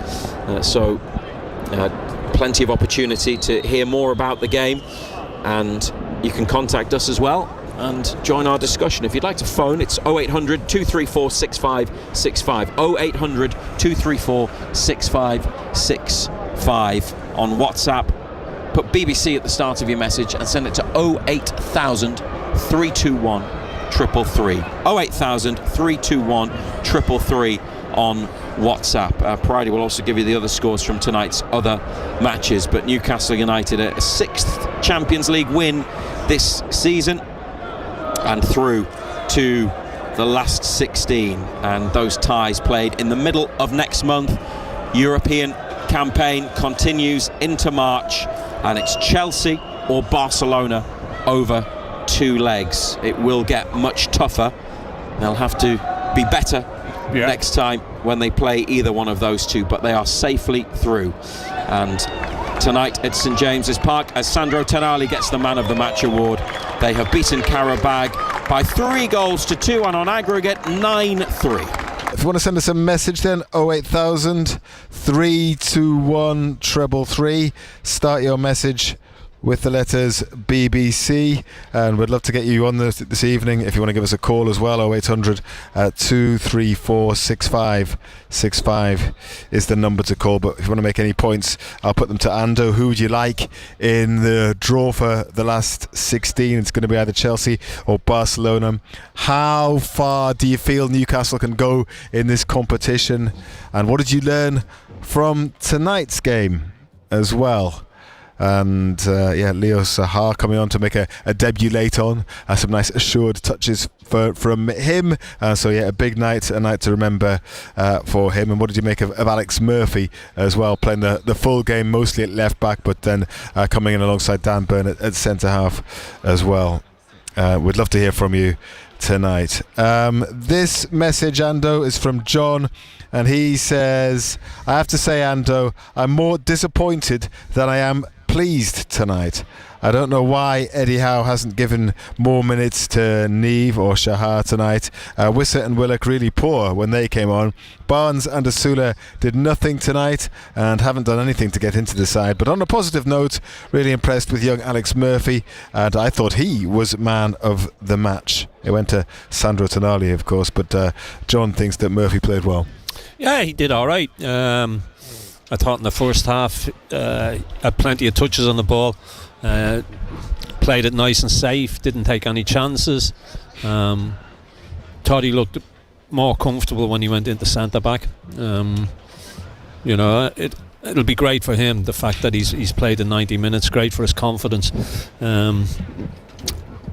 But you know, he's had to wait such a long time for a debut. He's been involved in and around the first team. He's been on the bench and an awful lot of games, and I'm sure in his mind's mind he probably thought, will this day ever come? So it'll be a day that he remembers, and yeah, he did well. Elliot Slessor's won the snooker, by the way. He's won by 4 frames to 3 against Sam Craig. This is the Welsh Open. 2 North East players in action against one another. This message says, good result, although not a great performance. Shahar, 100% passes completed, 100% tackles won. Cannot wrap my head around that we would risk Gordon and Hall when Shahar and Neve are on the bench. What kind of signal does that send to the youngsters in the academy? If I were Neve, I'd be ripping my contract up first thing. If you're not coming on at 8-2 up, when are you ever going to come on? Yeah, I thought he would have got more game time tonight. I thought he would have got 15-20 minutes. You know, I think Gordon always wanted to be involved at some time. You could see that he was hungry to try and get into goal scoring opportunities. But I look at Neve sat there and he sees Shahar come on. I think he'd be bitterly disappointed that he didn't get any game time tonight. Baz in the kitchen says, happy for Qarabağ and their fans that made the journey, made the second half more interesting. Happy that you have more to talk about than you did at half time. Yeah, just a little bit, Baz. And I'll do one more message and then we'll have a chat to John, who's waiting on the line. This one's from William, who is in Washington. He says, it was like a practice game.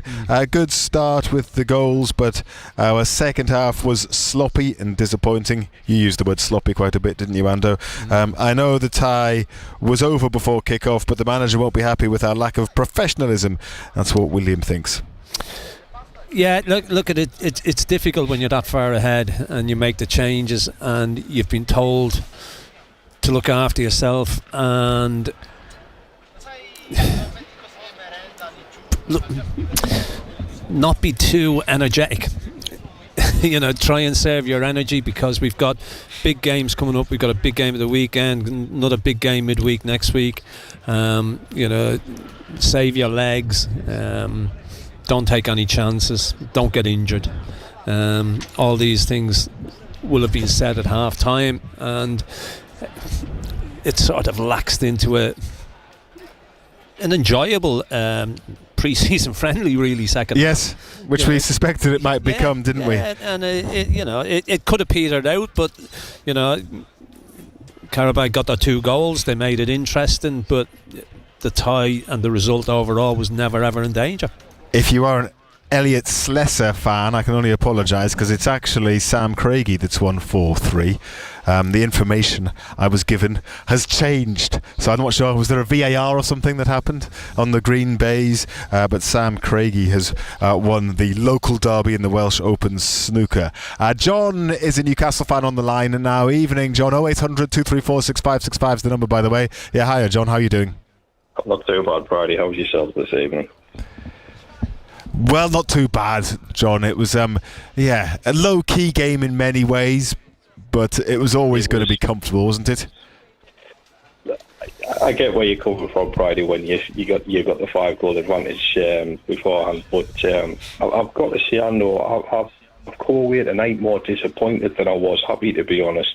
I think similar to what that text message you've just said there, I don't understand how Shahar in particular has not had more game time tonight, and it must be in his confidence when he sees like Jacob Murphy, you know, giving a shot at right back above him.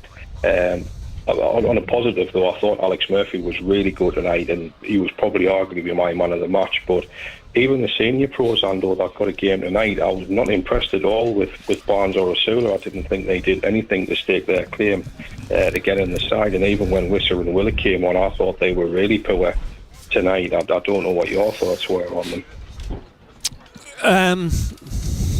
Yeah, it's an interesting one, John, because Osula got his opportunity tonight, played through the middle, didn't do a great deal. Not an awful lot came off from him. Got shifted to the left second half. Similar situation. Shahar, I thought when he took Kieran Trippier off, he would have put the young boy on. The tie was never ever in danger, and I'm sure young Neve is absolutely gutted. He sees his mate going on, he sees Alex Murphy start the game, and I'm sure he was looking forward to getting at least 20 minutes tonight. Unfortunately for him, that didn't materialise.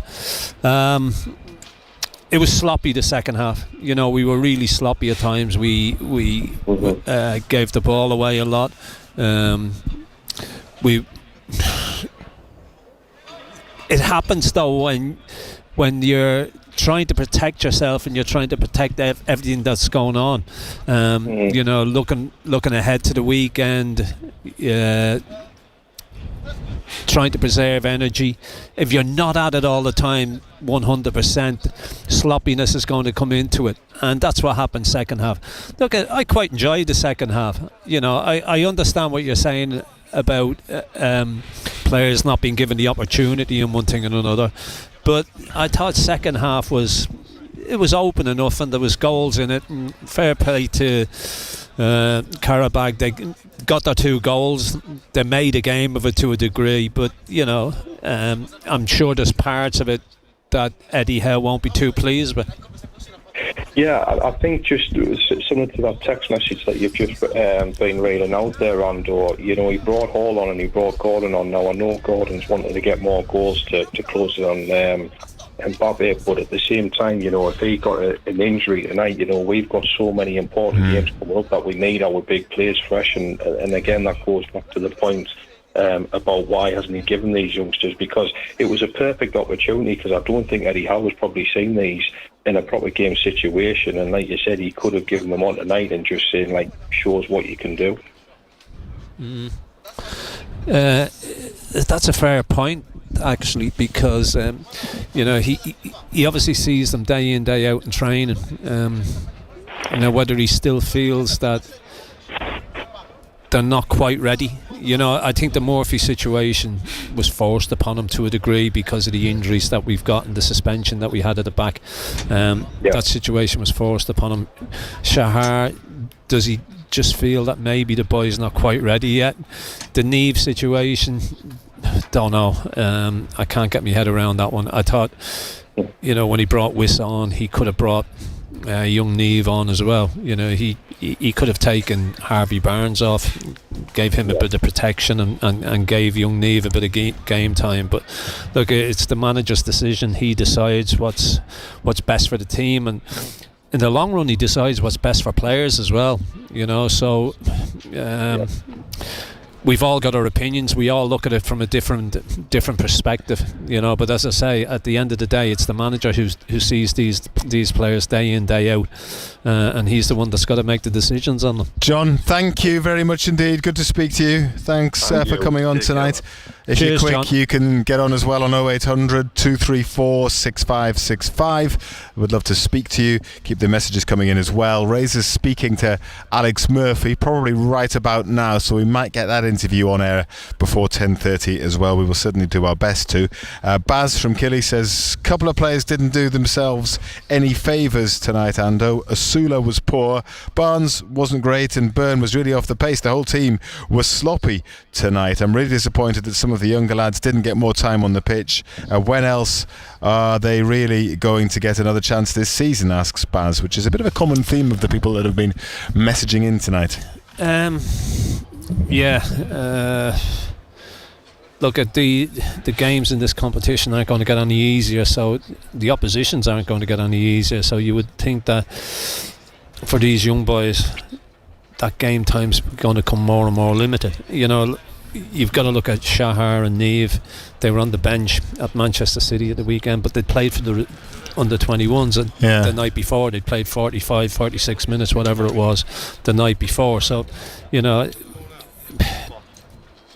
it sounds like that they're on the bench through necessity more than anything else, you know, because we've got nobody else. But a lot of people would have liked to have seen them be given a little bit more time. Yes. But from Alex Murphy and Shahar's point of view, you know, this is a night they'll remember. You know, it's a night they won't forget when they've made a Newcastle United debut, and there's not many can say they made debuts in their first game was going to be in the Champions League. You'll also be able to hear from Alex Murphy and from Eddie Howe as well on BBC Sounds. It's a great place to go to get post-match reaction.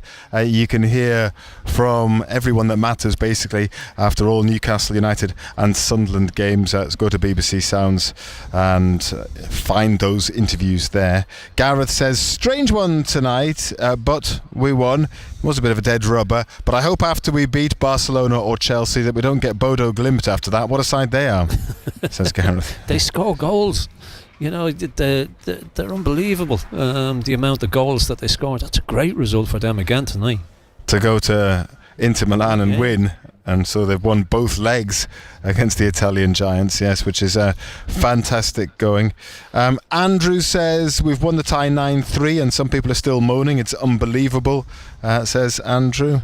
But people are entitled to have things that they would like to see Andrew's really done differently. Always on the positive side, isn't he? He tries to be. Yeah, he's always, fair play. Well, this one isn't from Andrew, there's no name on it, but it says Burnham Botman aren't good enough. They need shipping out in the summer.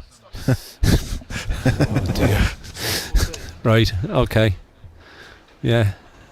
I mean, neither of them had their best game for the club tonight. No, they were both a bit sloppy. You get a little bit complacent. Botman especially first half, trying to play those little balls into midfield. He gave 4 or 5 of them away in bad areas. Dan Bourne gets done for pace for the first goal. The boy runs by him. Second goal, he gives the penalty away. And it was always going to be given because there was one given against Qarabağ last week for a similar situation. So as soon as you seen it, you went, it's always going to be given. In the Premier League, yes, it would have been different because you're falling down and your hand goes out. Just shows you that the rules of football aren't the same everywhere. They're not. Let's have a chat to Dave, who's waiting to speak to us. Hello there, Dave. How are you? Hello, Simon. Hello, John. Yeah, I'm all right, guys. Hello, Dave. All right. I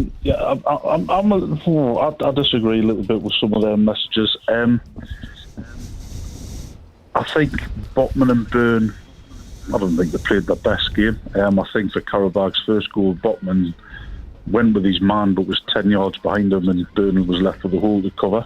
I think Botman then got a good goal, which is fine, but I'm still not convinced Sven's over his injuries yet. He just looks a bit slower. But anyway, I think tonight, look, I think John were played in second gear, and I totally understand that. Why would you want to go out and blitz Qarabağ? We've got Everton at home on Saturday. I mean, Everton are an absolute nightmare to play against most of the time, even when they're poor. So I think tonight was a measured approach. I think it was just to get the job done. Great to see Alex Murphy get his start. I thought he did all right. Good to see Neve. I don't think Asula did himself much favours, but the tie was won. We just had to get the job done and move on. You know, so we didn't score another 6 goals. We didn't have to, and we didn't get any bookings either. So that's another good thing. So I think some people, I don't know what they want, mate. I don't know what they want. Look, we were never going to start the way that we started last week over there. We started quick enough. We got the 2 goals, and then we took our foot off the gas, and you can totally understand why. we've got an awful lot of games to play. You're trying to preserve energy. You're trying to look after yourself for the game of the weekend. And when you do that, and when you're not at it 100%, you get a little bit sloppy. You get I was going to say complacent. Complacent's not the right word, but you get lax. Because you're not really at it all the time. The game, the tie was over by that stage. I mean, the tie was over before we kicked off, to be quite honest, but you get those 2 goals inside a minute and that's it. Tie is over. Let's look after ourselves. Let's try and preserve as much energy as we possibly can, because we've got big games coming up. And I thought that's what they did. And look, the second half was it was like a glorified pre-season friendly, to be quite honest, Dave. It was one of those, but we got through it. Fair play to Qarabağ. They kept going. They got their 2 goals, and you move on. You're into the next round. You're into the last 16 of the Champions League. What more do you want? Who do you want, Dave? Who do you want to draw? Oh God, Barcelona all day. Oh, I cannot stand Chelsea. I cannot stand getting beat off them again. I've seen it too often. Please, Barcelona. But it would be an easier game, wouldn't it? Or would it? No, it's not an easier game. No, not in a million years is that an easier game. How many times do we beat Chelsea? And also, look, I think the game on Saturday is bigger. Look at that league table and look at the result last night. It's massive on Saturday. It's absolutely massive. So don't worry about who we get, Simon. Let's just concentrate on Saturday. Taking every game as it comes. That's the way to do it. Dave, thank you very much indeed. Cheers, Dave. Dave would prefer Barcelona to Chelsea. I mean, Barcelona, always a cracking atmosphere. Be over 2 legs. It'll be the first leg here, the second leg at either Barcelona or Chelsea. Would you agree with him? Do you think it would be an easier task against Barcelona, who aren't perhaps the force of old, but they're still a pretty good side? No, I'd sooner play Chelsea. You'd rather play Chelsea? Yeah, because I think... Better the devil you know? I think Chelsea are soft. I think Chelsea have got a soft centre. It would mean that we played them 3 times in the space of, a week? Because we got that league game against them as well. But I would sooner play... Chelsea, because I think we are very, very capable of beating Chelsea. No 2 ways about it. I think you get in about them, you can rough them up, you can mess them about a bit. So I would sooner play them. We're going to hear from Alex Murphy pretty soon, but before that we're going to hear from Andrew, who is on the line. Maybe he heard us talking about his message, I don't know, but he's now on the line. Hello there, Andrew, how are you? Hi Simon, hi John, you alright? Hi Andrew, yeah. Yeah, so the game was what the game was. I mean, the tie was over last week, and the individual game tonight was over in about 10 minutes. I thought they played well the first half. Second half, you bring on all the substitutes, and then game started to get stretched, a bit sloppy. I think mentally they were probably starting to think about Saturday. But you know what it is, like, I know people want to see Neve and Shahar and that, but I think Eddie wanted to win the game tonight, and I think because it was 3-2, that's probably why Neve didn't come on and Wissa did. But I'm not as obsessed with seeing these youngins as other people are. If I want to watch them, I can watch the under 21s on YouTube. You know what I mean? So I don't understand why people are so negative about tonight's game. It is what it is. We're professional. Won the tie 9-3. Job done. Bring on Everton. Yeah, look, I'm not too sure whether it's people want to see these young boys or not. I just think it's protecting other players who will need to play at the weekend and who'll need to play next Wednesday, and especially with the amount of games that we've got coming up and the amount of games that we've had. So I can understand it to a degree, but I thought boys that got opportunities tonight, we spoke about this before the game, that there's couple of them in there who were given the opportunities. Not too sure that they grabbed those opportunities, if I'm perfectly honest. But look, the manager does what he thinks is right, not just for the sake of it, but he does what he thinks is right for the team. He does what he thinks is right for the individuals as well. So you've got to believe and you've got to trust in what the manager does, and he makes the decisions. That's what he's there for. He sees these players day in, day out. He knows the capabilities. He knows what they're all about. So it's his decision, and if he felt it was right to bring young Neve on, he would have done so, and he obviously felt the circumstances to bring him on wasn't right for the lad tonight. He brought him on over there last week. He brought Shahar on tonight, and boy had 5 minutes and he was neat and tidy on the ball, and he never gave it away, and he won his tackle, and he looked okay. But you cannot judge, and you're never going to be able to judge anybody on a 5-minute cameo. I thought young Murphy came in, he did okay. I thought at left back he was safe. By that I mean he took no chances. He passed it to the nearest black and white shirt. He kept going inside and passing it inside. He looked more comfortable at centre back.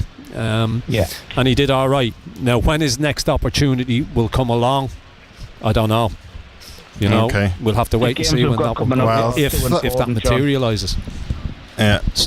Thank you, Andrew. Cheers, Sorry Andrew. to cut you a little bit short, but we just want to hear from Alex Murphy. Made his full debut tonight for Newcastle United. He was on the winning side, and he's been speaking to Razor. Alex Murphy, thank you for speaking to us. Congratulations on making your first start for the club and in the Champions League as well.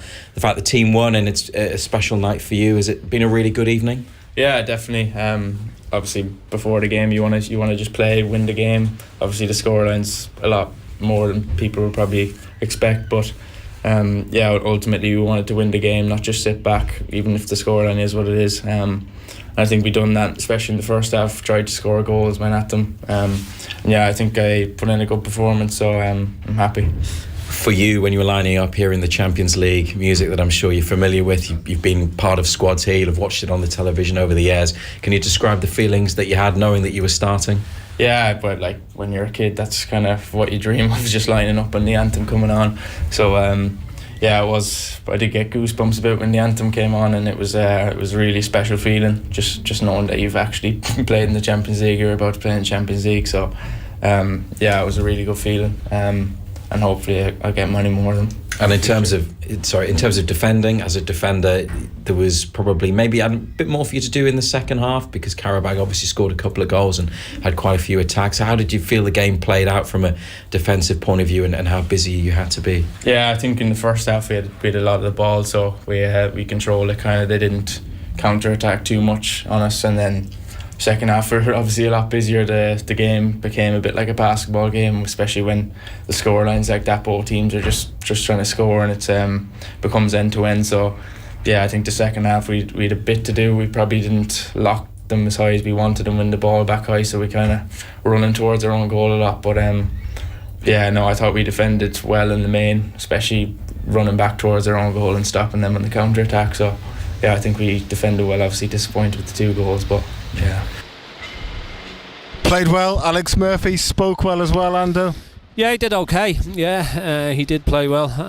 As I say, he was nice and safe in that first half. Looked more comfortable at centre back.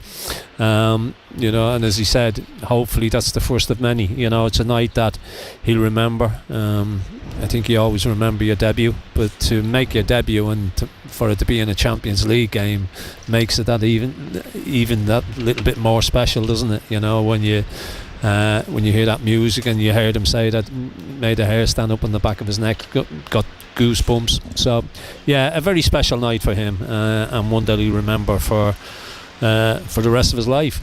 Brian has sent a message. We got through with no injuries or bookings, but some poor personal performances and sloppy play. But it's hard to criticise any player for a lack of motivation in what looked more like a practice game than a Champions League tie. And Bill says fans criticising Eddie for not bringing the kids on, but there's no manager better for looking after and developing young players.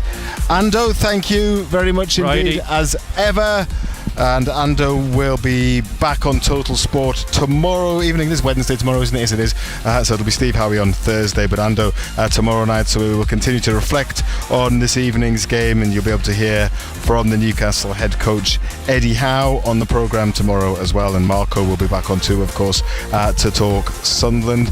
We knew it should be straightforward tonight. Straightforward it was. Newcastle are into the last 16. Who's it going to be? Barcelona or Chelsea? We'll find out soon. Baltamada, Dan Burn with a shot blocked. It's come to Barnes. He tries to curl it and a header straight to the keeper. The follow-up is in from Tonali.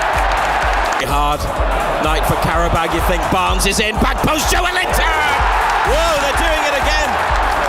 They are really turning on the style in the Champions League. And on the night, Newcastle United lead Qarabağ by 2 goals to 0. Camilo Duran trying to run away from Burn. He's into the penalty area and he scored. And Qarabağ have a goal back. And it's 8-2 on aggregate. And Here's Graham Jones calling for big names. Anthony Gordon is one of them, as Trippier sends the corner in. And they've got a third, and it's Sven Botman with a bullet header from Trippier's delivery. Aaron Ramsdale, who has history of saving penalties, saved one on his debut in pre-season, and then 3 in the shootout against Bournemouth in the FA Cup last month. Now faces a Qarabağ penalty kick, which he saves with his feet. The follow-up as then it's in. They've caught one back. The follow-up's gone in. 9-3 on aggregate. Total Sport North East. On the station with Newcastle and Sunderland commentary exclusively live. BBC Radio Newcastle.